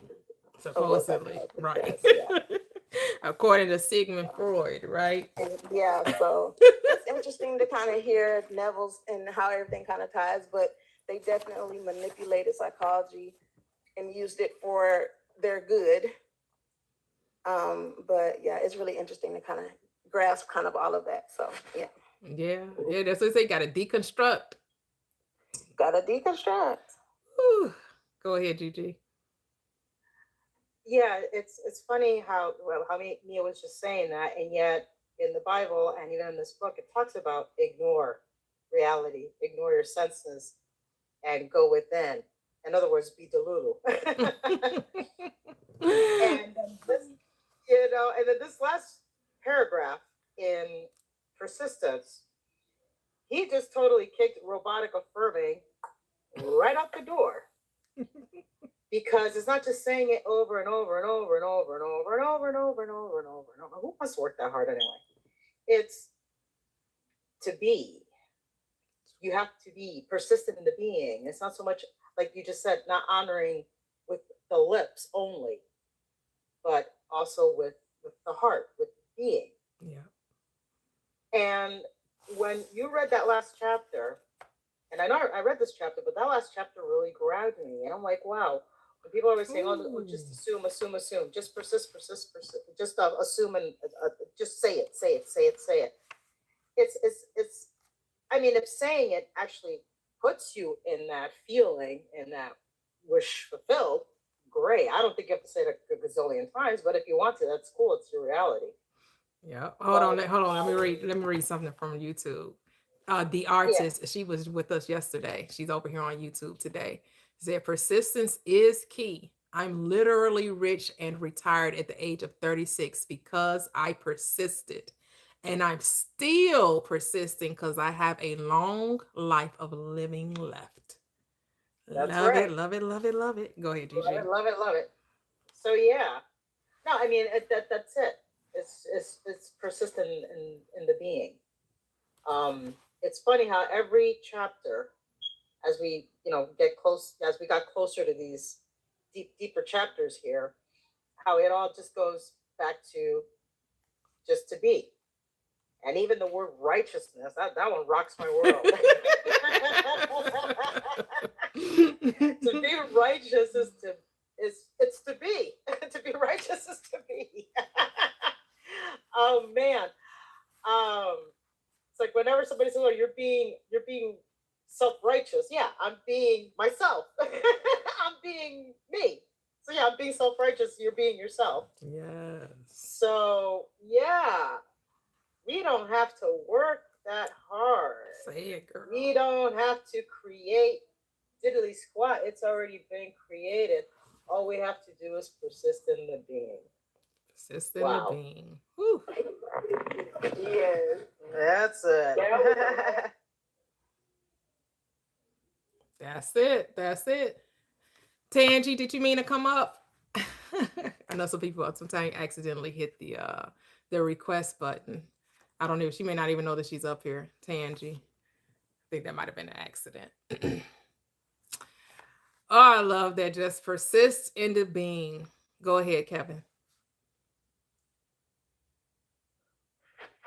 That's a great point. Self-righteousness is not a bad thing. Mm-mm. Oh, it's not. Self-righteous is hitting the mark. Self-righteous is not sinning. Yeah. You can't have self-righteousness without your awareness. Awareness of what? Awareness of you. That's such a beautiful point you just brought out. I declare I am loving this live. It's so, I feel like my soul has found its home. I resonate so much. I remember being here a year ago, and I see the growth from the time I first became aware of this platform. I don't want to talk about it too much. I'll start crying. I'm one of those guys. Real men cry, as they say. Yes, and I'm a real man. That part. I'm so grateful for the love. So grateful for the love. For viewing everyone through the lens of love. Yeah. So next week be case histories, which is, unless you all want to skip that and just go right to the end. It's up to you. No, we ain't skipping nothing. No, I'm here for that. I want to know what they. I want to know. I want to know. Where does it go? Oh yeah, no, we ain't skipping shit. Sorry. No, sir. Yeah, that's our manifestation chapter that we get a chance to tell everybody what we've been manifesting. Yeah. That moves our manifesting Wednesday continuation into Saturday. Yeah. Yeah. Yes. And you even told us that this chapter is really good, so I cannot wait to dig into this one. I don't care how long it is. Yeah. He has. Yeah, I think he has 8 stories where he talks. So and I think 2 of them are about him and his family. So. There you go. Yep. They're really good. Yep. We can substitute that with our stories. Hey. Add to them. Yep. Gigi said you ain't skipping nothing. Hey. I'm becoming a kid. You ain't skipping nothing. No, mama. No, mama. I want this. Mama, We're gonna read every page. Give me the chapter. Mama, give me the chapter, Mama. Give me the chapter. Oh, all right. Okay, thank you, the artist. Thank you for joining. Thank you for commenting. Have a great weekend. From the cup. Ooh, I know. All about drinking from the cup. Yep. So that's chapter 24. We'll just do chapter 24. Then after that, we'll just have 3 more chapters, and we'll be done with the book. So we just have 2 more weeks of the book, and we'll be done. Wow. Yep. So we're doing 23 and 24? No, we're only doing chapter 20. Chapter 20. Oh, I'm sorry. Chapter 23. I'm sorry. 3? Chapter Okay. 23. Yeah, we're only doing chapter 23. Yay. Thank you. Yep. So we only have 2 more weeks left of the book club. And we take a break. Take a nice little break because no needed. We're not gonna go book after book, right? Got to get some months So you can apply this truth, so you can marinate on it, meditate on it, apply it. Don't be just hearers of the word. Be doers. I mean, you got to prove this truth to yourself. Really see, if I do nothing, if I just see myself with, if I just say it, if I just visualize, whatever it is, however you manifest, right? Everybody has their own everybody got their talents. Everybody got their own talent, right? Everybody was given 5 talents, the 5 senses that we use inwardly. That's the 5 talents. Now you cannot be like the one who only got 1 talent and then did nothing with it. That's a lot of people do. They don't even use the talent that they have. They complain about only having 1 talent. Well, damn, use the one you got, and then that will be multiplied. Instead of complaining about not having, you were given 5 talents. Use the one that you have. Don't go hide it and put it under them and keep it safe. Because the condemnation of the ruler came back and said, "What? You didn't do nothing with what I gave you. You didn't do nothing with it. Give yours to him. The one that got the 5 and multiplied as a 10, you give yours to him." But because you have to prove to yourself that this is how it works. Because it doesn't matter if we all can do it.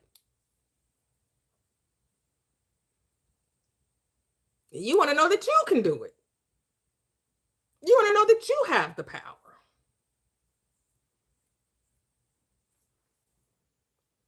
I got the power.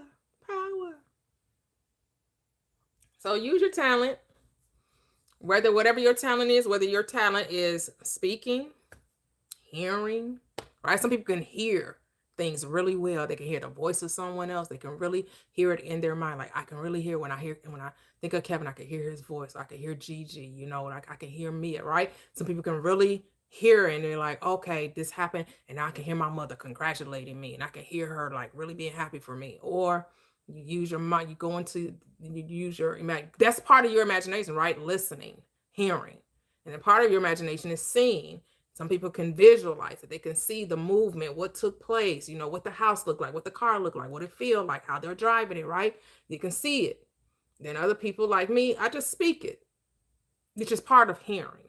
To me, the speech is the hearing because the smelling is not necessarily, I do that. I don't have to taste it. I don't have to touch it.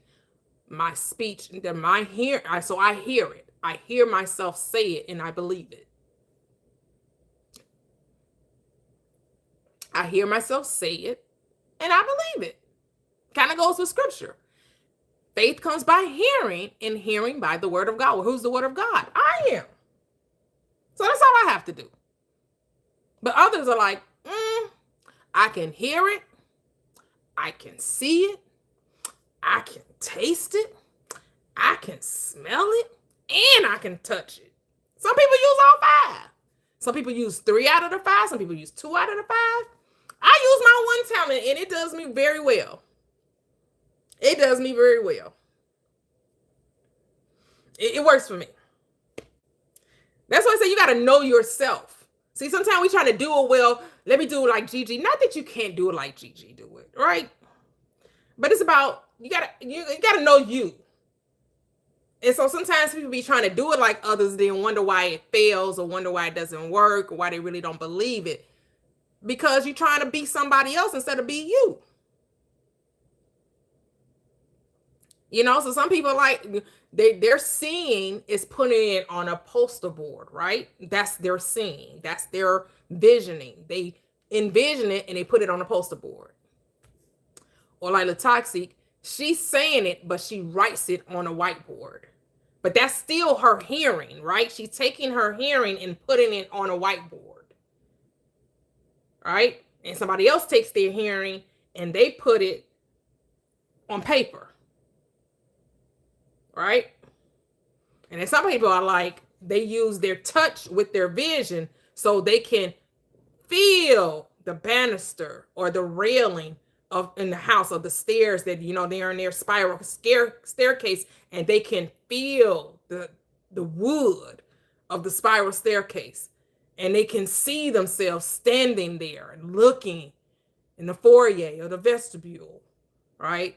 Or they can be in the, in the kitchen nook, and they can look outside and see the beautiful garden, and see the lawn care service manicuring, keeping the garden looking beautiful, or whatever. You can imagine yourself in Italy, or you can imagine yourself at the Eiffel Tower, or you can, whatever. Have fun with it, play with it. Whatever suits your fan, because remember, there's no wrong or right. There's no wrong or right. Just decide what you want and persist in it. Don't let, if you tell someone, like someone was saying, well, what if I tell someone and they speak doubt? Is it they speaking doubt, or is it your doubt being reflected back to you? Because remember, there's no they. So if you go tell your good girlfriend and you tell her, girl, I'm going to win the lottery and I'm going to win millions. It's like, girl, you know how hard it is to win the lottery. It's 1 in a billion people. The odds are just so against you. And you're like, damn, you know what? You're right. I don't even know why I thought I was up. Was that her thinking that, or was she just reflecting back to you your own doubt? That you really do think it's about odds, and you really do think the chance of you winning is slim. And you thought telling her was actually going to make you feel good about playing a lottery. Because see, if you tell her and she say that, like, girl, ain't the odds, ain't no about no odds. I'm the odd. I decide if I'm winning or not. I don't care about that's what they say. I dictate. You're gonna be asking me for money. What you want me to buy you when I get it? You want me to get you a house? What you want? Girl, you ain't gonna win no like what? Okay, but what do you want when I win? People win the lottery every single day. Right. No, every single day. You just got what's your response, right? This is what we talking about, occupancy, right? Are you occupying the state when you hear someone challenge you? Right. And I think too, people tell people because they want to get validation. Yeah. And then it's like, well, no one believes me. And no, you don't believe you. They're just reflecting your doubt. You don't need anybody to validate what you want, what you say. That, right? Girl, I'm about to, I'm gonna be flying on the jet. I'm gonna own me a jet. I'm gonna own me a nice little yacht. Whatever you're saying, girl, I'm gonna have a business. It's gonna make billions of dollars. And somebody, girl, you ain't gonna do nothing. And then nobody supports me. Nobody is there for me. Nobody. Well, if you're only doing it because you're looking for a choir to sing your praises, maybe you need to question why you're doing it. Because them agreeing with your vision or them not agreeing with your vision should have nothing to do with your vision. Remember, it's your vision. It's not their vision. Why do they need to co-sign your vision?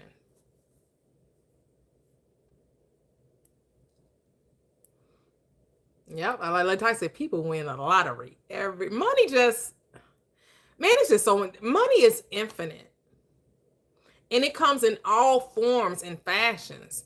And the way it comes is limitless. And you got to stop thinking that it's this hard thing to come by. And if you get it, somehow you're taken away from someone else. Like I was talking like I recognize that I have to stop seeing say if I decided to do one-on-ones, right? If I decided to do that, like really lean into that and really like promote it or whatever, right?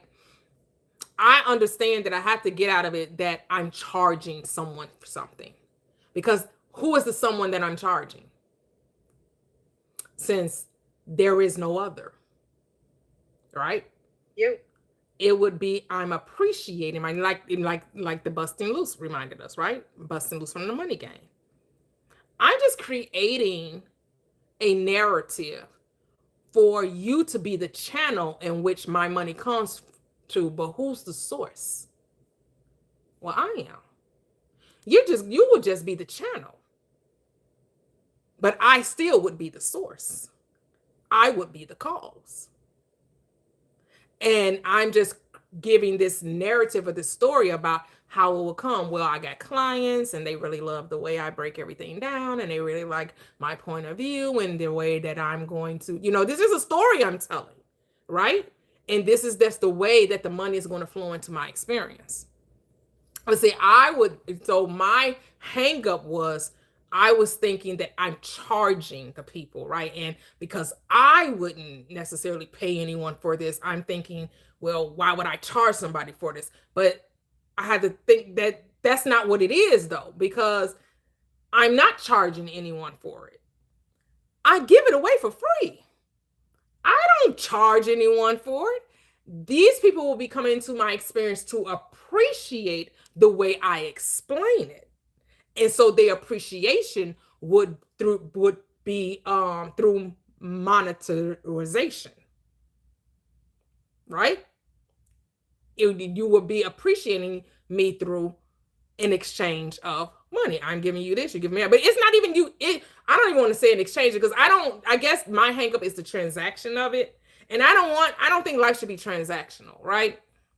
So you have to take out that it's a transaction. It's not a transaction. It's an appreciation, which is how Busting Loose from the Money Game wanted us to see it. That I'm not giving you something to get something, right? I'm sharing what I know, and I'm appreciating myself through you being the channel of my good, of my appreciation. And so I think that's what I was like trying to rectify it, reconcile it, justify it. And so then I have to be like, well, I'm God. The story that I tell matters not. The story doesn't matter. It's just my acceptance of it that matters, right? And so we just have to be like, it's just a story. And who cares about the story? The only one that care about the story is me. I'm the one caring about the story. Ain't don't nobody else care about the story. The only person care about the story is me. And I think too, Toya, some people want to share with you in private. Mm-hmm. And that would probably be, I mean, yeah, privacy isn't free. It can be free, I guess, but yeah, that's the same thing my daughter said. See, Latoxic. Yes, they were saying that some people only appreciate things when they pay for it, and that's the same thing my daughter was saying. Go ahead, Latoxic. Sorry, I had to find that. But no, that was it. I was just, some people just want privacy. They may not want to come on the panel and share what they, which things might be private to them. And, they might want to just be more low key about it. Yeah, true. That's true. Yep. And that's my daughter was like, for whatever reason, we've been programmed to think that, something worth having isn't free. There has to be a price, right, attached to it. I don't want it to be a therapy session. I don't want it to be a therapy. I don't need to know backstories, right? I don't want you dumping. I don't need your problems. I don't want nobody problems. What was you gonna say, Gigi? Yeah. When you were talking how the person needed validation, like you're talking about the lottery. Oh, girl, I'm gonna win the lottery, and the friends are like, "Oh, that's never gonna happen." Blah blah blah. Well, he says it right here in chapter 20 with that scripture about the scribes and the Pharisees, looking for outer appearances or outer gratification. And it's true if you're looking for somebody to, I'm not saying that you can't have somebody say, "Oh my God, yeah, that can happen for you," blah blah blah, but they're just reflecting you. Mm-hmm. Yeah. So if somebody's saying to you that you're not going to win the lottery, it's because somehow back there in the little depths of your mind, there's a little thought there just saying that it's not going to happen. So all they're doing is reflecting you. Mm-hmm. But you can, you're talking back to yourself with that person. Mm-hmm. Oh, I don't care. It's 1 in a billion. Guess what? I'm that billion. Mm-hmm. The 1 in a billion, that's me. I'm that billion. Yeah, I'm gonna win the lottery. I'm gonna. Sure, when I pick you up in my Ferrari, don't be hating. When you see me show up in my little red Ferrari, going, that noise that the car makes. Don't be hating. But it's really a reflection. People are just reflecting you. Mm-hmm. So when you realize that, you can then take control of it, because why would that person say that to me? Oh yeah, wait a minute. am I thinking that? Mhm. Oh, okay, so I'm just going to change my thought, and that's pretty much it. But it's yeah, like Latoxi said, people are winning the lottery every day. Yeah. So why shouldn't you be a lottery winner? Yeah. And then my husband was like, all those years you read those books and you started doing it, and you condense it down to like a 5-minute or 10-minute explanation that is easy to be digestible. I'm like, yeah.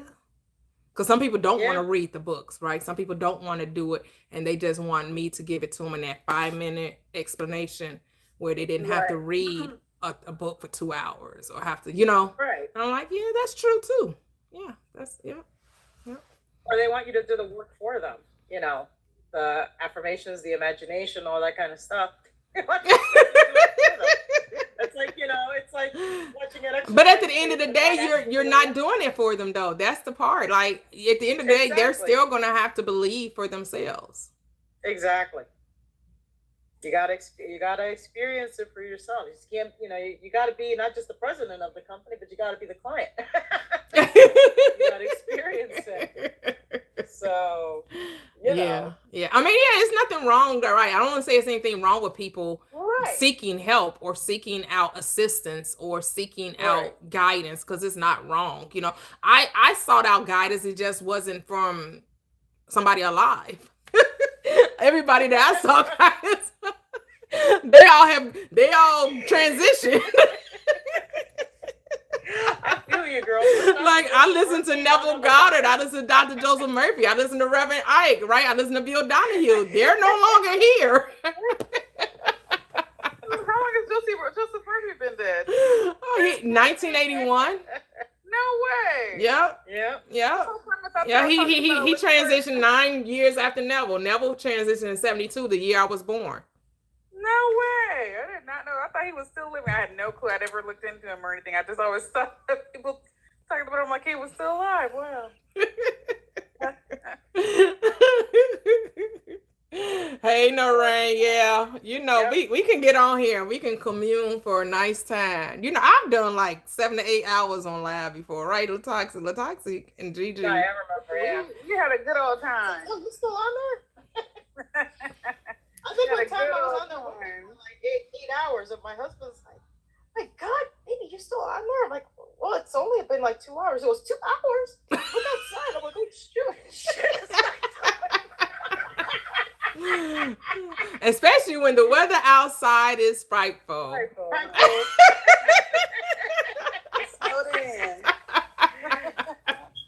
Well, when the weather isn't so desirable, you be like, "Hey, what else am I gonna do? Get off of here and go watch TV?" Right. What's funny is I listen to lives while I work. Mm-hmm. So like I just listen. I might like get like on a gamer stream or whatever, or like listen to other people. And I was listening to another. I think it was Thinkers Live, and then no shade to Thinker, but I was just like, I'd rather listen to some positive. I'd rather listen to some stuff about manifestation versus just like listening to debates all day, which is often normal for me. I usually listen to a lot of debate lives, not the like relationship ones, like the deconstruction ones. Yeah. Because I don't have time for that either. I don't want to change my algorithm. But I just thought it was funny because it's like it really does change, like what you. Because I'm thinking of, when I listen to deconstruction lives, they're interesting because I learn new things usually. Mm-hmm. Yeah. But then sometimes I'm just like, enough. Enough. There's only so much that I care to know about this topic. And even though I feel like I know a relative amount of what's going on in this topic, I think I've had enough. I actually want to focus on what exactly am I going to be manifesting next? What am I going to be doing next? Yeah, because the deconstruction, they just focus so much on the literal history of the Bible, and it's just like, well, I already know it's not literal, so okay, I'm like, the Bible said that. I get new information, like, they're saying this, and Jesus, I'm like, he said that. I didn't know. Okay, I never read that. Okay, but at the end of it all, is it life changing? Right. Joyful. It's just information. It's just information. It's end up being information at this point. Yeah. But we're all about transformation, right? We want transformation. We want to actually live the abundant life.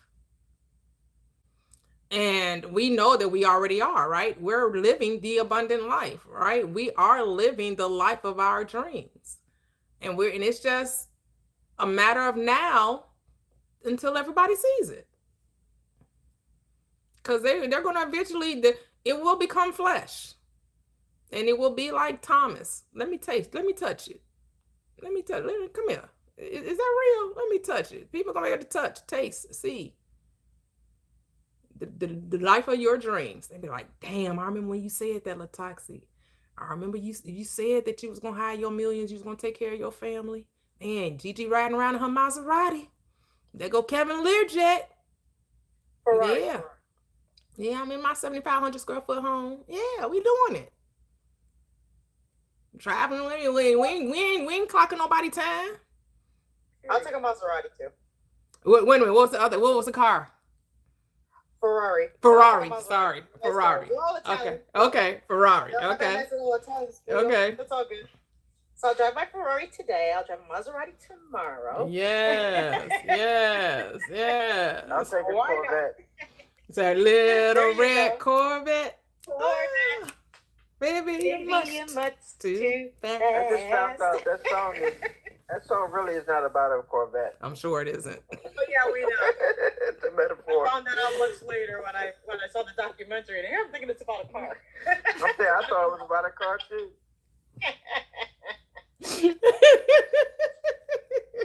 But now I know why he wanted the Corvette to slow down. Okay, all right, got it. Yep. I love that. I am telling say, yeah, I ain't got to work and I'm well taken care of. And there's nothing wrong with work, right? We're not poo-pooing nowhere. We're not the ones out here saying, oh, don't be a slave to the system. Don't get rid of your 9 to 5. Like, don't forget, somebody gotta do the 9 to 5. Because here's the thing. I feel like if you're doing something that you enjoy, right? If you found your passion, like Mia works with children, my husband works on construction equipment, right? He enjoys that has been something that he enjoys, and he loves taking things apart and putting back together. He loves building things and fixing things. So, and he's found a job that pays him very well to do something that he loves, right? So, remember, you created the job to express what is in you, whatever your ability is. You created the career. The career is there for you. You're not there for the career. Remember that, right? The Sabbath man wasn't made for the Sabbath. The Sabbath was made for man. Whatever job you have, whatever career you have, it is created for you, not you for it. Right? So just take your power back. Give it a different perspective. And you can make as much money in that career as you allow yourself to make. My husband's like, he couldn't do a desk job and sit in, he works out in the field. He goes all over the city, the suburbs, working outside. He couldn't see himself working in a shop. When he started his career, he worked in a shop. But once he started working with this particular company, and it's been over 20 something years, he said he couldn't see himself working in a shop. When he goes into the shop, it's going to be his own wood shop, right? Because now he discovered he likes working with wood too. I help him see that light, but really he's helped himself see that light. He popped me into his reality to help him remember that he actually likes working with wood. All right. I know that we're the cause of everything in our reality. We pop people in and pop people out. We all manifested this platform. We all are, everyone in this reality is a figment of our imagination, and everybody they're wearing just a different mask, and we're all the same form. It's all God playing all these parts. It's a beautiful thing. It's a beautiful thing. I know. Love it. Love it. Yep, that's what I said. Whatever brings your job is joy. Your job is the joy of being. You only have one job, and that's the joy of being, right? That's what Gigi was remind. Persist in your being. Persist in your being. That's why the question is, who am I? Some of us need to sit with that. This is where you need to get still.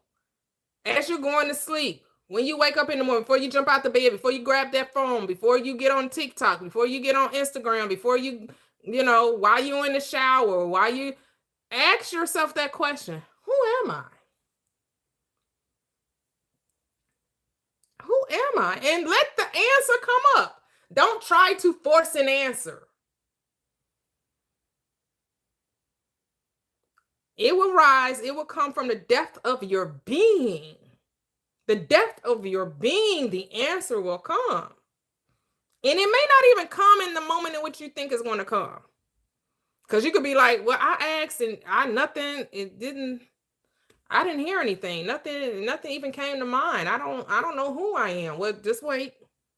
Settle down. No rush. No, people be trying to rush you. Don't let people rush you. All these people, it's urgent. I'm creating an urgency. Keep it moving. It's an emergency. Keep it moving. You only have 24 hours. Keep it moving. You only have 72 hours.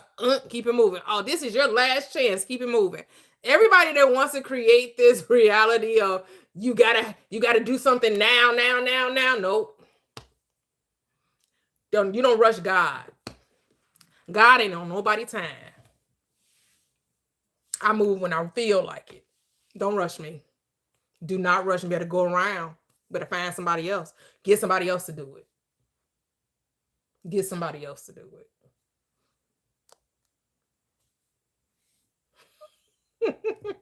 I'm just thinking that lady in the grocery store didn't know what she started by saying that. Get somebody else to do it. Hey, Aaron, what's happening? Broski, what's up? I know, right? I don't have to make myself get on TikTok. I just get on TikTok. That part. All right, Kevin. I don't have to make myself do it. If you have to force yourself to do something, you working too hard. Well, it even says that here on chapter 21. The important thing to bear in mind is that you have infinite free will in choosing your assumptions, but no power to determine conditions and events. So, I mean, it comes when it comes. You don't ever see, my husband gave me these beautiful flowers for Valentine's. The roses are different colors, are pink and red, which are my favorite color. And it came with these beautiful lilies. And the lilies are budding on their own. Mm-hmm. And, I'm letting them bud on their own. And then when I see them opening, I mean, even before they open, I was like, oh, look how pretty you are. You're opening. You're so pretty. And I'm just letting them do their own thing. Mm-hmm. I ain't sitting there saying, okay, when are you going to open? When are you going to open? And no. And they're not sitting there saying, okay, when am I going to open? When am I going to open? No, they're taking their time. And I even talked to them, take your time. You open when you want to. Mm-hmm. You're still pretty regardless. With your little clothes are open, you're still pretty. I'm talking to it right now as I'm saying this. Mm-hmm. But, you don't see flowers or roses saying, damn, when am I going to bud? When am I going to open? When am I going to open? I just went, I went on Tick Flower, and the guru on Tick Flower told me, that if I don't bud in like 3 days, it just doesn't work. No, you don't see a flower doing that. Flower opens when it feels flower. Like it. I just got what you were saying, girl.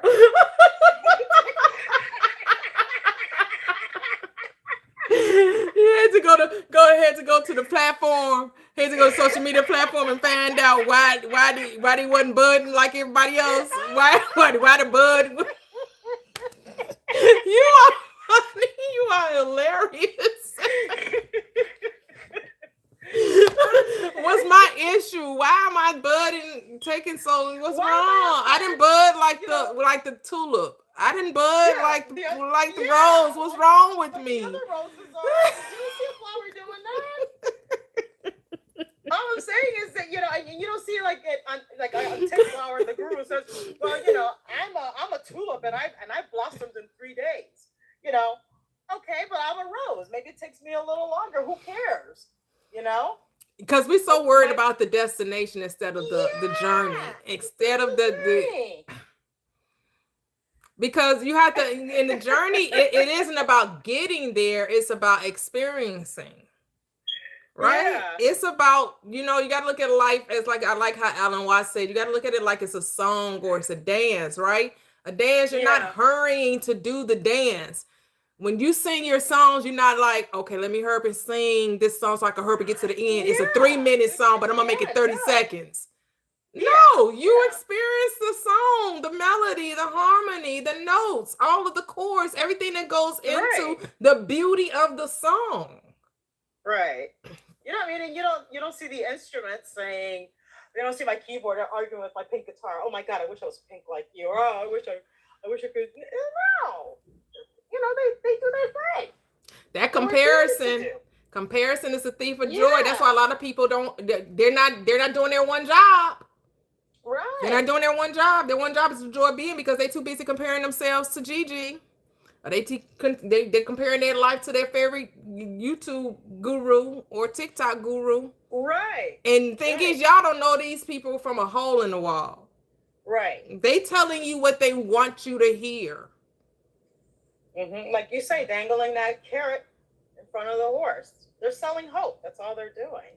And you don't know how long they were affirming or believing for whatever it is that happened, that it took place in 3 days, or it took place in a half hour, or it took place whatever. Because really, when you're actually in the sauce that you are desiring to be in, and if I were to ask you, let's say a couple of months later, how and when did it happen? You can't tell me. Mm-mm. You're gonna say, oh, it happened on February 1st at 2:00, and I was wearing a pink top and green underwear. No, because you're not even thinking about that. You're already in. You could maybe give me an approximate. Well, it was around February, I think, or March. I don't remember.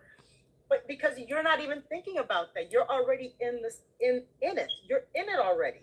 You're persisting in it already, that you're not even thinking about the how and the when or any of that baloney. Because when you already have something, do you really, I mean, let's be honest, you really give a shit how you got it? Right.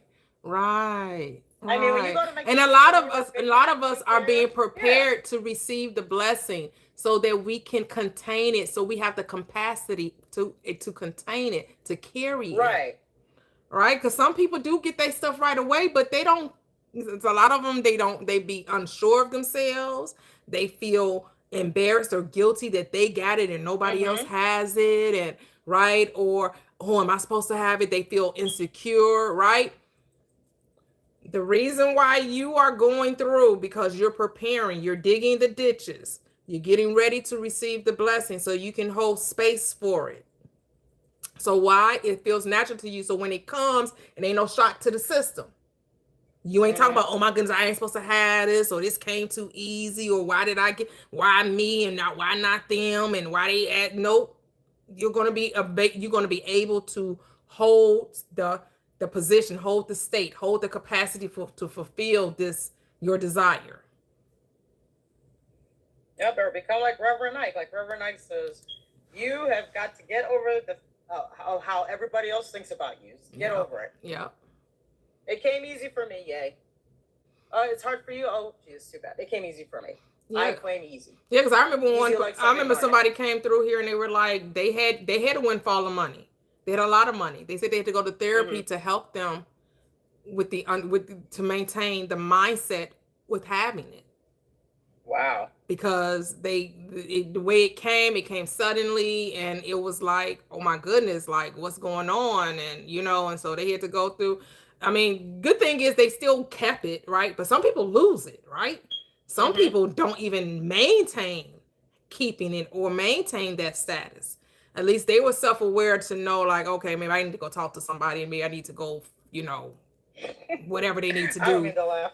Do whatever they need to do, because some people have, what they call it, what is it called? Something syndrome? Imposter syndrome. That's the thing that the people be talking about. Like, I feel like I'm the wrong person. I feel like I'm pretending to be something I'm not, and I don't feel like I'm deserving of this, right? Because society tells you if it comes too easy, you don't deserve it. And so you buy into that narrative. And so then when you want it, you're supposed to have it. And then when it comes, it's like, oh, wait a minute. Because I remember Lester Brown said the same thing. He said that The money was coming in so good, so fast. He started saying it was too good to be true. And then it became too good to be true. And he lost it all. Well, just like that story of Florence Scotian's book, that woman that had her beautiful house, and she was always complaining on how big her house is, and that she wanted to live in a trunk or something like that, and she almost ended up living in a trunk. Yep, She didn't appreciate her nice house. Then luckily she found Florence and was able to flip that script. Yep. And so that's what people get to talking about, right? That's right. That's what people get to talking about, the nervous system, and your nervous system out of I'm like, now y'all trying to act like y'all doctors. Y'all just heard somebody else say it and now y'all want to say it. It's just that people are insecure and people are looking to be validated. They thought that once they got that money, that validated them, and then when they didn't get the feeling that they wanted from the money, now it's a problem. That's all that happened. They thought that money was going to be the cure-all to making them feel good about themselves. And when the money wasn't the cure-all to make them feel good about themselves, it must be something wrong. So you got to know who you are before the money. You got to know that the money don't make you, you make the money. That the money does not define you, you define the money. Just like putting on clothes, talking about some, like the clothes make you look good. No, I make the clothes look good. Let's get that together. Yep. I make clothes look good. They don't make me look good. Because somebody else with these same clothes would look a hot mess. Go ahead, Latoxic. Just as I was pulling up my Sims game, I play Sims sometimes to manifest. But what you were saying about people thinking that changing their outward appearance or whatever it is going to change how they feel inside. Like, I'm a plus size girl. I'm a big girl. Always have been. But I have a friend who was smaller, like when we were younger or whatever, and always been beautiful. She's still beautiful, but she ended up gaining weight, and ultimately, that totally ruined her confidence. I mean, totally demolished her confidence. And what I realized was that sometimes the only level of confidence a person can have is in how they look. And so me being a bigger girl and always having been bigger than other girls, I had to earn that confidence internally when everything else, especially growing up in the 99s and the 2000s, I won't tell my age, I am only 25. You silly. Growing up in that timeline was so rough. They were calling Britney Spears fat, like back in the day. Now, you saw America's Next Top Model, how they was laying into them girls, and most of them girls were thin and was still calling them fat. Come on. So growing up in that timeline, I was like, I had to earn my confidence, okay? I had to earn it. So it didn't, however I look, whatever, big, fat, whatever, when they call me, whatever it is, I still feel beautiful. I still feel, myself. But it dawned on me how so much of what people consider confidence is based on external things as opposed to internal things. And so me gaining weight or losing weight, it wasn't pretty. I didn't love it, but it didn't change how I felt about myself really internally. Like it just really made me realize, like, oh wow, like this is not a normal thing. Most people do not have that. And so it just reminded me that like so much of who you are has to be separate from the 3D or whatever you're seeing, whatever we're experiencing. It has to be in you. What did it say? It's got to be in you, not on you or whatever. I don't know. It got to be in you, not on you. Because I literally be like, man, somebody might gain weight like me or whatever, be my size and kill, want to hurt themselves because of that. I'm like, no, this bitch bad. Like, I'm still bad.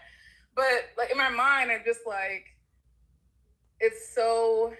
I feel like I didn't realize how much confidence I had until I saw how other people felt. And obviously she just may not feel comfortable at the way that she's at right now. And there's no shade in that. And I'm not trying to say she should feel, happy with that or whatever. Like if she's just not happy, she's just not happy with it. Right. But in my mind, I'm just like, no matter what size you are, you should still feel that level of confidence. If you can, because it's not about the size, it's about you. And if you're that bitch, you're just that bitch. Like if that's who you are, that's who you are. Yeah. Because you hear so many people, they lose all the weight and they still complain about the weight. I'm like, damn, you lost 100 and you still ain't. Oh, but I need to lose 15 more. I need to lose 20 more. Oh man, I put 5 back on. I mean, it just their whole identity becomes the weight. Yes. Like, let it go. Be happy. I get it. Like sometimes we're tracing an aesthetic. I'm not saying a person shouldn't do that, but if it's if that's the only thing you can bank your confidence on, or whatever it is, then that's just a faulty. Anything could change, and it could change. It could unfortunately change at any moment. Yeah, but we understand how society hyper focuses you on weight, right, and making the outer be the important part about you. Right. So it just dawned on me, like it was just like, oh, it was a realization moment for me to realize, like, oh, people really are, like, they think that because you have the aesthetic that is the level of confidence you need to be at, but it really needs to be at least a level deeper than that. Otherwise, it's not going to work. Yep. Go ahead, Gigi. And it's funny because back in the 50s, 40s, I mean, look at Marilyn Monroe, look at Jane Mansfield. These women were curvaceous. And those standards back then, they would have been considered fat. Like, women, the beauty about us is that, we're flowers, but, we come in different sizes, different shapes, different colors. We are such a beautiful variety. Who says that not every person likes a size 0? If you're a size 0, God bless you. If you're not, God bless you too. You're still beautiful. You're beautiful regardless of what size you are. That's a self-concept. I mean, look at Lizzo. I get my hair tossed, check my nails, tell me how you feel, feeling good as hell. I mean, Lizzo loves herself just as she is. She's not necessarily a size 2. And you know what? She doesn't need to be a size 2 because she accepts herself and loves herself just the way it is. And I've seen this even in the modeling world. Trust me, I get it. When I was modeling, and they wanted me to do fashion shows and whatnot because I'm tall, but I am of Cuban, Puerto Rican descent. I'm gonna have the Twin Towers, and I'm gonna have the bumper in the back of my Honda. That ain't going anywhere. Okay, no matter how skinny I get. And I went on a rabbit diet. I lost all the weight. I practically looked like one of them kids from like Somalia or whatnot with the bug eyes and the cheekbones and whatnot. But my Twin Towers and my butt weren't going anywhere. And this fashion designer was like, oh, you've got to lose more weight. I'm like, where else do you want me to lose weight, man? I mean, oh, your tits in your ass. I'm like, no, they're not going anywhere. So I just said, okay, I quit. I contacted my agent and I said, look, if they want fashion models to look like me, that's fine. If they don't, no more fashion shows. Put me in commercials, commercial print, music videos, blah, blah, blah. Right now I'm going to the Hard Rock Cafe and I'm going to get myself a double cheeseburger with bacon and everything on it. And I'm going to put that weight back on, the weight that I had before. And now what, you got women on the runway that are heavy, not heavy, excuse me, curvaceous. They're size 20, they're size 15, they're size 12, what have you. Why? Because that's what makes us. I never see them putting men through this kind of bullshit. I never see, they'll put a bald dude, with a big gut with a hot chick. So then why can't we have an older lady, with her boobs down to her ankles with a 24-year-old dude? What's wrong with that? It's like it's always got to be us women that's got to change everything. Pardon my French, fuck that. Love you who you are. Love you who you are. The way God made you, guess what? God is actually curvaceous too. So guess what? God's got a big butt too. Look at that. The way God made you, he made you perfect. If you want to lose weight, that's fine. Do it for you, not for society. If you like the way yourself the way you are, then do you, boo. Yeah. And Latoxic, you are beautiful, girl. You are gorgeous. Thank you. That is very kind of you. I'm not being kind, girl. I'm speaking the truth. Go ahead. Go ahead, Cheryl. I just say I like the conversation because it, comes right back to the self-concept, right? And, what everyone has been talking about, and you were talking earlier, Latoya, or Toya, I'm sorry, about, wanting to do maybe privatize a little bit, and it's like the whole thing about like, what do you feel like you're worthy of receiving too? Like there's, I've been thinking a lot about lately, like that whole like giving and receiving, because they're one. Yeah. And a lot of like, some of the teachers I listen to talk about like the importance of receiving. We want to be givers, but it's important to be able to receive too. And so, for me, it kind of goes back to like the self-concept. Do I feel worthy of receiving? As a mom, do I always think I have to be the giver? And so there's a lot of like that. It's like all psychological. It is. And one of the things I was thinking, like you say on Friday, it's like deconstructing Christianity, but it's like, not really. For me, it's like, I have a little bit of a Christian background, but it's really like deconstructing everything I thought was true. Right. Christianity is a small section of that pie, right? Yeah, because like even Mia talked about like the 10% of the brain, and they tell us this, but it's really that. Like we've learned everything we've learned is wrong, practically. So it's really like I love that you're doing the deconstructing platform again, because for me it's just like deconstructing, what I think is real and what isn't, and I like the whole concept of this world isn't real, because that makes it a lot easier to just step out of it. Yeah. But anyways, I like this conversation. Beautiful. Yep. Because when I did start on this path, it was like, oh my goodness, everything they're told. I looked at it as, we were lied to, and then I said, well, it's not a lie, it's a story. I said, like, switch that up, because everything, like how does the saying go? Believe half of what you hear and none of what you see, or half of what you see and none of what you hear.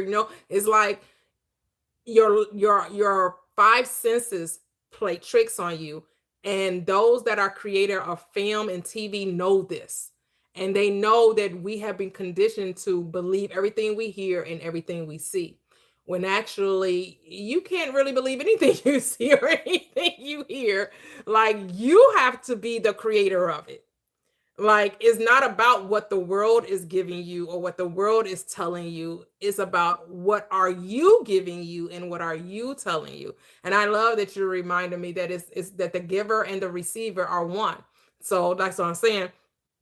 For me to conceptualize that I'm not getting anything from someone. I'm giving to myself, right?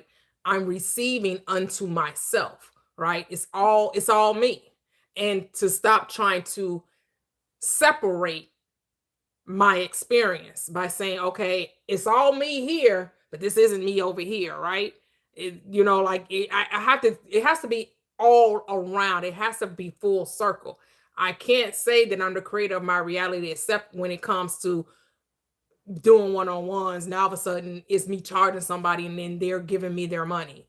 No, it's me really talking to me and me just giving money to myself. That's really what it is. And I have to say about that, if you do that, like, I love that whole thing that you don't want to hear the victim story. That's very much like what attracted me to your platform, because you're tough. But at some point, like, if you're going to move farther in this understanding and in this, taking all the responsibility for what you create, you have to get that tough. You have to be accountable for what is in your world. And, like, that's what, like, yesterday I was very much aware, like, I was kind of going into the victim mode and I didn't like it.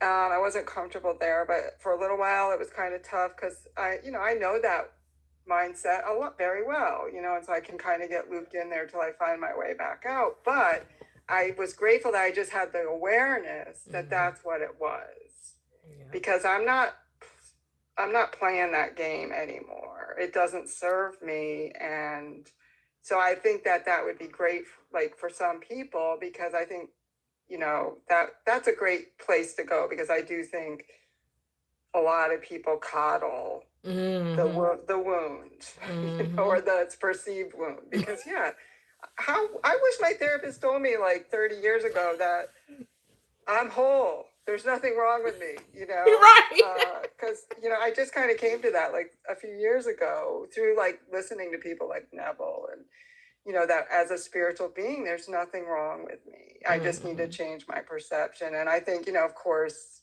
it's a monetized, therapy's monetized. So, it's therapy wants, not all therapists, but, they want to keep it going. So, I think that's a great service because, it's tough love. Yep. Yeah, I don't even know necessarily it's tough. It's like you're the creator of it, and what do you want to keep experiencing? The story you about to tell me that you've been telling for 20 years, or you want a new story? And so telling me the story ain't about to change nothing. You're not about to trauma dump. So you're gonna have to make a decision before you come to me. We're going to be talking about the story that you want to see, not the story you've been experiencing, because they're not the same. So you're gonna have to pick a side, right? So. And I did, because a couple of people did reach out to me about working with me. And I was like, oh yeah, you're gonna have to really want to work with me too, because this ain't gonna be no low ticket item. Because I'm already giving you I'm not about to say anything different, and you just feel like you gotta be privatized. Then privatized is gonna be, like I said, you gotta know your worth. And I'm like, I already do this. All right. And I'm not gonna tell you anything different. So it's not like I'm holding back. It's not like I'm like my daughter was saying, well, mine's not like you're telling them, well, like you're giving them just a little bit. And then you're saying, well, if you really want to know the whole thing, come to purchase this book, or, sign up for, one-on-ones. I'm like, true. I'm not going to say anything different. But if you just need me to tell you, and I think people think if they do a one-on-one with me, that gives them the opportunity to like tell the true story. And I'm letting you know, I don't want to hear your story. I don't need to hear what happened 10 years ago. I don't need to hear what happened 5 years ago. I'm just going to direct you on how to persist in the story you do want to experience. And so if you feel like you need a private session for that, hey, I'm all yours for a nice little fee. Go ahead, Cheryl. Okay. Go ahead, Cheryl. No, then we'll go to the toxic. No, I'm done. Oh, okay. Okay, now I saw you unmuted. Go ahead, the toxic. No, I was gonna say, you said the disclaimer. You put it out there, and you said that from the beginning. So, now they know. You're not hiding anything. No, I'm not. Saying. Yeah, I mean, hey, the gift, you have to just, like I said, the gift and the giver are one, or the gift and the I'm just really talking to, this is like me. I'm talking out loud about the stuff that I've been, again, I'm just talking me to me, and it's still about me reconciling that in my mind, because I know that has been like what we like to call a stumbling block, or, I don't like it's just something I just need to reconcile. I don't need to call stuff blocks or something hard. Reconciliation. I like that term. Just want to reconcile that in my mind. Reconciliation. All right. So, but I had to remember, God don't need a justification. So if I'm going to do it, I'm just going to do it, and I don't need no explanation. And I need to be hard stop on that, right? Like hard stop. Like, when am I justifying? It requires no justification. But I'm still in my justification stage. I'm still trying to justify it. Go ahead, Kevin. No, I'm just giving you my 2 cents. I've been in sales for over 30 years. And one of the, as I was reading this book, one of the things that that I would teach in sales is you have to put the people's feet in the sand. I know, not literally take them to the beach, put their feet in the sand, but a figurative of speech. You have to get them to imagine themselves, hear my words, to imagine themselves actually using whatever product I'm selling. because then it's not me selling them, it's them selling themselves. And of course, a man convinced against his will is of the same opinion still, which means I will not be able to talk them out of not taking my product. Right. So back to my point, I was paid very handsomely for the knowledge I just gave you for free. So if you really understood it, you could take just that, what I taught you, I said a second ago, and monetize that greatly. And it goes back to what you're thinking, Toya. You are worth every penny you believe you're worth. And you're not worth a penny more. Hopefully I don't need to say that twice. No, you don't. It's true. Because it's whatever you assume that you're worth, that's what you're worth. So That's it. you can't go over that because you don't think that you're worth more than that. That part. That part. And people will pay you whatever you believe you're worth. Because who's really paying you? Right. You. Yep. Yep. Yep. Yeah. I think I was just so hardcore against not charging that making that leap to, oh, now you're going to charge. I thought you said people should get it for free, you know. And so it's like, well, it don't matter what other people think, is what I think. But I did used to think that, like, well, y'all paying for this?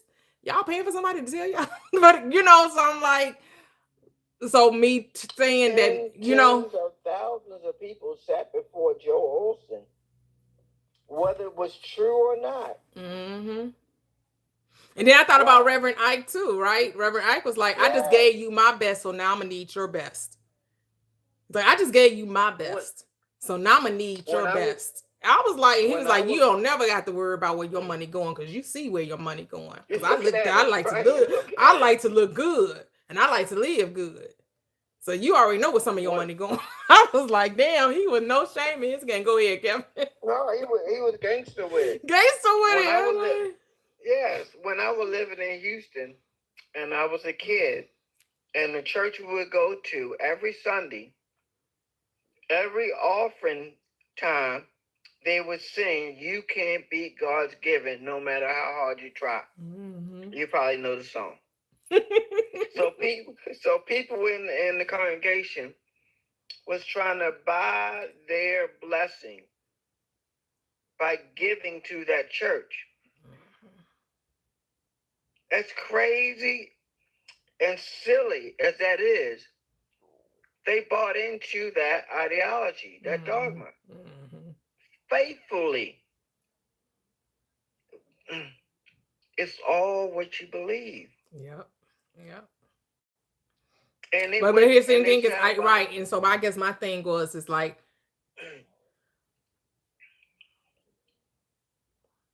I know it's no guilt there because I know I'm not manipulating anyone, right? I'm full on transparency. Right. So it doesn't have to be like, oh, you first said you wouldn't. But I think it is free, but you would rather pay for it. So then you're going to pay. Like, you know what I'm saying? Like, right. It ain't free. It's that you would just rather pay for it. And that's because you don't have to change people. You only need to change how you see. Yeah, people. That's it. Yeah. I got it in this area. This shows you where all of us have blind spots, right? And this has been my blind spot. None are so blind that can't see. What you say to me. Right, I know, right? Yeah. It may land different, but the same thing you've been saying to us. Yeah.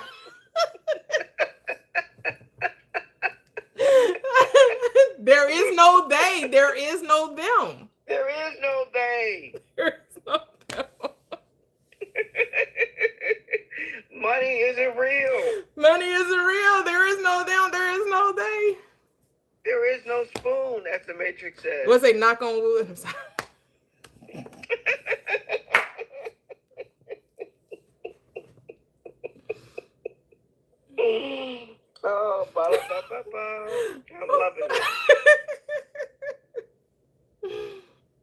But that's why it's good to have these talks, you know? Yeah, absolutely. Yeah. Because it's like you know it, but sometimes you need to hear someone else say it, right? Right. And I don't mind being to someone else. Because there really is no one else. I'm really just telling myself. That's it. What the song say? I talk to myself because there is no one to talk to. And I'm just talking to myself. I'm just talking to myself. There's no one to talk to. There's no one else to talk to. I'm just talking to myself. He did the Truman Show. Yeah. Isn't this Campbell soup good? I said, isn't this Campbell soup good? I know, right? It's a beautiful thing. It's a beautiful thing. It's a beautiful thing. Go ahead, Cheryl. I just wanted to add to what Kevin was saying too, is like it's great to, or you too, it was great to talk about this because it's a platform where we can speak like this. I feel like sometimes when you're with, in the 3D world and people don't believe in this, you're not, or I'm not as comfortable. So I feel like it feels like good practice to really speak what we believe in a place where we get supported.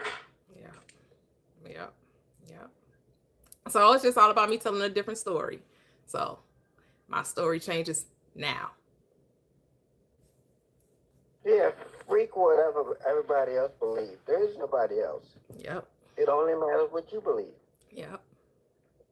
And we can see how easily we can end up veering to the left or veering to the right and looking at what somebody else is doing, and then trying to, justify our choice based on someone else's lived experience when it's not about anyone else's lived experience. No one else exists. I'm the only one that exists in this reality, and everyone else is just playing a role based on the story that I wrote for them. So the story is they lining up and they lining down. I can't even keep up with the bookings that people are.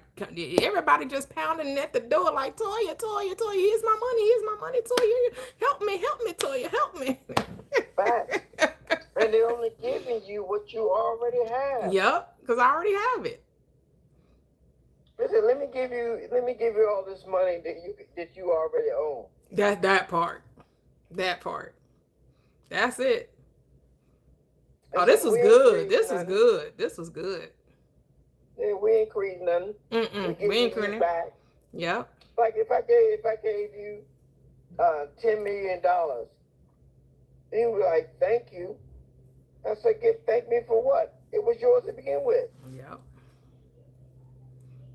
I'm not giving you something of mine. I'm giving you what's already yours. Yep.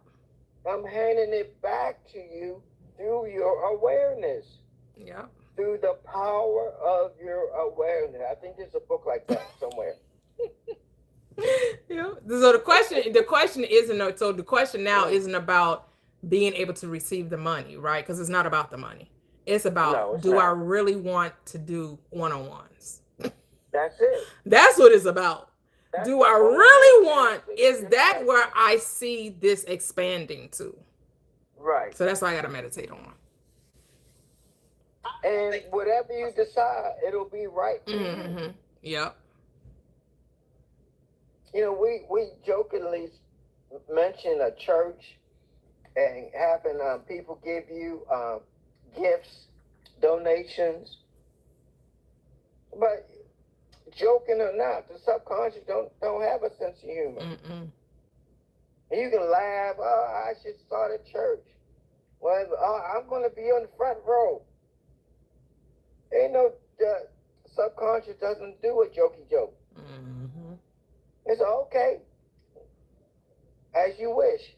Yeah, that's funny. I was just talking about the church of my daughters, and I was just like, what would that look like? I'm like, we definitely would have to have singing and the piano, because that uplifts you, right? But we will stay on that same mindset of of you can have what and I was like, maybe I talk for 20 minutes and maybe somebody else talk for 20 minutes just to set the ground thing, and then we share the manifestation stories and asking the questions, and we make it very productive, right? but we also want, I like that whole, and it doesn't necessarily have to be church songs or whatever, because a lot of the church songs are very inspirational, right? But we also have manifestation songs too, right? That we've heard on TikTok and different, and I was like, talking about that with my daughters about, so Maya, y'all heard about Maya. She was like, oh, now you want to do a church. Oh, now you want to, because she's been telling me this like 2 years ago before I even mentioned it to y'all. I was like, I will give you your credit. I was like about to say, because I've been telling you should have a church.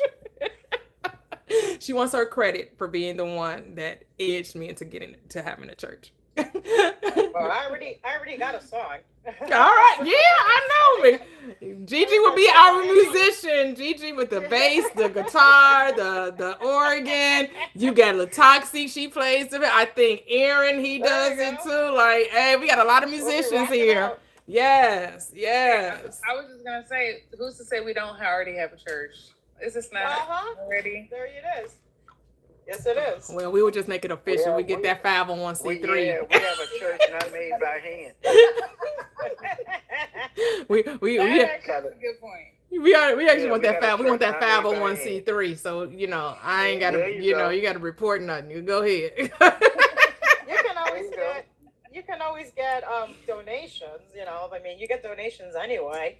And what I love that you're not. What I love about meeting you, and finding you on TikTok or TikFlower if you're a plant. You weren't trying to sell me anything. You were just speaking. At first, you popped up in my For You, and I'm like, okay, let me check out this nice lady, because it got me with Prosperous Living, got me, and then I was hearing you, and you were saying, you're God, and all you got to do is be you. Do it how you want to do it. I'm paraphrasing, of course, but that's what caught me. You weren't trying to sell me anything. You weren't like punishing me or saying, "Oh, why aren't you doing this? Why aren't you doing that?" You were just like reminding me of who I am. And I just said, wow. And I immediately was like, this woman is my best friend, and she doesn't know it yet, but she will. She's my best friend. Because you weren't trying to sell me anything. And so when I've had people like ask me about manifestation and stuff like that, I said, go to my bestie's page. She's not going to try to sell you anything. All she's going to do is remind you of who you are. So I love that. I mean, if you ever do that, I mean, that if you ever want to do one-on-ones, that's on you. But I love that you don't, because you can always get donations. I mean, if people give you donations, great. Yep. Because you're pretty much, what everybody else is selling is basically selling them how to be them, how to be themselves, how they are. It's like teaching somebody to breathe. Remember that when that came out in the 90s? I'm going to teach you how to breathe. You teach me how to breathe every day. Right. I'm standing here. I'm alive, so I'm assuming that I'm breathing. So it's you're showing us who we are. You're reminding us of who we are. And I love that you don't charge. So I'm just putting it out there. I'm just being a little girl. Don't change. Appreciate that. Love you just the way you are. Oh, thank you. Don't go changing. Try to please me. Oh, we have Andrielle. Hello, Andrielle. Hi, Andrielle. Can you hear me? You sound a little echoey. Oh, okay. There you go. Right now it sounds better. It sounds better now. Okay. Hi. I just wanted to say, when you was talking about charging and stuff like that, you kind of remind me like of Florence Scovel Shinn. You know how reading her books, people would ask for her to give them an affirmation or ask for them to speak something over their business or stuff like that. And so that's how to kind of remind me of you, because she didn't, go in deep into their story. She just gave them, a solution to whatever was going on. And so she didn't say that she got paid. I just automatically assumed she was because it was covered to her. You see what I'm saying? Right, right. You know, speak a word over my blessing, or speak this over this situation, and she would just give them, and they'll call her back with the, you know, the testimony of it working. You know what I'm saying? One of the things that drew me to you was your authentic, you know, being authentic and being yourself, and not selling anything. Because to me, I feel when, you know, you see some of these people on here, the first thing they do is, when you want a little bit more, you gotta pay for it. And I feel like a person gonna pay for it when they feel, well, let me bless this person, you know, because they have been a blessing to my life. So this is a bless. This is me giving back. This is me, sowing, like, how the church sowing a seed into their, their mission, you know. So for me, that's how I look at it. That's how I was like, well, yeah, she kind of remind me from that. I don't go on your backstory. I'm just gonna tell you the new, sub concept. I'm like, yeah, that's like being like Florence. That's what she did. That's what she did. Even with Neville, like that's what he did. Like they would tell him a little bit, and he'd be like, okay, now you're gonna think this way. Now you're gonna see it from this point of view. Now you're gonna see them this way, And so and many others from back in the day, like Waddles and all them, it's like they all just gave them a solution. Also, I want to thank you and the rest of the ladies, Gigi, the Toxic, everyone that spoke today, Cheryl, everyone that spoke. You all really have helped me to remember who I am. Especially in this book, I have gone through some medical things right now, and it just helped me to go back and to start speaking, like, because I really, like, it was devastating, so it really was like a blow to me. And so I was like, okay, I know what I got to do. I could hear Toya say, okay, so how you want the outcome to be? No matter what the doctor's saying, or what this person is saying, like how you want the outcome to be, And so I'm like, okay, I got to get back to it. And what's so funny is that's what was on me so heavy. It was like, Andrea, you know what to do. You know what to do. You can, speak the opposite of what's being said of you, And so it's just been me just dealing with my emotions, and me allowing myself to feel it. You know what I'm saying? Like, not beating myself up and like, you know what, you shouldn't be feeling this. Like, no, I'm allowing myself to feel this, but I know I'm getting back up. So that's the thing of just showing myself grace. You know what I'm saying? And realizing that, we have our days. It is okay. And that's where the repentance come in. That's when the change of mind and all those things come in. And so for me, it's just been, I'm grateful for every last one of you all, Kevin, everybody who spoke. And I'm grateful even for this book, because even when I was going through what I was going through, I was praying and I opened up the book. It was one of Neville Goddard's lectures, and it was speaking to me. Like everything I prayed about, it answered it right then and there. And I was like, what? So but yeah, so I just want to thank you all so much. I'm grateful that I found you too. I really feel like you say manifested each other, because I remember telling you last year my journey of, leaving the church, leaving the, how they taught it, this has really opened my eyes. I remember telling you I was very fear-based, I just got tired of being scared, tired of, living in fear. And I was like, this is not how I'm supposed to be living. I'm sorry, I just can't. I just can't. It just don't make any sense to me. And how can God love me and then send me to hell the same day? That just don't make any sense to me. So that used to always bother me a lot, And so for me, it was like that journey of me, reading Neville. Florence was the first person, and then Neville, and then Reverend Ike. And then it was another lady named Johnny. I can't think of her last name. Johnny Coleman. Yeah, Johnny Coleman. I was like, man, all of these great people are coming. I'm like, who is her? And who is it? Like, I'm just like, just getting into all of them, you know, and then being amazed that this information been out since the 1900s. I'm like, wait a minute. Wait, you know, the books and stuff. 1800s, some of them, 1700s, some of them. Yeah. Exactly, 1700s and stuff. And so I just couldn't believe how this information, but it just been an amazing journey. But I'm, like I said before, I'm just grateful for you all. And I just want to say thank you. Thank you for your wisdom. I was on the Deconstructing Friday. I was like, wait, is she back on? I'm like, what happened to Wednesdays? And then I was like, okay, but I do remember she said she ain't debating nobody. Because I remember when you was debating, and if I'm like, ooh, that was some lively debates. Goodness gracious. But was. I try to stay off those because, you know, you can see where they're really taking it literally. And it's like, if y'all don't look at the esoteric and metaphysical stuff, you know, but like I say, thank you. Because I think, yeah, you can deconstruct, but you also got to know what to do now. Okay, you left the church, now what? You in limbo and you just gonna talk about how it ain't literal now? Okay, then now what? You know, what you gonna do? So I'm like, yeah, we need a space for, not need, but I just wanted to create a space where those who are leaving, those that maybe feel like they stuck in limbo and looking for, okay, what next?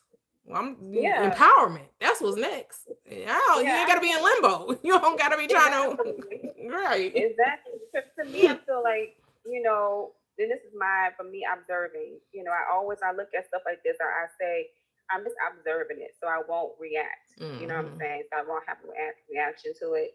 But to me, it comes across as they're angry. They're still angry. There's no like, you know, okay, I came to this realization and now I see things different. It's more of a angry, you know, there's an anger there. And so I just look at them like, you know what, they're going to be, you know, healed of whatever's going on, what happened to them. And then they'll have a new awakening and seeing things differently, you know, because sometimes it's like they be stuck on one word, but no, it said it right here. And like, and you stuck there and it's like, you can't move forward. And so for me, it's like, I stay off of those debates because I see where it is. You can see it in there and how they talk. They're angry, you know. So, but like I say, I speak blessings over them that they'll be healed. You know, me, it was just more of an awakening and realizing that God is within me. He's not mad at me. He loves me. And he always loved me. Even when I feel like I messed up, he's still there and he loved me, you know. And when I realized that it was all like heaven and hell is a mindset, that really changed everything to me. You know, it's my mind. And the Bible talks about renewing the mind so many times. And I'm like, it's the mind. It's all we're doing. It's right here. It's talking about it the whole time. So, I don't want to, you know, go too long, but I just want to say thank you. And thank it from that point of view, like you being like another Florence, another Neville, when just coming to you and say, I just need you to speak a word to help me. Just speak a word. Speak a word for my husband. Speak a word. You know, how they mean. Toya Flores, Toya Scoble-Shin. Yeah.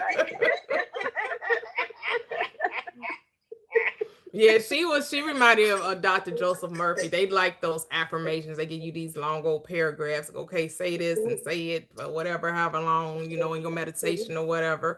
That just ain't my thing. I'm not about to give you no long paragraph of a short. I remember sometimes it was short. It was like I got her book, Your Word is Yeah.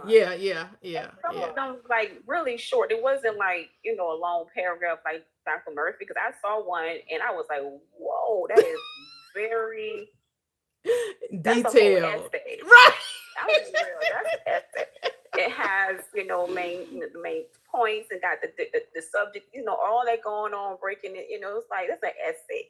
Yeah, I get it. People just want a glimmer of hope. They want to be reminded that everything gonna be okay, right? And they just need somebody to tell them that. I'm like, come to my lives Wednesday, Friday, and Saturday. That's Yeah. And you'll get your word. You'll get your word. Yeah. You'll get Yeah. your word. Right. But you were saying about working it too, not just being a hero. Because I remember reading that with Neville not being just a hero of the word, but a doer. Mm-hmm. But practicing what you are learning. I just want to say, in the beginning when I was doing all the steps, I agree with Gigi, that going to, eyes closed, I did fell asleep. I'm like, this does not work for me. I fell asleep. With that. I really did. I was like, oh, this is not gonna work for me. But just me, like you said, everybody got their different ways. I just know, just for me, writing it down and speaking it, and then seeing it in my mind. That's what helped me. Me seeing even like go back, piggyback what the doctor was telling me. Even though he was telling me some stuff, I just kept imagining myself holding my baby. That's it. I was like, I hear what you're saying. But I just kept imagining myself holding the baby. Yes. You see what I'm saying? So for me, it was like, yeah, but I see, and I'm crying.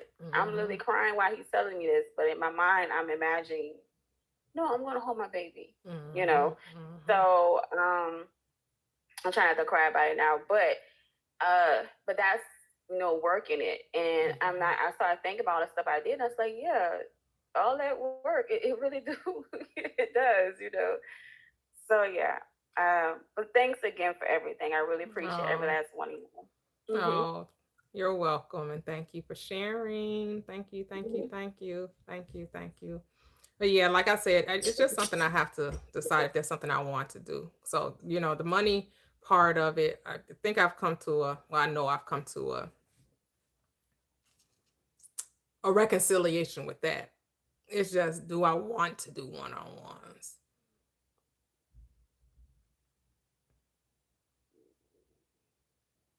That's not something I see in my future. And I look at my crystal ball, I can see more of a church than I could see one-on-ones.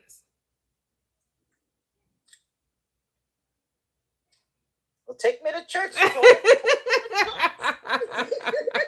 I'll be part of the online church because I'm kind of far from you. I'm in Georgia, so I'll be part of the online community. Right. Well, the church of Zoom, the church of TikTok. Can I be the announcer? And today, at the church of TikTok, we're going to be talking about manifestation. Yeah. We're going to talk about living our best lives. Can I get an amen?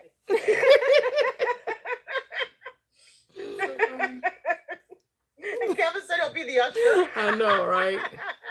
But you never know. I may be like, oh yeah, come on. I don't, I'm not going to say what can happen, can't happen. I'm not saying no to it. It's just, but I know I don't need to see a thing in order for it to take place.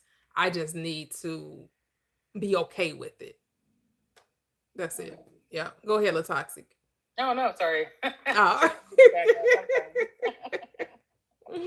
So, but again, like the thing is that whatever you decide, you just have to know there's nothing wrong with any decision, regardless of what other people think. Oh no, you should keep it this way. Oh no, you should do it. It's really not even about that. It's about you being okay with your decision. That's what it all comes down to, because other people's opinion really doesn't matter, because there is no other people's opinion, right?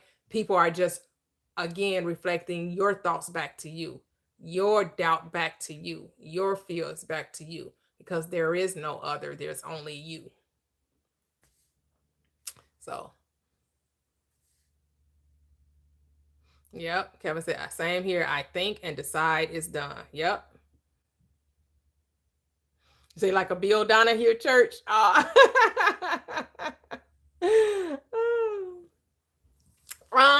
because Bill Donahue was more about decoding scripture. I'm not doing that.